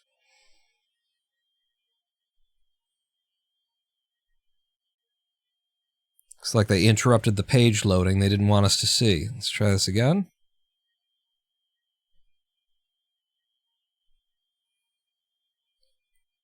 Yeah, no, seriously. There's some shit going on there. If I hit stop, the moment that I try and scroll the page, shit goes crazy. I'm going to turn uBlock off. I'm going to pause it. Alright. So where do we got patient reporting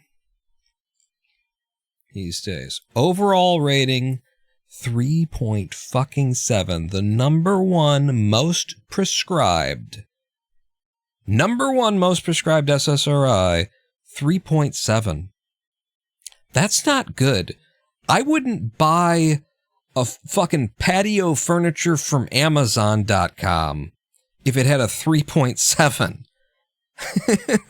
And again, this is with the ease of use category included in the overall rating. Take that away, friends, and do the math on what effectiveness and satisfaction are, and both of them are barely licking into the fourth star here. This is, you take out the ease of use that puts us up into the 5th star here, you're talking this is probably a 3.4, 3.2. Is that a medication you want to take? Lexapro causes permanent changes. Prozac doesn't. The idea that they're putting people, that's Kenneth just said that.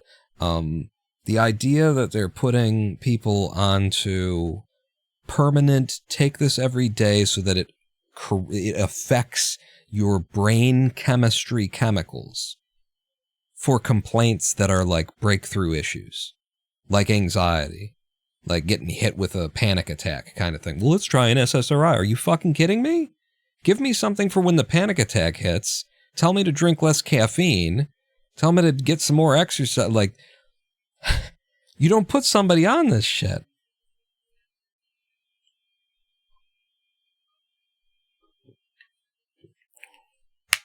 Anxiety went from a 10 to 100.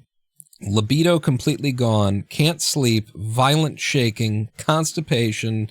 SI. I don't know what SI is. This is a shotgun medication. SSRIs are a shotgun blast of chemicals to your brain, with the fingers crossed that what will happen will be good in the end, after a month of hell getting onto them. This is fucking ridiculous, and this is the most prescribed, Zoloft, sertraline. A 3.7 when it's being bumped up by ease of use. Horrific. Horrific shit. Like, what is the actual effectiveness rating? I would love to, like, do the actual numbers on this. You got 1258, you got 877, 552, 260, and 506. 506 1 stars. My God. You've got as many 2 and 1 stars as you've got 4 stars, essentially. Fuck. And then you've got even lower satisfaction than you have effectiveness. So some people say that it's effective, but I'm not satisfied with it. And you know why they'd probably say that? SSRI increase suicide rate.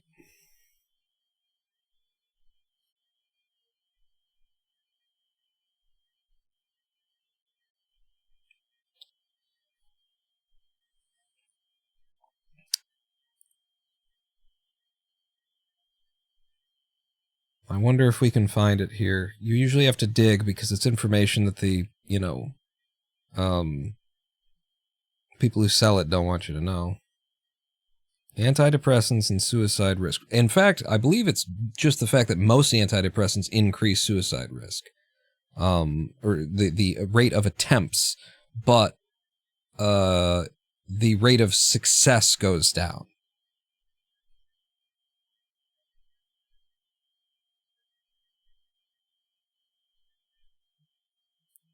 Remains controversial. Hello, Ren Phoenix. I'm just taking a big old shit on the SSRI industry here. Yeah, sure, it doesn't matter. I'm using a browser that doesn't give a shit.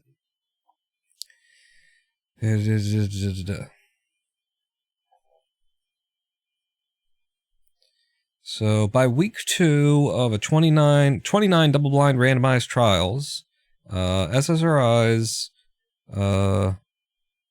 offer short-term protection against ideation. By week 2, these SSRIs decrease suicide risk compared with a placebo, with the exception of sertraline. With the exception of the most prescribed one, which apparently didn't reduce the risk of suicide. The protective effect was diminished by week 8. The first month is hell getting on. The second month, apparently, it helps a little bit. By the third month, it's not helping anymore. In contrast, studies on instances of suicidal behavior from weeks 1 to 10 found no significant difference in efficacy between SSRIs, non-SSRIs, and placebo. These results indicate that SSRIs may offer short-term protection against suicidal ideation. However, their long-term effectiveness in mitigating suicidal ideation and preventing suicidal behaviors is limited. And this is way better. What we just read, this is way better than what I'm saying. I'm saying the research that I've seen says that SSRIs increase the rate of suicide attempts, but decrease the rate of success. I'm gonna specifically try searching for that, in fact, just to see if we can't find, evidence of what I'm claiming here. SSRIs increase suicide rate, decrease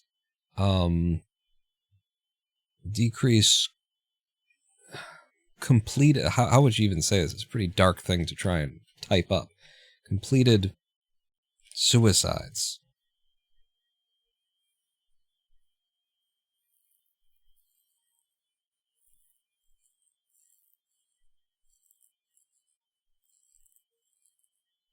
Do antidepressants increase suicide attempts? This is from the... Oh, okay, National Center for Health Research. I don't really have an opinion about them. I was going to be like, this is from the the NIH. I don't know.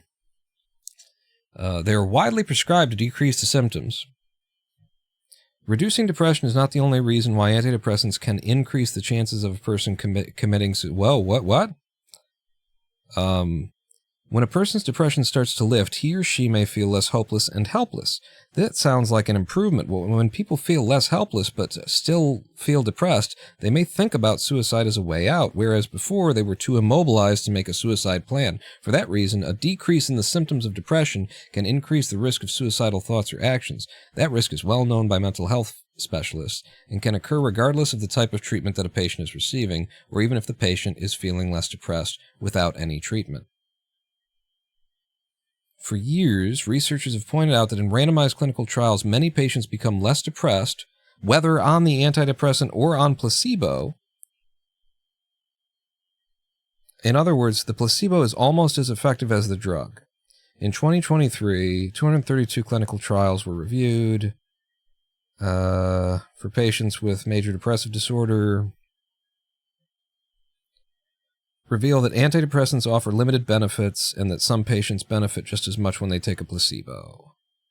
Patients with a strong positive response to placebos or no response at all typically see limited further improvement from antidepressants.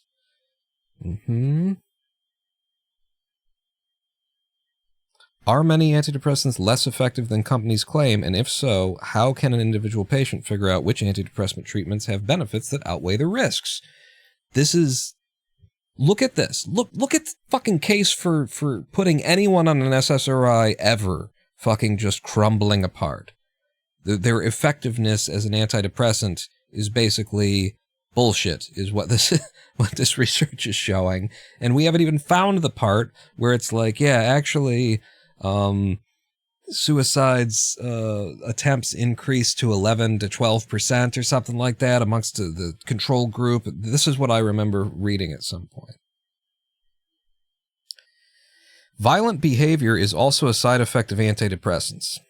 A 2015 Swedish study of their entire population reported that 11,000 out of 1.3% of teens and adults taking SSRIs were convicted of a violent crime, compared to 40,000 out of 7.1 million, 0.6%. So double the rate of violent behavior. The risk of being convicted of a violent crime was the highest among the youngest age group. So younger people were more affected. 77% of these convictions were in males in the age group who were taking an SSRI. However, when comparing 5 of the most prescribed SSRIs, only sertraline increased the risk of a violent crime conviction. The most prescribed SSRI, we have found out, is also gives you the most violent behavior and does the least, just in 2 web searches. Increases the risk of violent behavior and does not have an effect on suicide rate, according to the last 2 articles that we've read. Sertraline, Zoloft, the most prescribed SSRI. And you want to, somebody wants to tell me that no, clinical doctors are not fucking retarded. No, they're not. They're actually very helpful. This is research, and so a clinical MD, they don't have time to read. I'm not sure they know how. Birth defects? Oh my God, we're not going to get into all of it. I don't want it to be like, look, we're on the National Center for Health Research. This isn't like some fucking conspiracy site, I've just clicked on the top, stuff here. We've gone to research with .gov and Science Direct and shit like that. This is the reality of SSRIs, is that there are very, very, very 3.7, very limited circumstances in which you would want to try an SSRI on a patient if you had 3 whole digits of IQ to go along with your medical degree. You would recognize that there is a huge risk, that there are major downsides, that in the best case scenario, like in the most likely scenario, the patient is going to... I should copy this into the chat just because why not? The patient is going to go through some pretty horrific symptoms coming onto the medication, and then may also have horrific symptoms trying to come off of the medication because it's so goddamn addictive. So you wouldn't pull this out, right? You'd be like, okay, in certain situations, maybe I'm going to try it occasionally, something like that. It has a 3.7 out of 5 stars, and that number is being boosted by the ease of use rate. Yeah. Any intelligent person would be very careful about prescribing this, but doctors, modern doctors, they grab an SSRI off the counter like they grab a Tylenol. Just give it a try. No big deal. The increase in suicide rate, says Kenneth, is actually because the poor sod finally has the motivation to do something, says Kenneth Wong. I think that's an interpretation. The other interpretation that I've read is that presents the... it makes sense. I'm not arguing against it, but I feel like the other angle on it is just the exact same outcome, but the opposite, which is that an individual on the SSRIs and on that kind of a thing, that it actually, it weakens your will. That the effect of the SSRI, the reason why when you're on an SSRI, the suicide completion rate, I don't know what you would call that, the rate of death by suicide is what we should probably say. The rate of death by suicide does go down with patient groups on SSRIs, but the rate of attempts goes up, which suggests that the SSRIs, if anything, make you more depressed. Or, and that, but that when it comes to, actually being able to, I hate to say this, hate to say it this way, but, we're talking about, finish the job kind of thing. The effect of the SSRI is to sap you of the will to kill yourself. Even though you really, really want to and will still attempt to, but you won't have the strength to actually finish it. And I don't want to describe committing suicide as something that is a strength. That's not what I mean. But, you know, I'm talking about the inefficacy of this drug, and I don't know what other language you use. It should not be prescribed, but when, you know, in rare circumstances. The amount of downsides that there are to this entire range of medications, sertraline, Zoloft being apparently the worst of them, and it's the most prescribed. The number of downsides is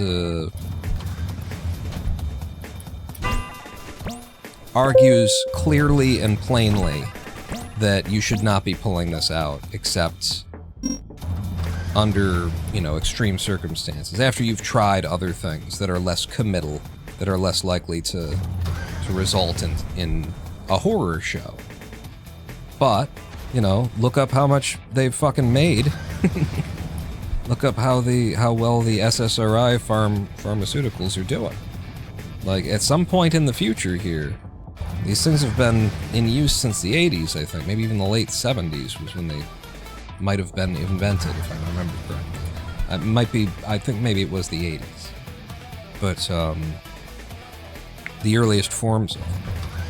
But between the increase, the doubling of violent crime rate, just the way that it fucks with your hormones. It's clearly fucking with your endocrine system. You start messing with the brain chemistry. You mess with that messes with the endocrine system. In general, I would say maybe try to avoid fucking with your brain chemistry. Just as a general rule. Seems like a good idea. If you can get away without it, then try not to. And then when you do have to, you know, make the least, you know, least footprint in the mud that you can. SSRIs are like pulling out a fucking nuclear bomb in response to somebody called you a dickhead. It's an overcommittal reaction to a situation that can be addressed better. Wow, really? So I missed 3.5 in our new PB, which means there is so much time. Do you see we got 7 seconds out of forest that we took out, and that wasn't even like a great forest, it was just fine. And then all of this time that I'm able to lose in winter, and I'm still basically breaking even? Oh my god, there is so much time to be saved just in the first 3 worlds. This is gonna be good for the mental. You know, it's gonna look like I'm doing good a lot of the time, even when, you know, the fight is to come later. Because I had a really good back half. I had a pretty damn good last 3 worlds, late game, as it's called on the category extension leaderboards. But yeah, if anybody tries to put you onto an SSRI, I am happy, especially with my opinion of medical doctors. I am happy telling you that you need to do your own research. You need to consider, separate from what your doctor tells you. Your doctor who's been taking fucking lobster lunches that the pharmaceutical corporation drops off. You need to make your own decision there and get educated on it and make sure you are not taking fucking Zoloft of all of them. Clearly it is the worst, and I would presume that the reason it's most prescribed is because the insurers is probably cheaper, right? Zoloft is the worst. It comes with the most side effects. It has the most, like, lawsuits, the biggest lawsuit profile. And so it's probably cheaper. And so the insurer will say, oh, you want to put them on an SSRI? Well, you got to use Zoloft. We won't cover anything that doesn't make them a homicidal maniac and that actually might have an effect on their depression.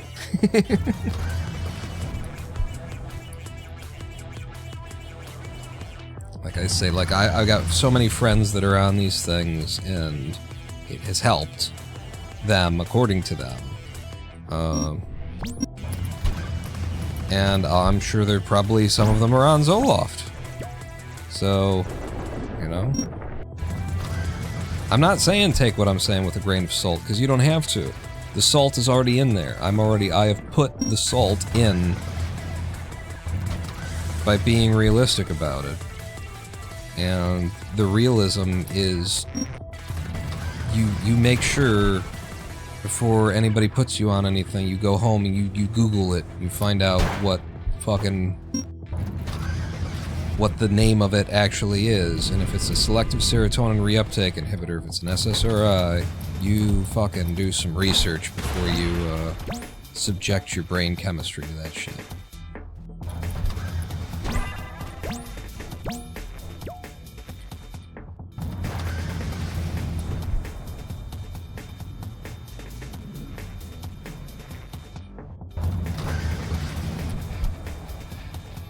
There are alternatives. And as we have established with, like, Xanax, if your problem is anxiety, there are better alternatives that they have just chosen to not, like, fairly arbitrarily, for reasons that have nothing to do with medicine, statistics, science, for, like, social reasons, for, like, political reasons, for monetary reasons. Can make more money selling SSRIs. They've taken these off the table.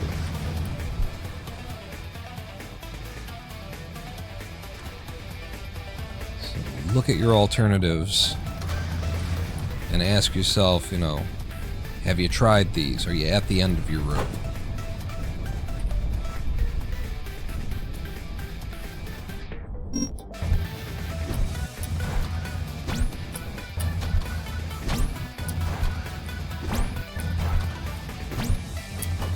Wow.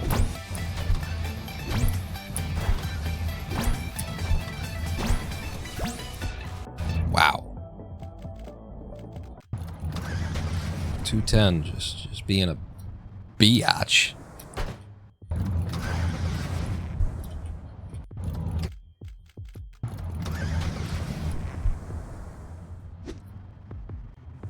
I wonder if throwing the truck slows you down.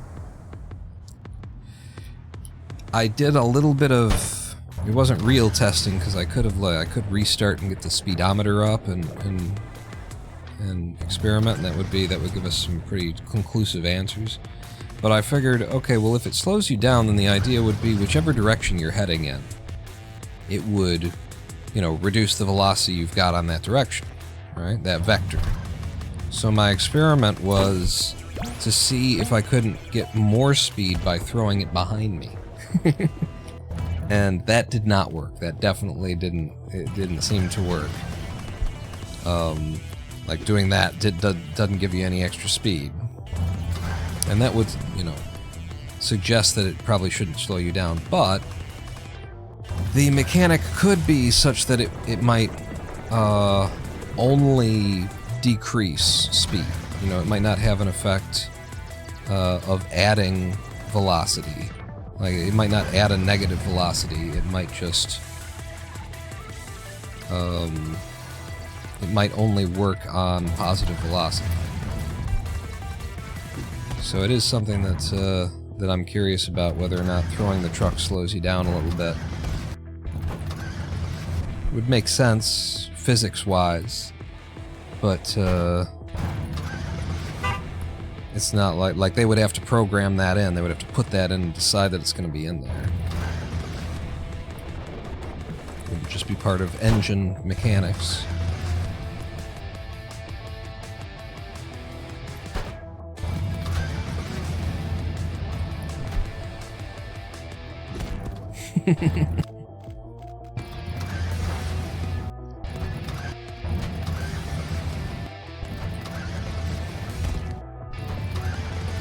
Beware selective serotonin reuptake inhibitors. And beware a doctor who tells you, like, if you're at a doctor and they say, you know, let's try an SSRI, and especially if they don't tell you about at least some of the major side effects. If they don't talk to you about the fact that, you know, there's a month of, you know, coming on to it symptoms, and if they don't mention that it's going to destroy your sex drive, probably, for most people, it reduces their sex drive. If they don't mention any of the side effects, if they don't mention anything at all, then you need to be done with that doctor. Because they just lied to you, basically. They just told you, you know, here, try this. There's no big deal. There's nothing you need to worry about with it. Just take it. Because I told you to take it. If they didn't tell you the symptoms, if they didn't give you some rundown, I mean, they can't tell you all the symptoms because it would take a fucking year. That's how many symptoms this shit causes. But if they didn't say it to you before they put you on it, then at the very least, you gotta quit that doctor. At the worst, you gotta sue that fucker. Because that's... I'm telling you, they are out here... The common medical practitioners out here treating them like fucking M&Ms.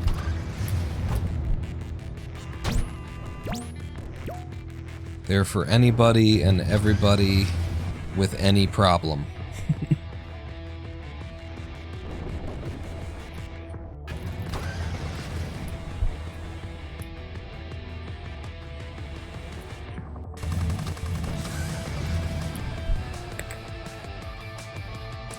And what's the one that, like, the opioid, you know, the drug that's basically single-handedly responsible for the opioid crisis in this country, that they finally, like, held the company accountable, finally had to pay out like $1 billion for a couple $1 billion.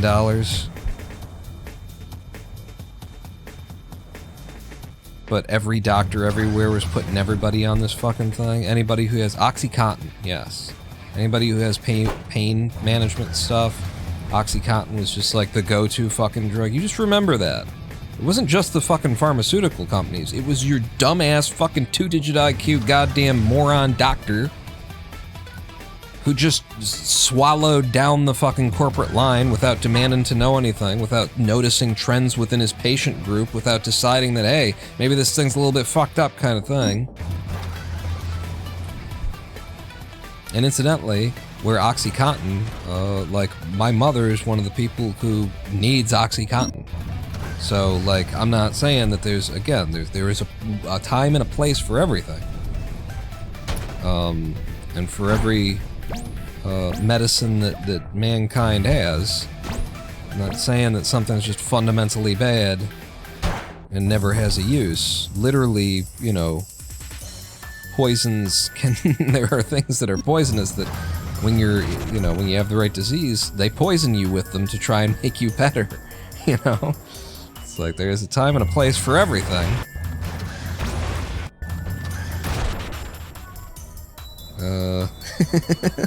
Ivermectin dewormer.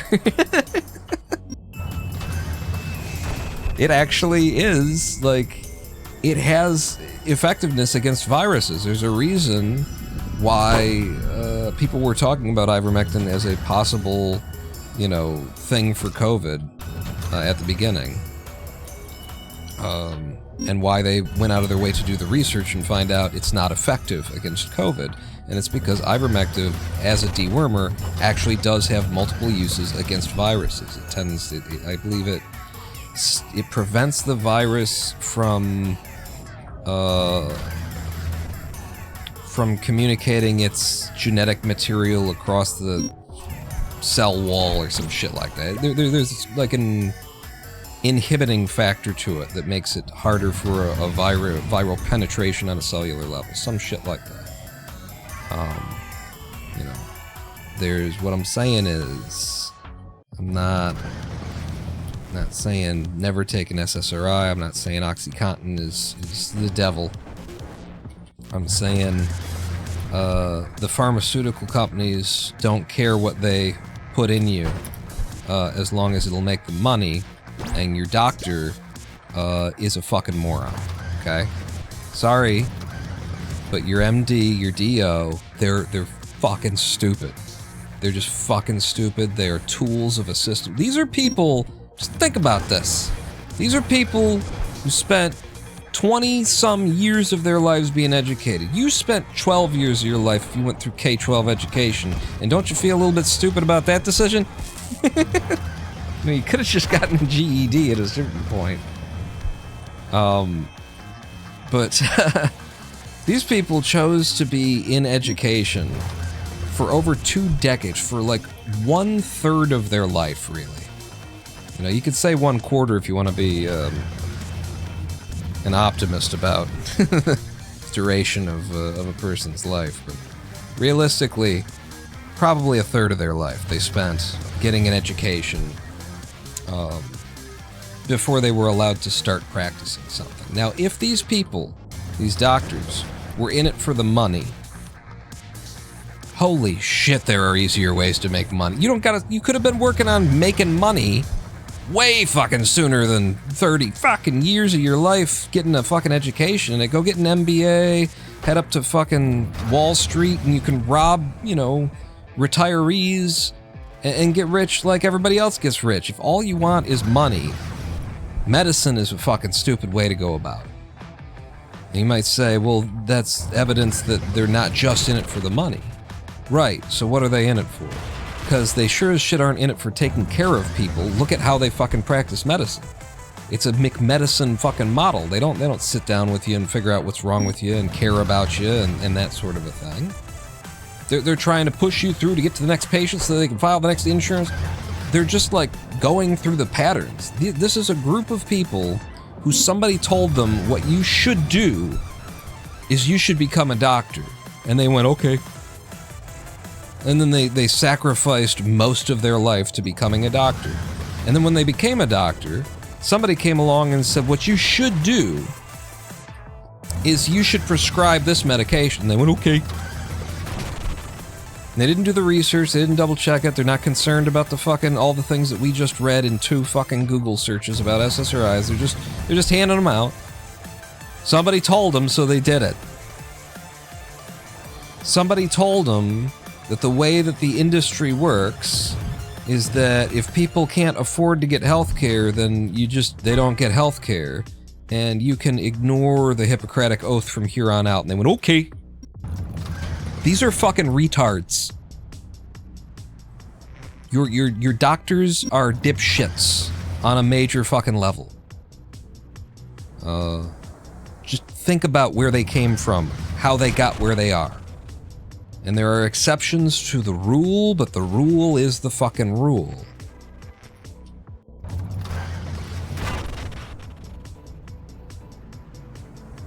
Meanwhile, okay, you're like, well then who am I gonna get like medical treatment from and shit? I don't know all this shit. I'm not gonna trust my health to fucking AI. Meanwhile, nurse practitioners are the fundamental functional equivalent of doctors, but they didn't have to spend their whole fucking lives getting there. Nurse practitioners are the smart ones. They got the, you know, they're making a good wage, they're also actually taking care of people, they've got the ability to write prescriptions. Nurse practitioners are the real doctors. They're the doctors who, you know, did it without being stupid about it and just saying okay to everybody who told them to do something. So you want to get some treatment, you're looking for somebody who's gonna get yourself a fucking NP, get yourself a nurse practitioner. That's what you want. Because most of the DOs are gonna be more of a problem than they are a benefit. They're gonna mislead you. K-12 is 13 years. Shit! It's even longer! Although it's still, so it kind of adds up to, I mean, how long is med school? Like, in order to do that, you gotta go K-12, And then you gotta do 4 years of college, regular college, and then you go to med school, and then you do your residency and your internship and stuff like that, and then eventually they decide you're gonna be allowed to be a doctor. How long is it? How much of your life did you spend before you were allowed to start practicing in the trade that you were being trained in? You know, it's one thing like a surgeon is a surgeon, right? That's a skill, that's a trade, that's an art, you gotta know everything inside and out. When I'm talking about doctors, I'm talking about clinical medical practitioners. Clinicians. People who work in the clinic. They have a clinic, you come in to see them, they wipe the snot off of your nose, and they tell you, looks like you've got a runny nose. Oh my god. Thank you, doctor. I don't know what I'd do without you. What should I do for the runny nose? Well, get yourself some Kleenex. Oh my god! Thank you, doctor! Meanwhile, just in case, let's do a $1,200 blood workup. Make sure this running nose isn't, hepatocancerates. Titus. That's a fucking doctor for you. No? And why are they doing everything the way that they're doing it? What motivates these fucking people? What drives them? And I swear to God, it is some parent figure in their life withheld love. That's my only explanation. I have to psychologize this in order to make sense of the decisions that have been made by this group of people. And as I say, if they were smarter, if they were really smart people, number one, they probably wouldn't have walked that path, but there are some people who will walk that path as smart folk. No, fuck. It's way too high.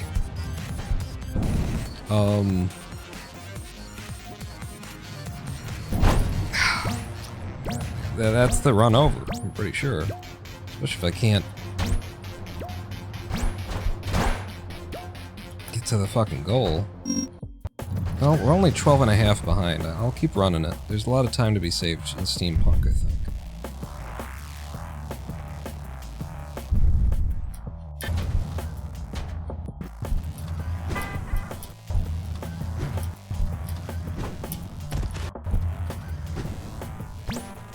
Not getting this is pretty... We're getting a lot closer to just reset.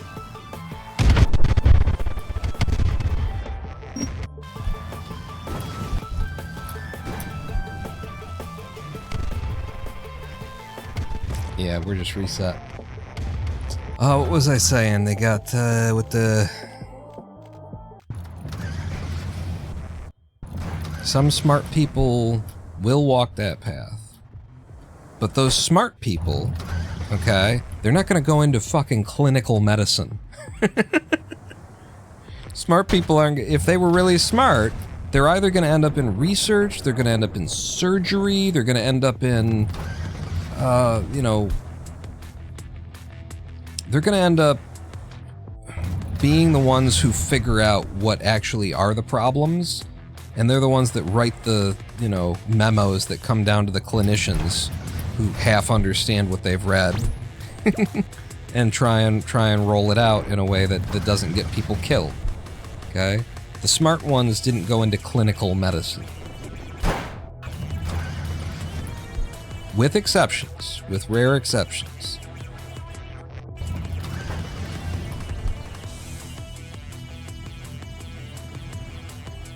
Some people are on a mission. And like I said at the beginning of this live stream, I had a PCP who, you know, she was in clinical medicine because she'd been through the hell of having a sibling who had a disease that modern medicine didn't understand, and seeing how doctors mistreat patients when modern medicine doesn't have an answer yet, because the usual dipshit medical practitioner would rather psychologize something that they don't understand than admit that they don't understand it. as scientists, the average medical clinician refuses to acknowledge that the knowledge, that medical knowledge is incomplete. They're supposed to be scientists, and yet they still can't, like, acknowledge that, yeah, actually, obviously, we don't know everything about everything yet. That tells you what you need to know. Medical doctors are not to be trusted.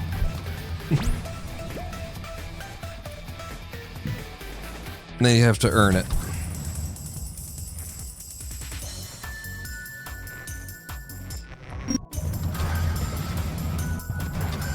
They are foolish, bought-in people who were led by the nose through their entire lives.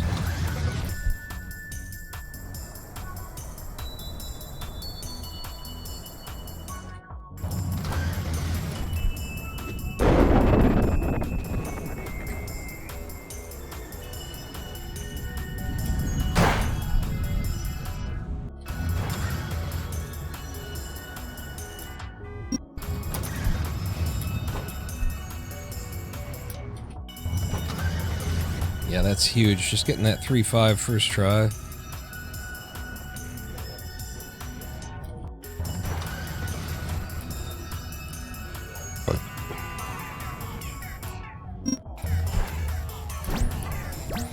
Good enough.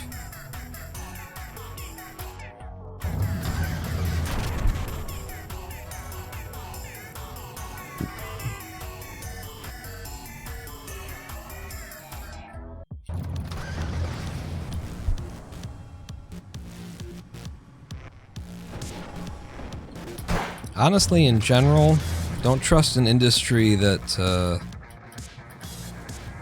that willfully, like, mires its terminology in, like, in opaque bullshit. You know, any industry that's, like, come up with its own internal lingo to try and... The goal there is to obfuscate and to make it seem like what they're doing is something really special and amazing and magic, and you could never possibly. That kind of a thing. And any industry that's doing that, you need to be suspicious of. 18 seconds ahead out of 4-5 when we do 4-5.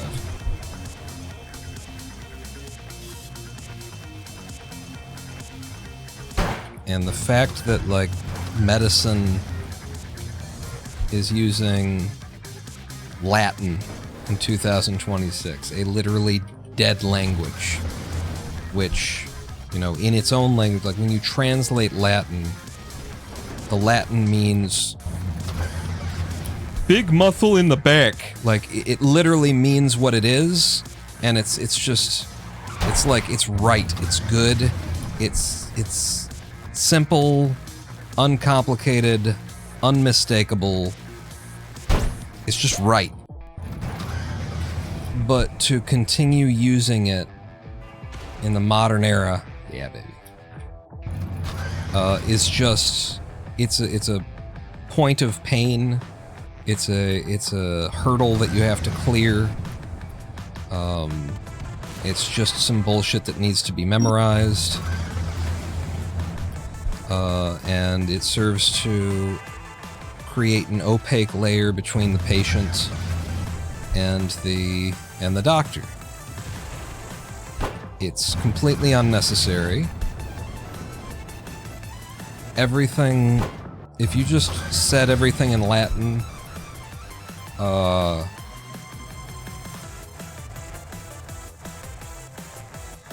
if you instead said the words that it means, you would end up with, you know, the big long muscle in the back being called the big long muscle in the back.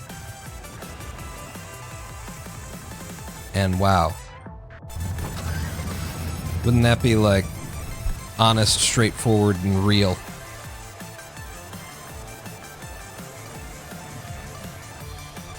And lacking of, like, arrogance and pride and ego, and you just, like, called the thing that it is. You have so much more confidence. person you're dealing with is more interested in your health than they are their own self-image.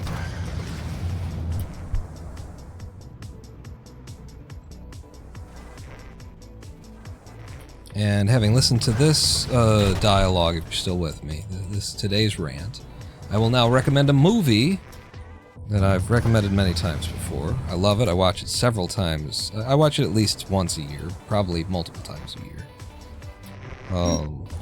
It's from 1954 or something. It's right around 1950. And it's called People Will Talk. I believe it stars Cary Grant. And just as some teasers for this, black and white. He plays a fellow called by the name of Dr. Pretorius. And just for some teasers of the plot of this film, circa 1950, a woman who is pregnant by a father who is no longer around attempts to commit suicide because she is afraid of how that she can't tell her father about this illegitimate child. This is the 1950s. They were making this movie. They made this movie. It is fucking amazing that it was even, like, able to get made, this film. It has all of the wonderful,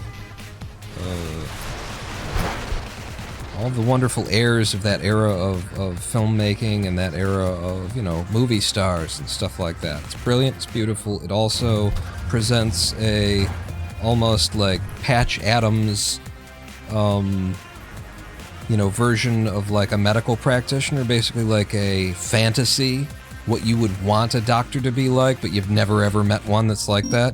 All of them are shit and they're assholes and they're just about themselves and all that kind of shit. Dr. Pretorius in this thing is exactly what you want in a doctor and that you'll never find. 'Cause it's a movie. He has a clinic. And the nurses, at the very beginning of the movie, his nurses are complaining to him in his clinic.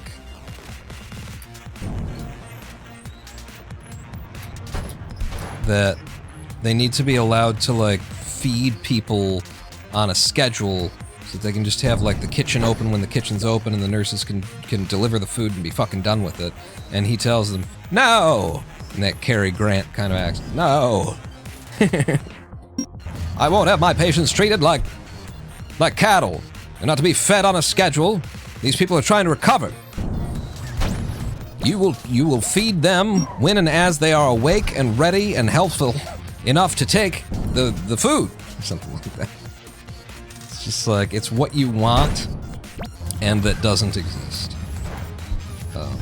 And they were already, like, basically, you know, calling out, why can't any, you know, why is the medical industry so fucked up in this country in the 1950s?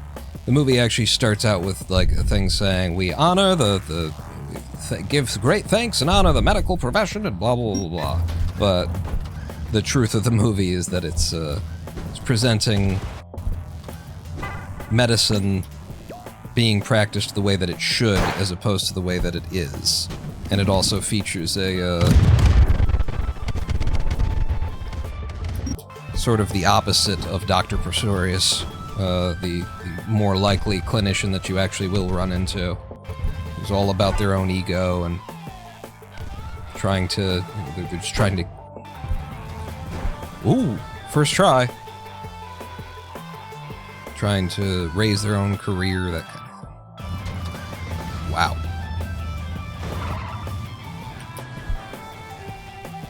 Yeah, not bad.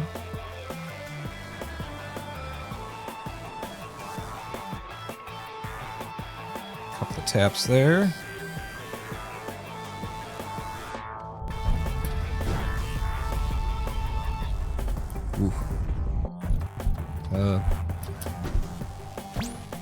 Pull left a little. I did on the way out. Nope. Oh, wow. It's a really good hit on the second attempt there.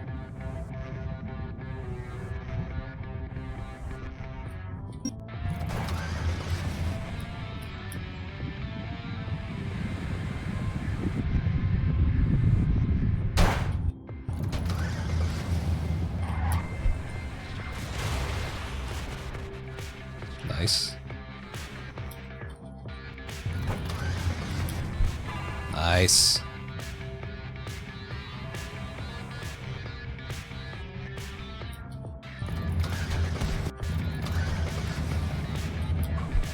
Yes. Good 9-5.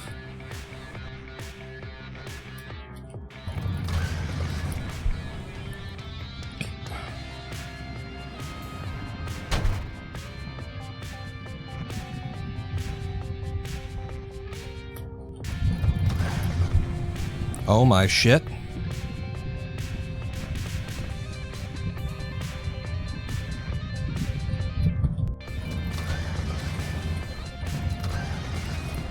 Okay, I'm freaking out a little.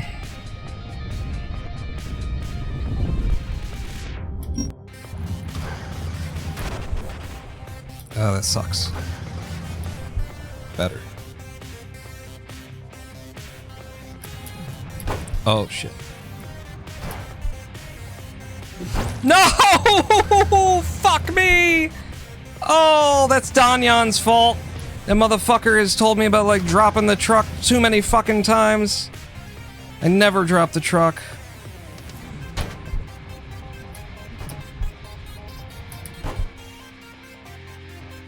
God damn it.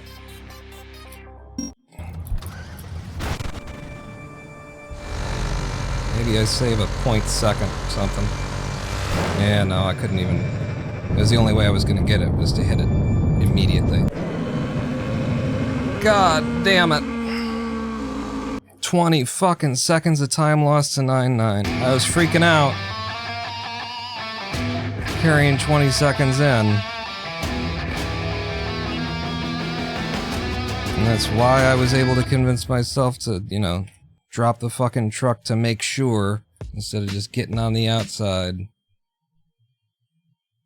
Like, I probably had it even just leving. Didn't need to touch anything. I don't know, actually it was pretty 50-50. I think it wasn't a bad choice to make. God damn, look at all that green I was carrying. It's just that easy. You just gotta fucking close it.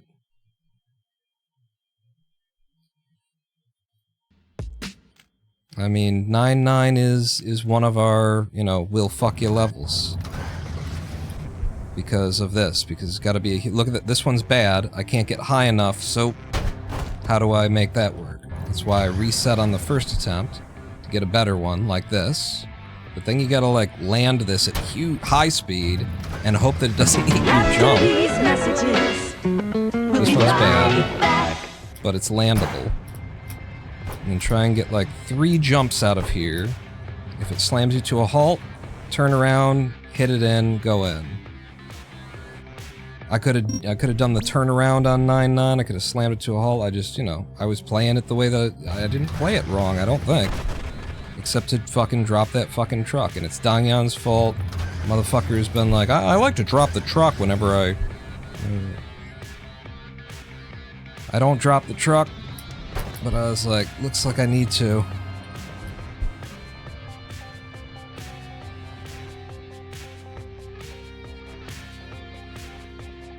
And there's nothing to be done on 9-9. I don't know why I'm practicing it.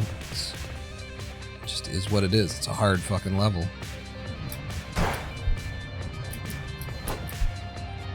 And if that happens, then you do this. But if you can keep the pace, if you can keep the speed and just keep running, then that's the best way to go. It's the fastest.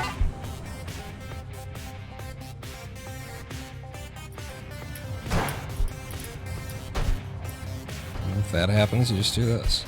I would have been so much better off if I just would have completely missed it. If I would have gotten up there and gotten completely stopped by a truck. Instead of having speed like that and then, fuck, you know?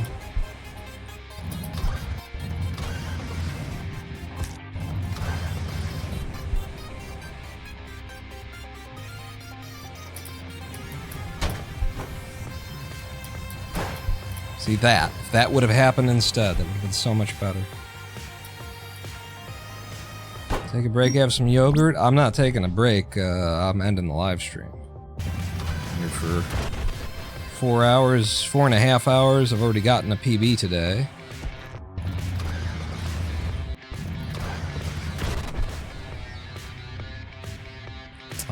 But like I said, it is good for the mental, this run. The time save is just in a lot of good places to make it feel like, you know, easy to hang on to. But so we were actually on pace there. See, that's what I was hoping to do right there, what I just did there. We were on pace there to grab a sub 13. I was gonna go sub 13 with that. I was 18 seconds ahead. We've got 18, you know, we're looking at a 13-18.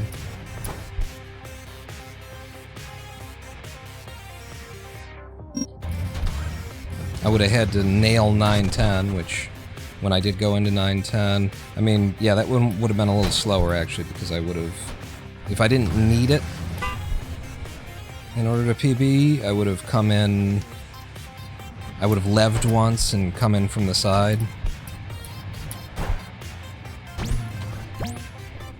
I wonder if this works. The goal is well down here. You see how low it is? That's why it was like a 50-50 whether or not I needed to do that or not. Truck drop that fucked me.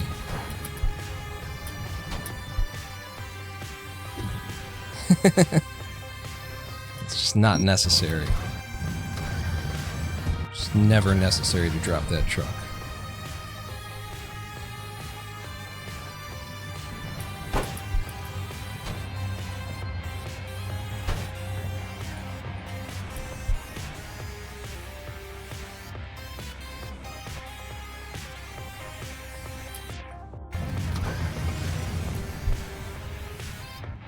This one's really bad, it's so low. That's when you drop the truck.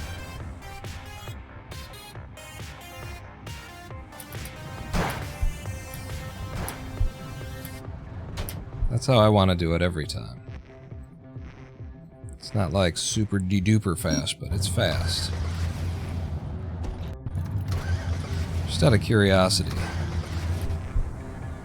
What if I just planned to like...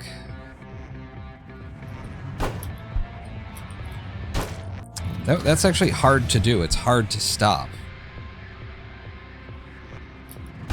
Trying to like hit the back of a truck to slam your face to it. I think that's probably the reason why I keep running. Just because it's like, that's kind of hard to get. But if I got that, and then I took the time to pause and put in a good hit like this. What kind of time do you put in? A 16-8 in comparison to like a 14. If you can just keep your speed.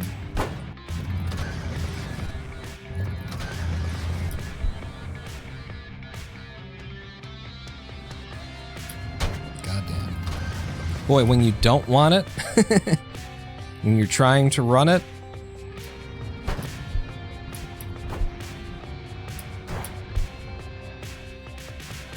it's hard not to hit the backswim. If you're trying to hit the backswim, it's hard to...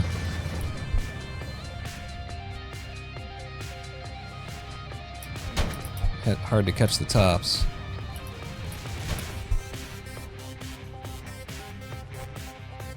That. Nice 14 out of there.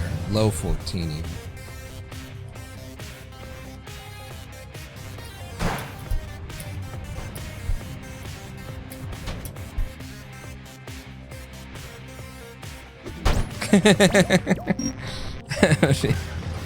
That's actually not a bad idea for like a backup if you're like, shit, I don't think I'm gonna hit the goal. You drop one under the chain in order to get yourself just a little bit more height.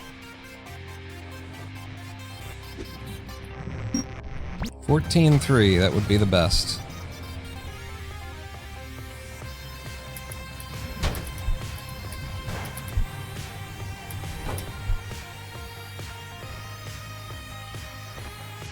13.9, baby, sub 14.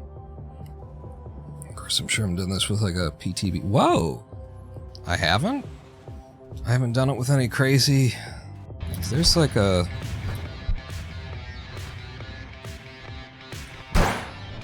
There's a PTB out here. Damn.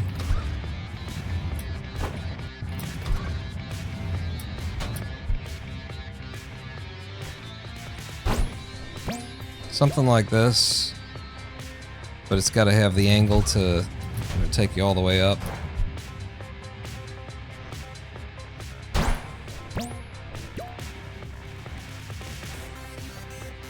Yeah.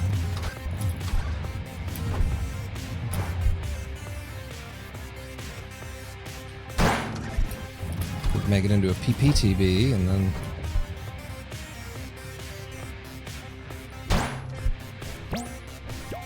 This is too low. Also didn't have the right direction. The directionality is probably the most important thing, so I should really pay attention to that. But actually it's kind of hard to read what the directionality is by the time you've made all these moves.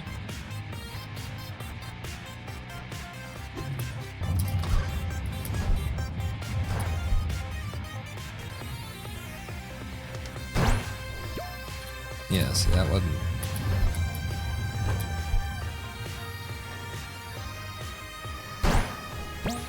That's a little better, directionally.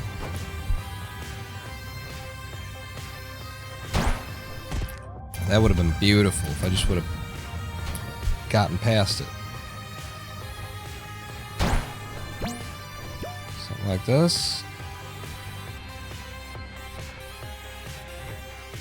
Too low. It's not even faster either. I'm there by like 14 seconds.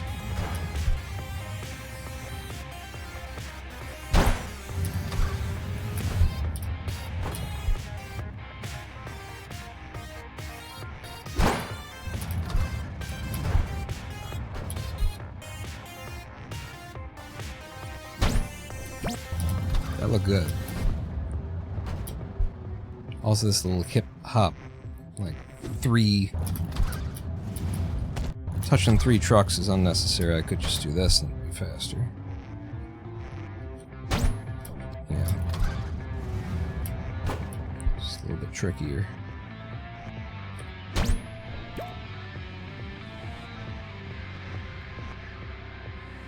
Yeah, that one shows the kind of speed that's possible.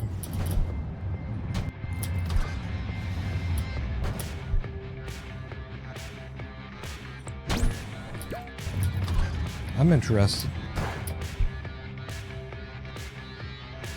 I feel like we'll get one.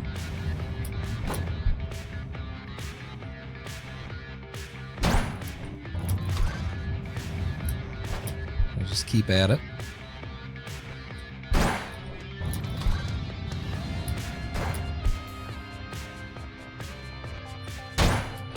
Maybe I'm getting a little bit too close.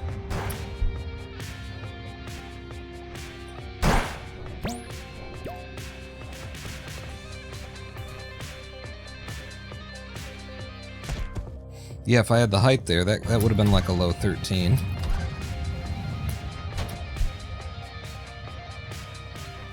I feel like the PPTB is probably the only way that this is going to work.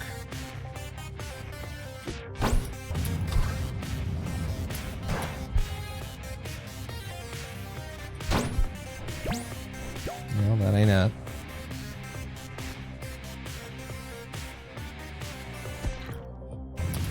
That was the speed, though. But I don't see the height coming in.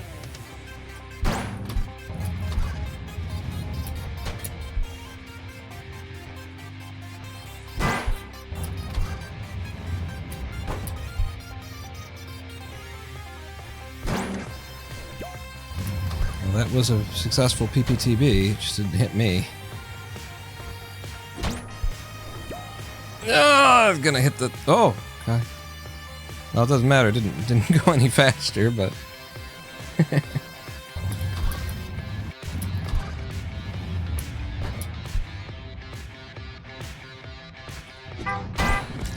Ooh.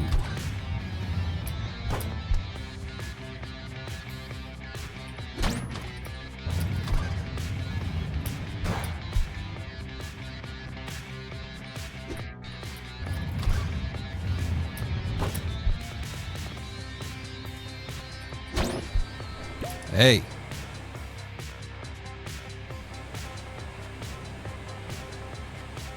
$13.2. Is that the best I've ever done, or does it tie? I had a 13.2. Ah, it comes in as a 13.1 on the leaderboards, just under Ninja. You know, just like here on Twitch with our view counts, me and Ninja. Just under.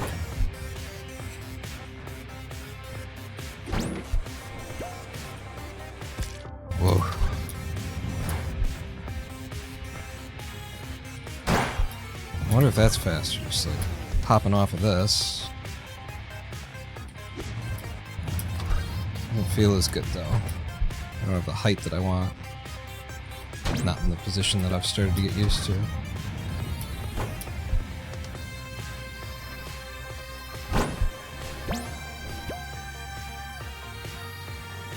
And then just back to the regular run.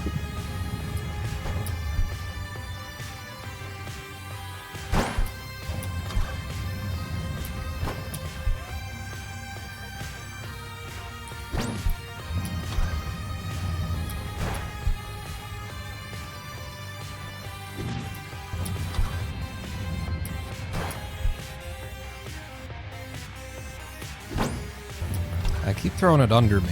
I'm trying to correct for that. Doesn't seem to be happening.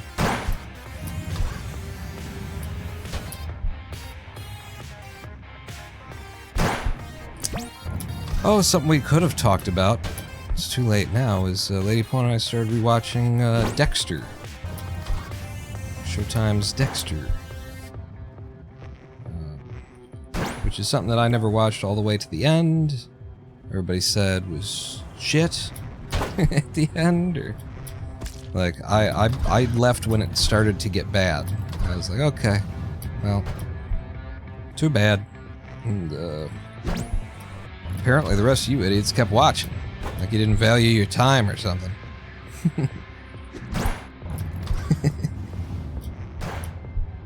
But no, so it's been, you know, it's fun. It's like Dexter for the first several seasons is pretty good. And I wanted, there's a real PPTV there. A thing that like made me think, hey, let's rewatch Dexter. I wanted to watch a police procedural. Just feeling like that. I wanted kind of like the crime scene kind of stuff. And Dexter really isn't that. I don't know why I came to Dexter, but I mean, it pretends to be that, but it's not like there's at any point in Dexter where they're encouraging you to, as the viewer, to solve the case yourself, kind of a thing. It's just stuff is going on. That's a PPTV.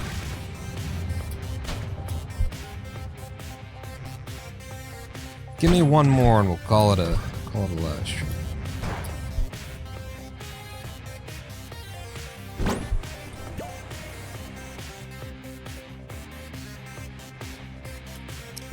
That ain't it. It's slower than... It's gotta be one more that's worth me having done it, you know?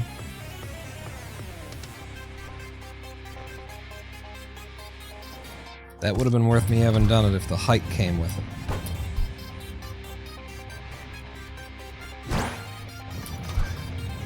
So I'm taking out the P of the PTB. And I'm just going to the PTB, seeing if I can't maintain enough height. And something like this. That was very close. Police procedural worth watching? Lucifer, says Kenneth. I haven't heard, but I like the title.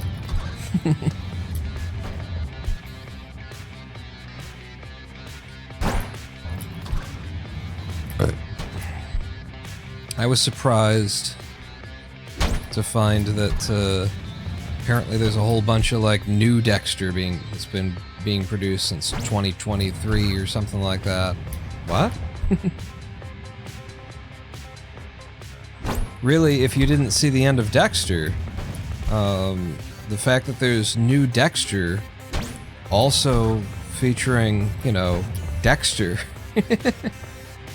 kind of ruins the mystery of whether or not Dexter is around at the end or not of the original run. It's close, man. It's you trust me. I wouldn't steer you wrong.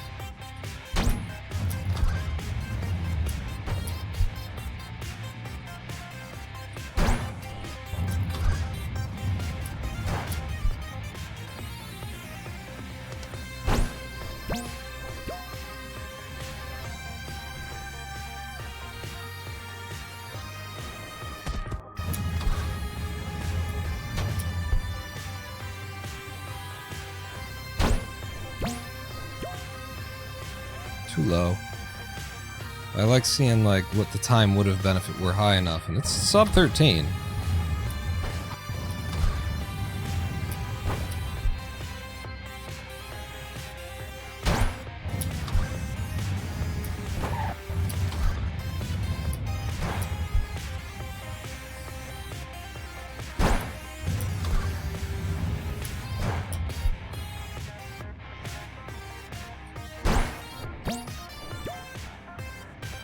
Too low.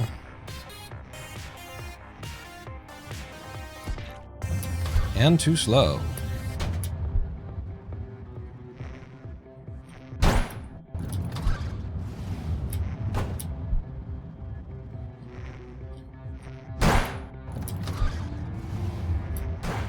guess I can put the P back into the PPTB. Probably give me something.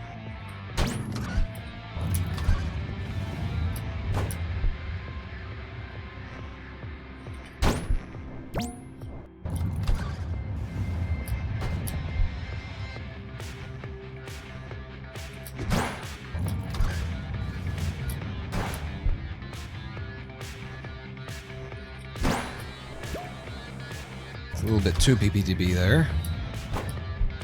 I want a partial. I need a PPPTB. Partial paused portable truck bounce.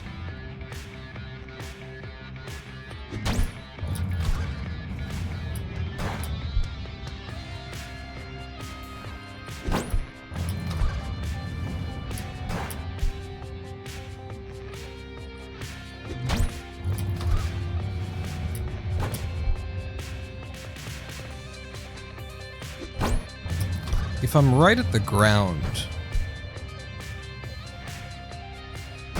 when I throw it, there should be like less room for the truck to spawn in, and so it will have to be there and it'll have to give me upward angle and stuff. Let me try that for a minute. Gave me upward angle.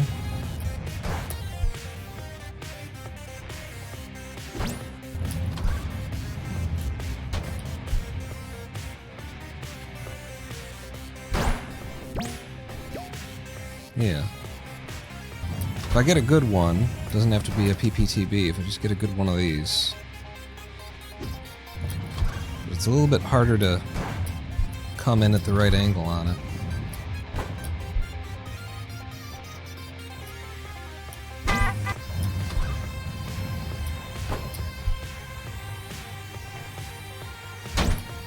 Because really it's just got to be one lev instead of two, which makes the whole thing a little bit harder to move in with. If the hitboxes weren't bullshit, that could have worked. Ooh.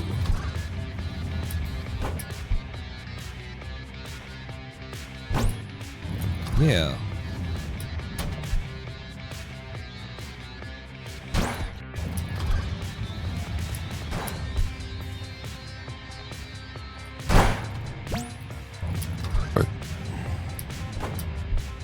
I'm staying a lot higher overall. so that I can come into here with the right falling angle. So I don't get that low here, and I level while I'm still high. I'll just get a little bit lower, I think. Like that.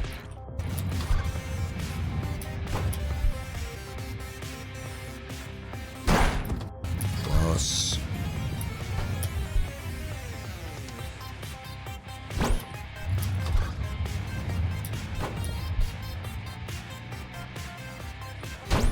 Yes.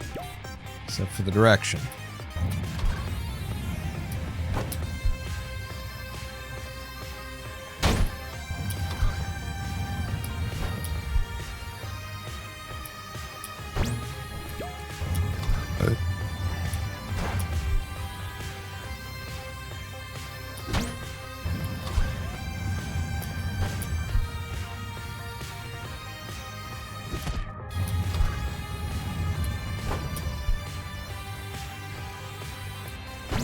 Ah, that felt really good. That one felt like it'd be the one. I said just one more. We just haven't gotten one more.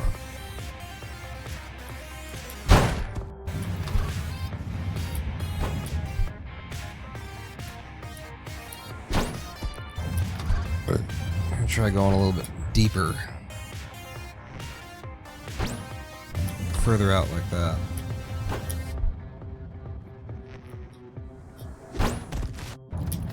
Ah.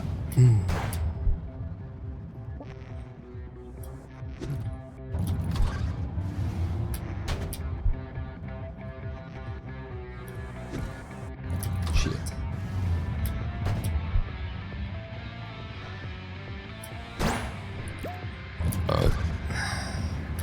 It's close. That could have been good.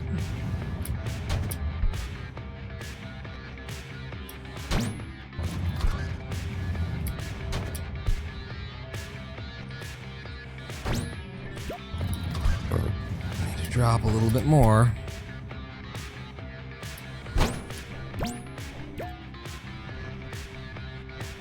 Unfortunately, too low. But very close to what we're talking about.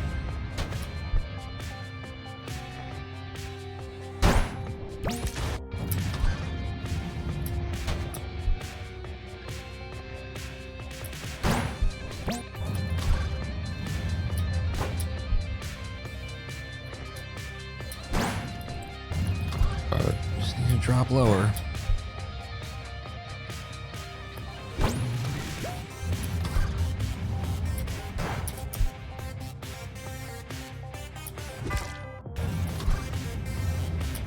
Maybe not that low. This is it. This is the other one. Alright, well. That was good enough. We're gonna have to take that one and leave, because that... as close as it's gonna get. He says, and then this one, which is even lower, comes in, but look at the speed. That would have been an 11.5 if the height were there.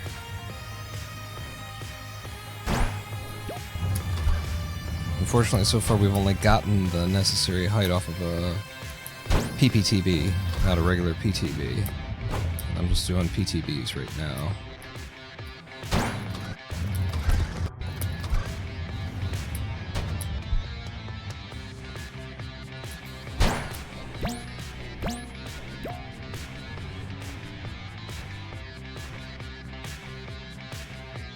Damn.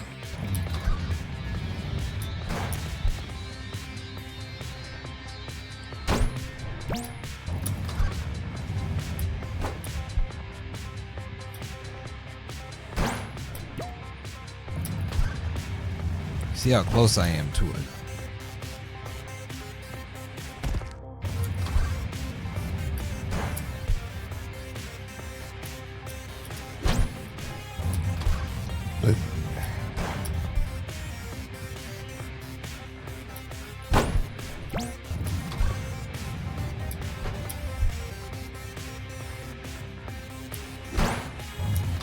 don't want to go all the way down to the corner.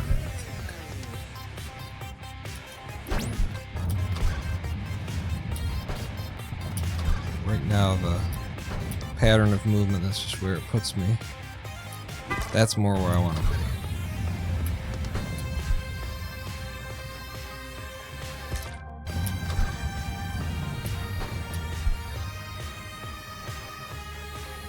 In the middle. It's still low.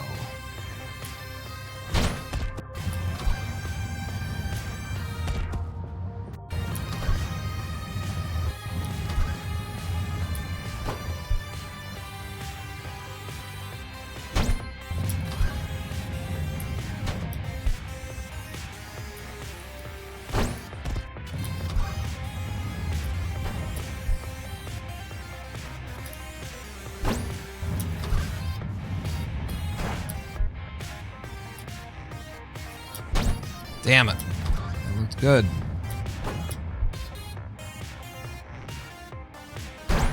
Get a lot of closer.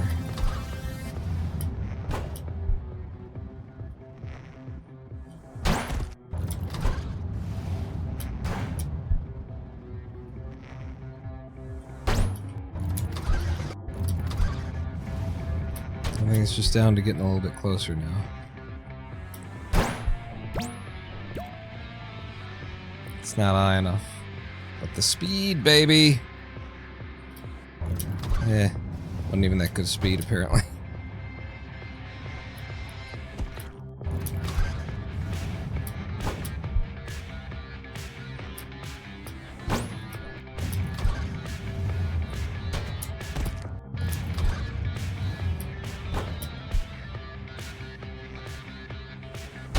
Be a good method to perfect for any % classic. Come on! Still wasn't high enough.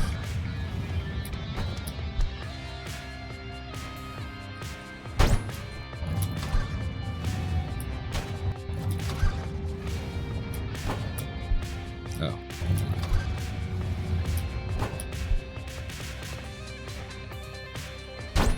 Yeah, getting close. Sulo.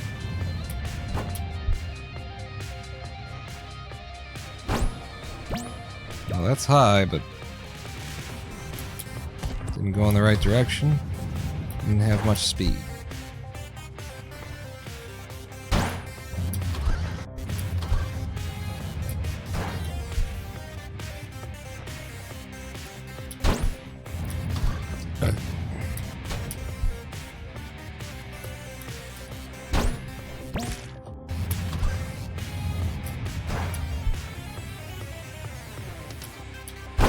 Incidentally, we come in here next time, and I don't remember what I'm really supposed to be doing because I did this for too long. My muscle memory's for some bullshit like this.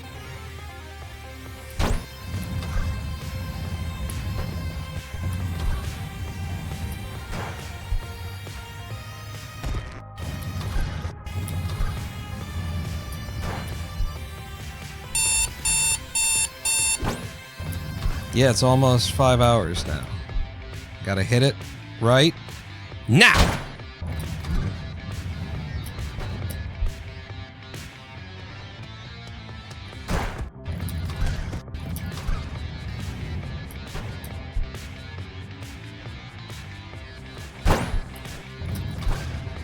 Start throwing that pause back in. That'll get it.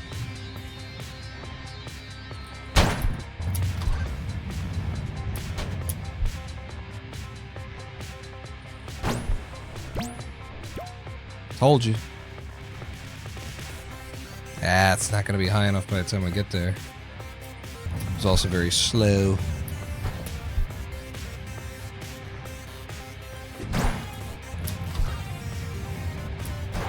Would have had more speed though. The height angle and stuff was good.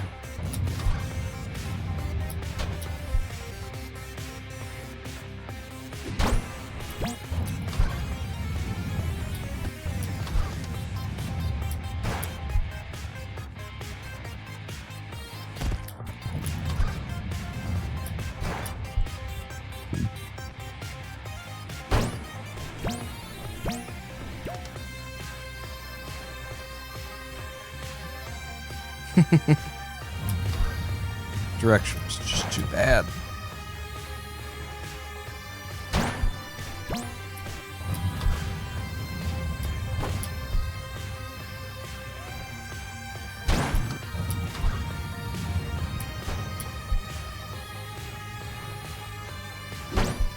Ah, that was a nice one. Speed, anyway.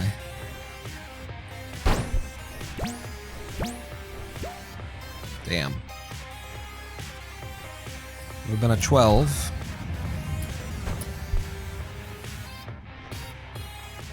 Hey! Here's something. I have to steer it though. So it slows down. And it's not even... I could get that the normal way.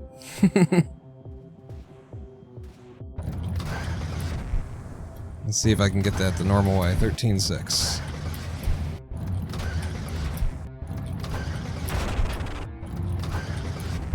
There we go.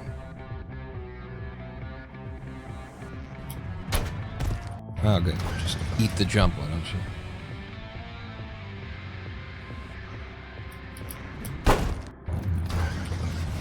So I'm trying to get it off fast and go into it fast. Wow, this is low.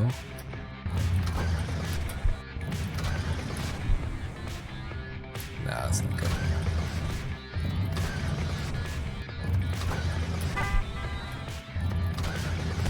A real hit.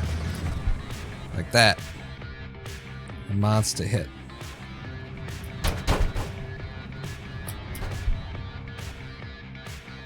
$13.6. Hey! Pretty close.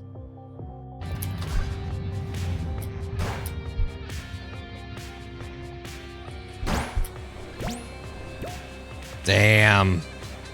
That was pretty close to actually working.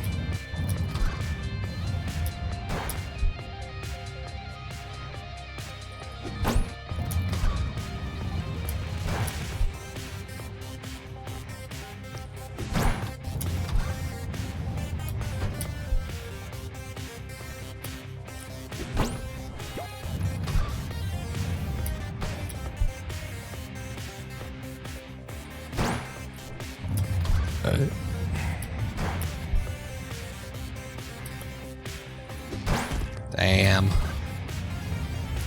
One more try.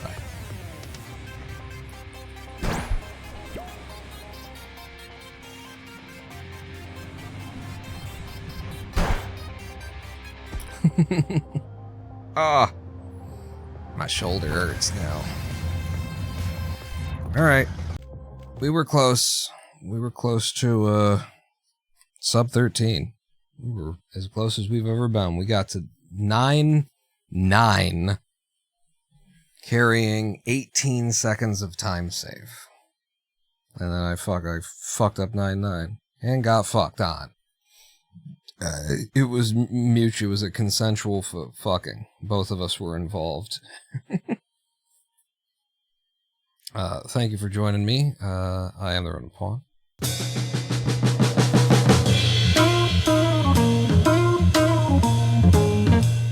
And we will return on Sunday, probably.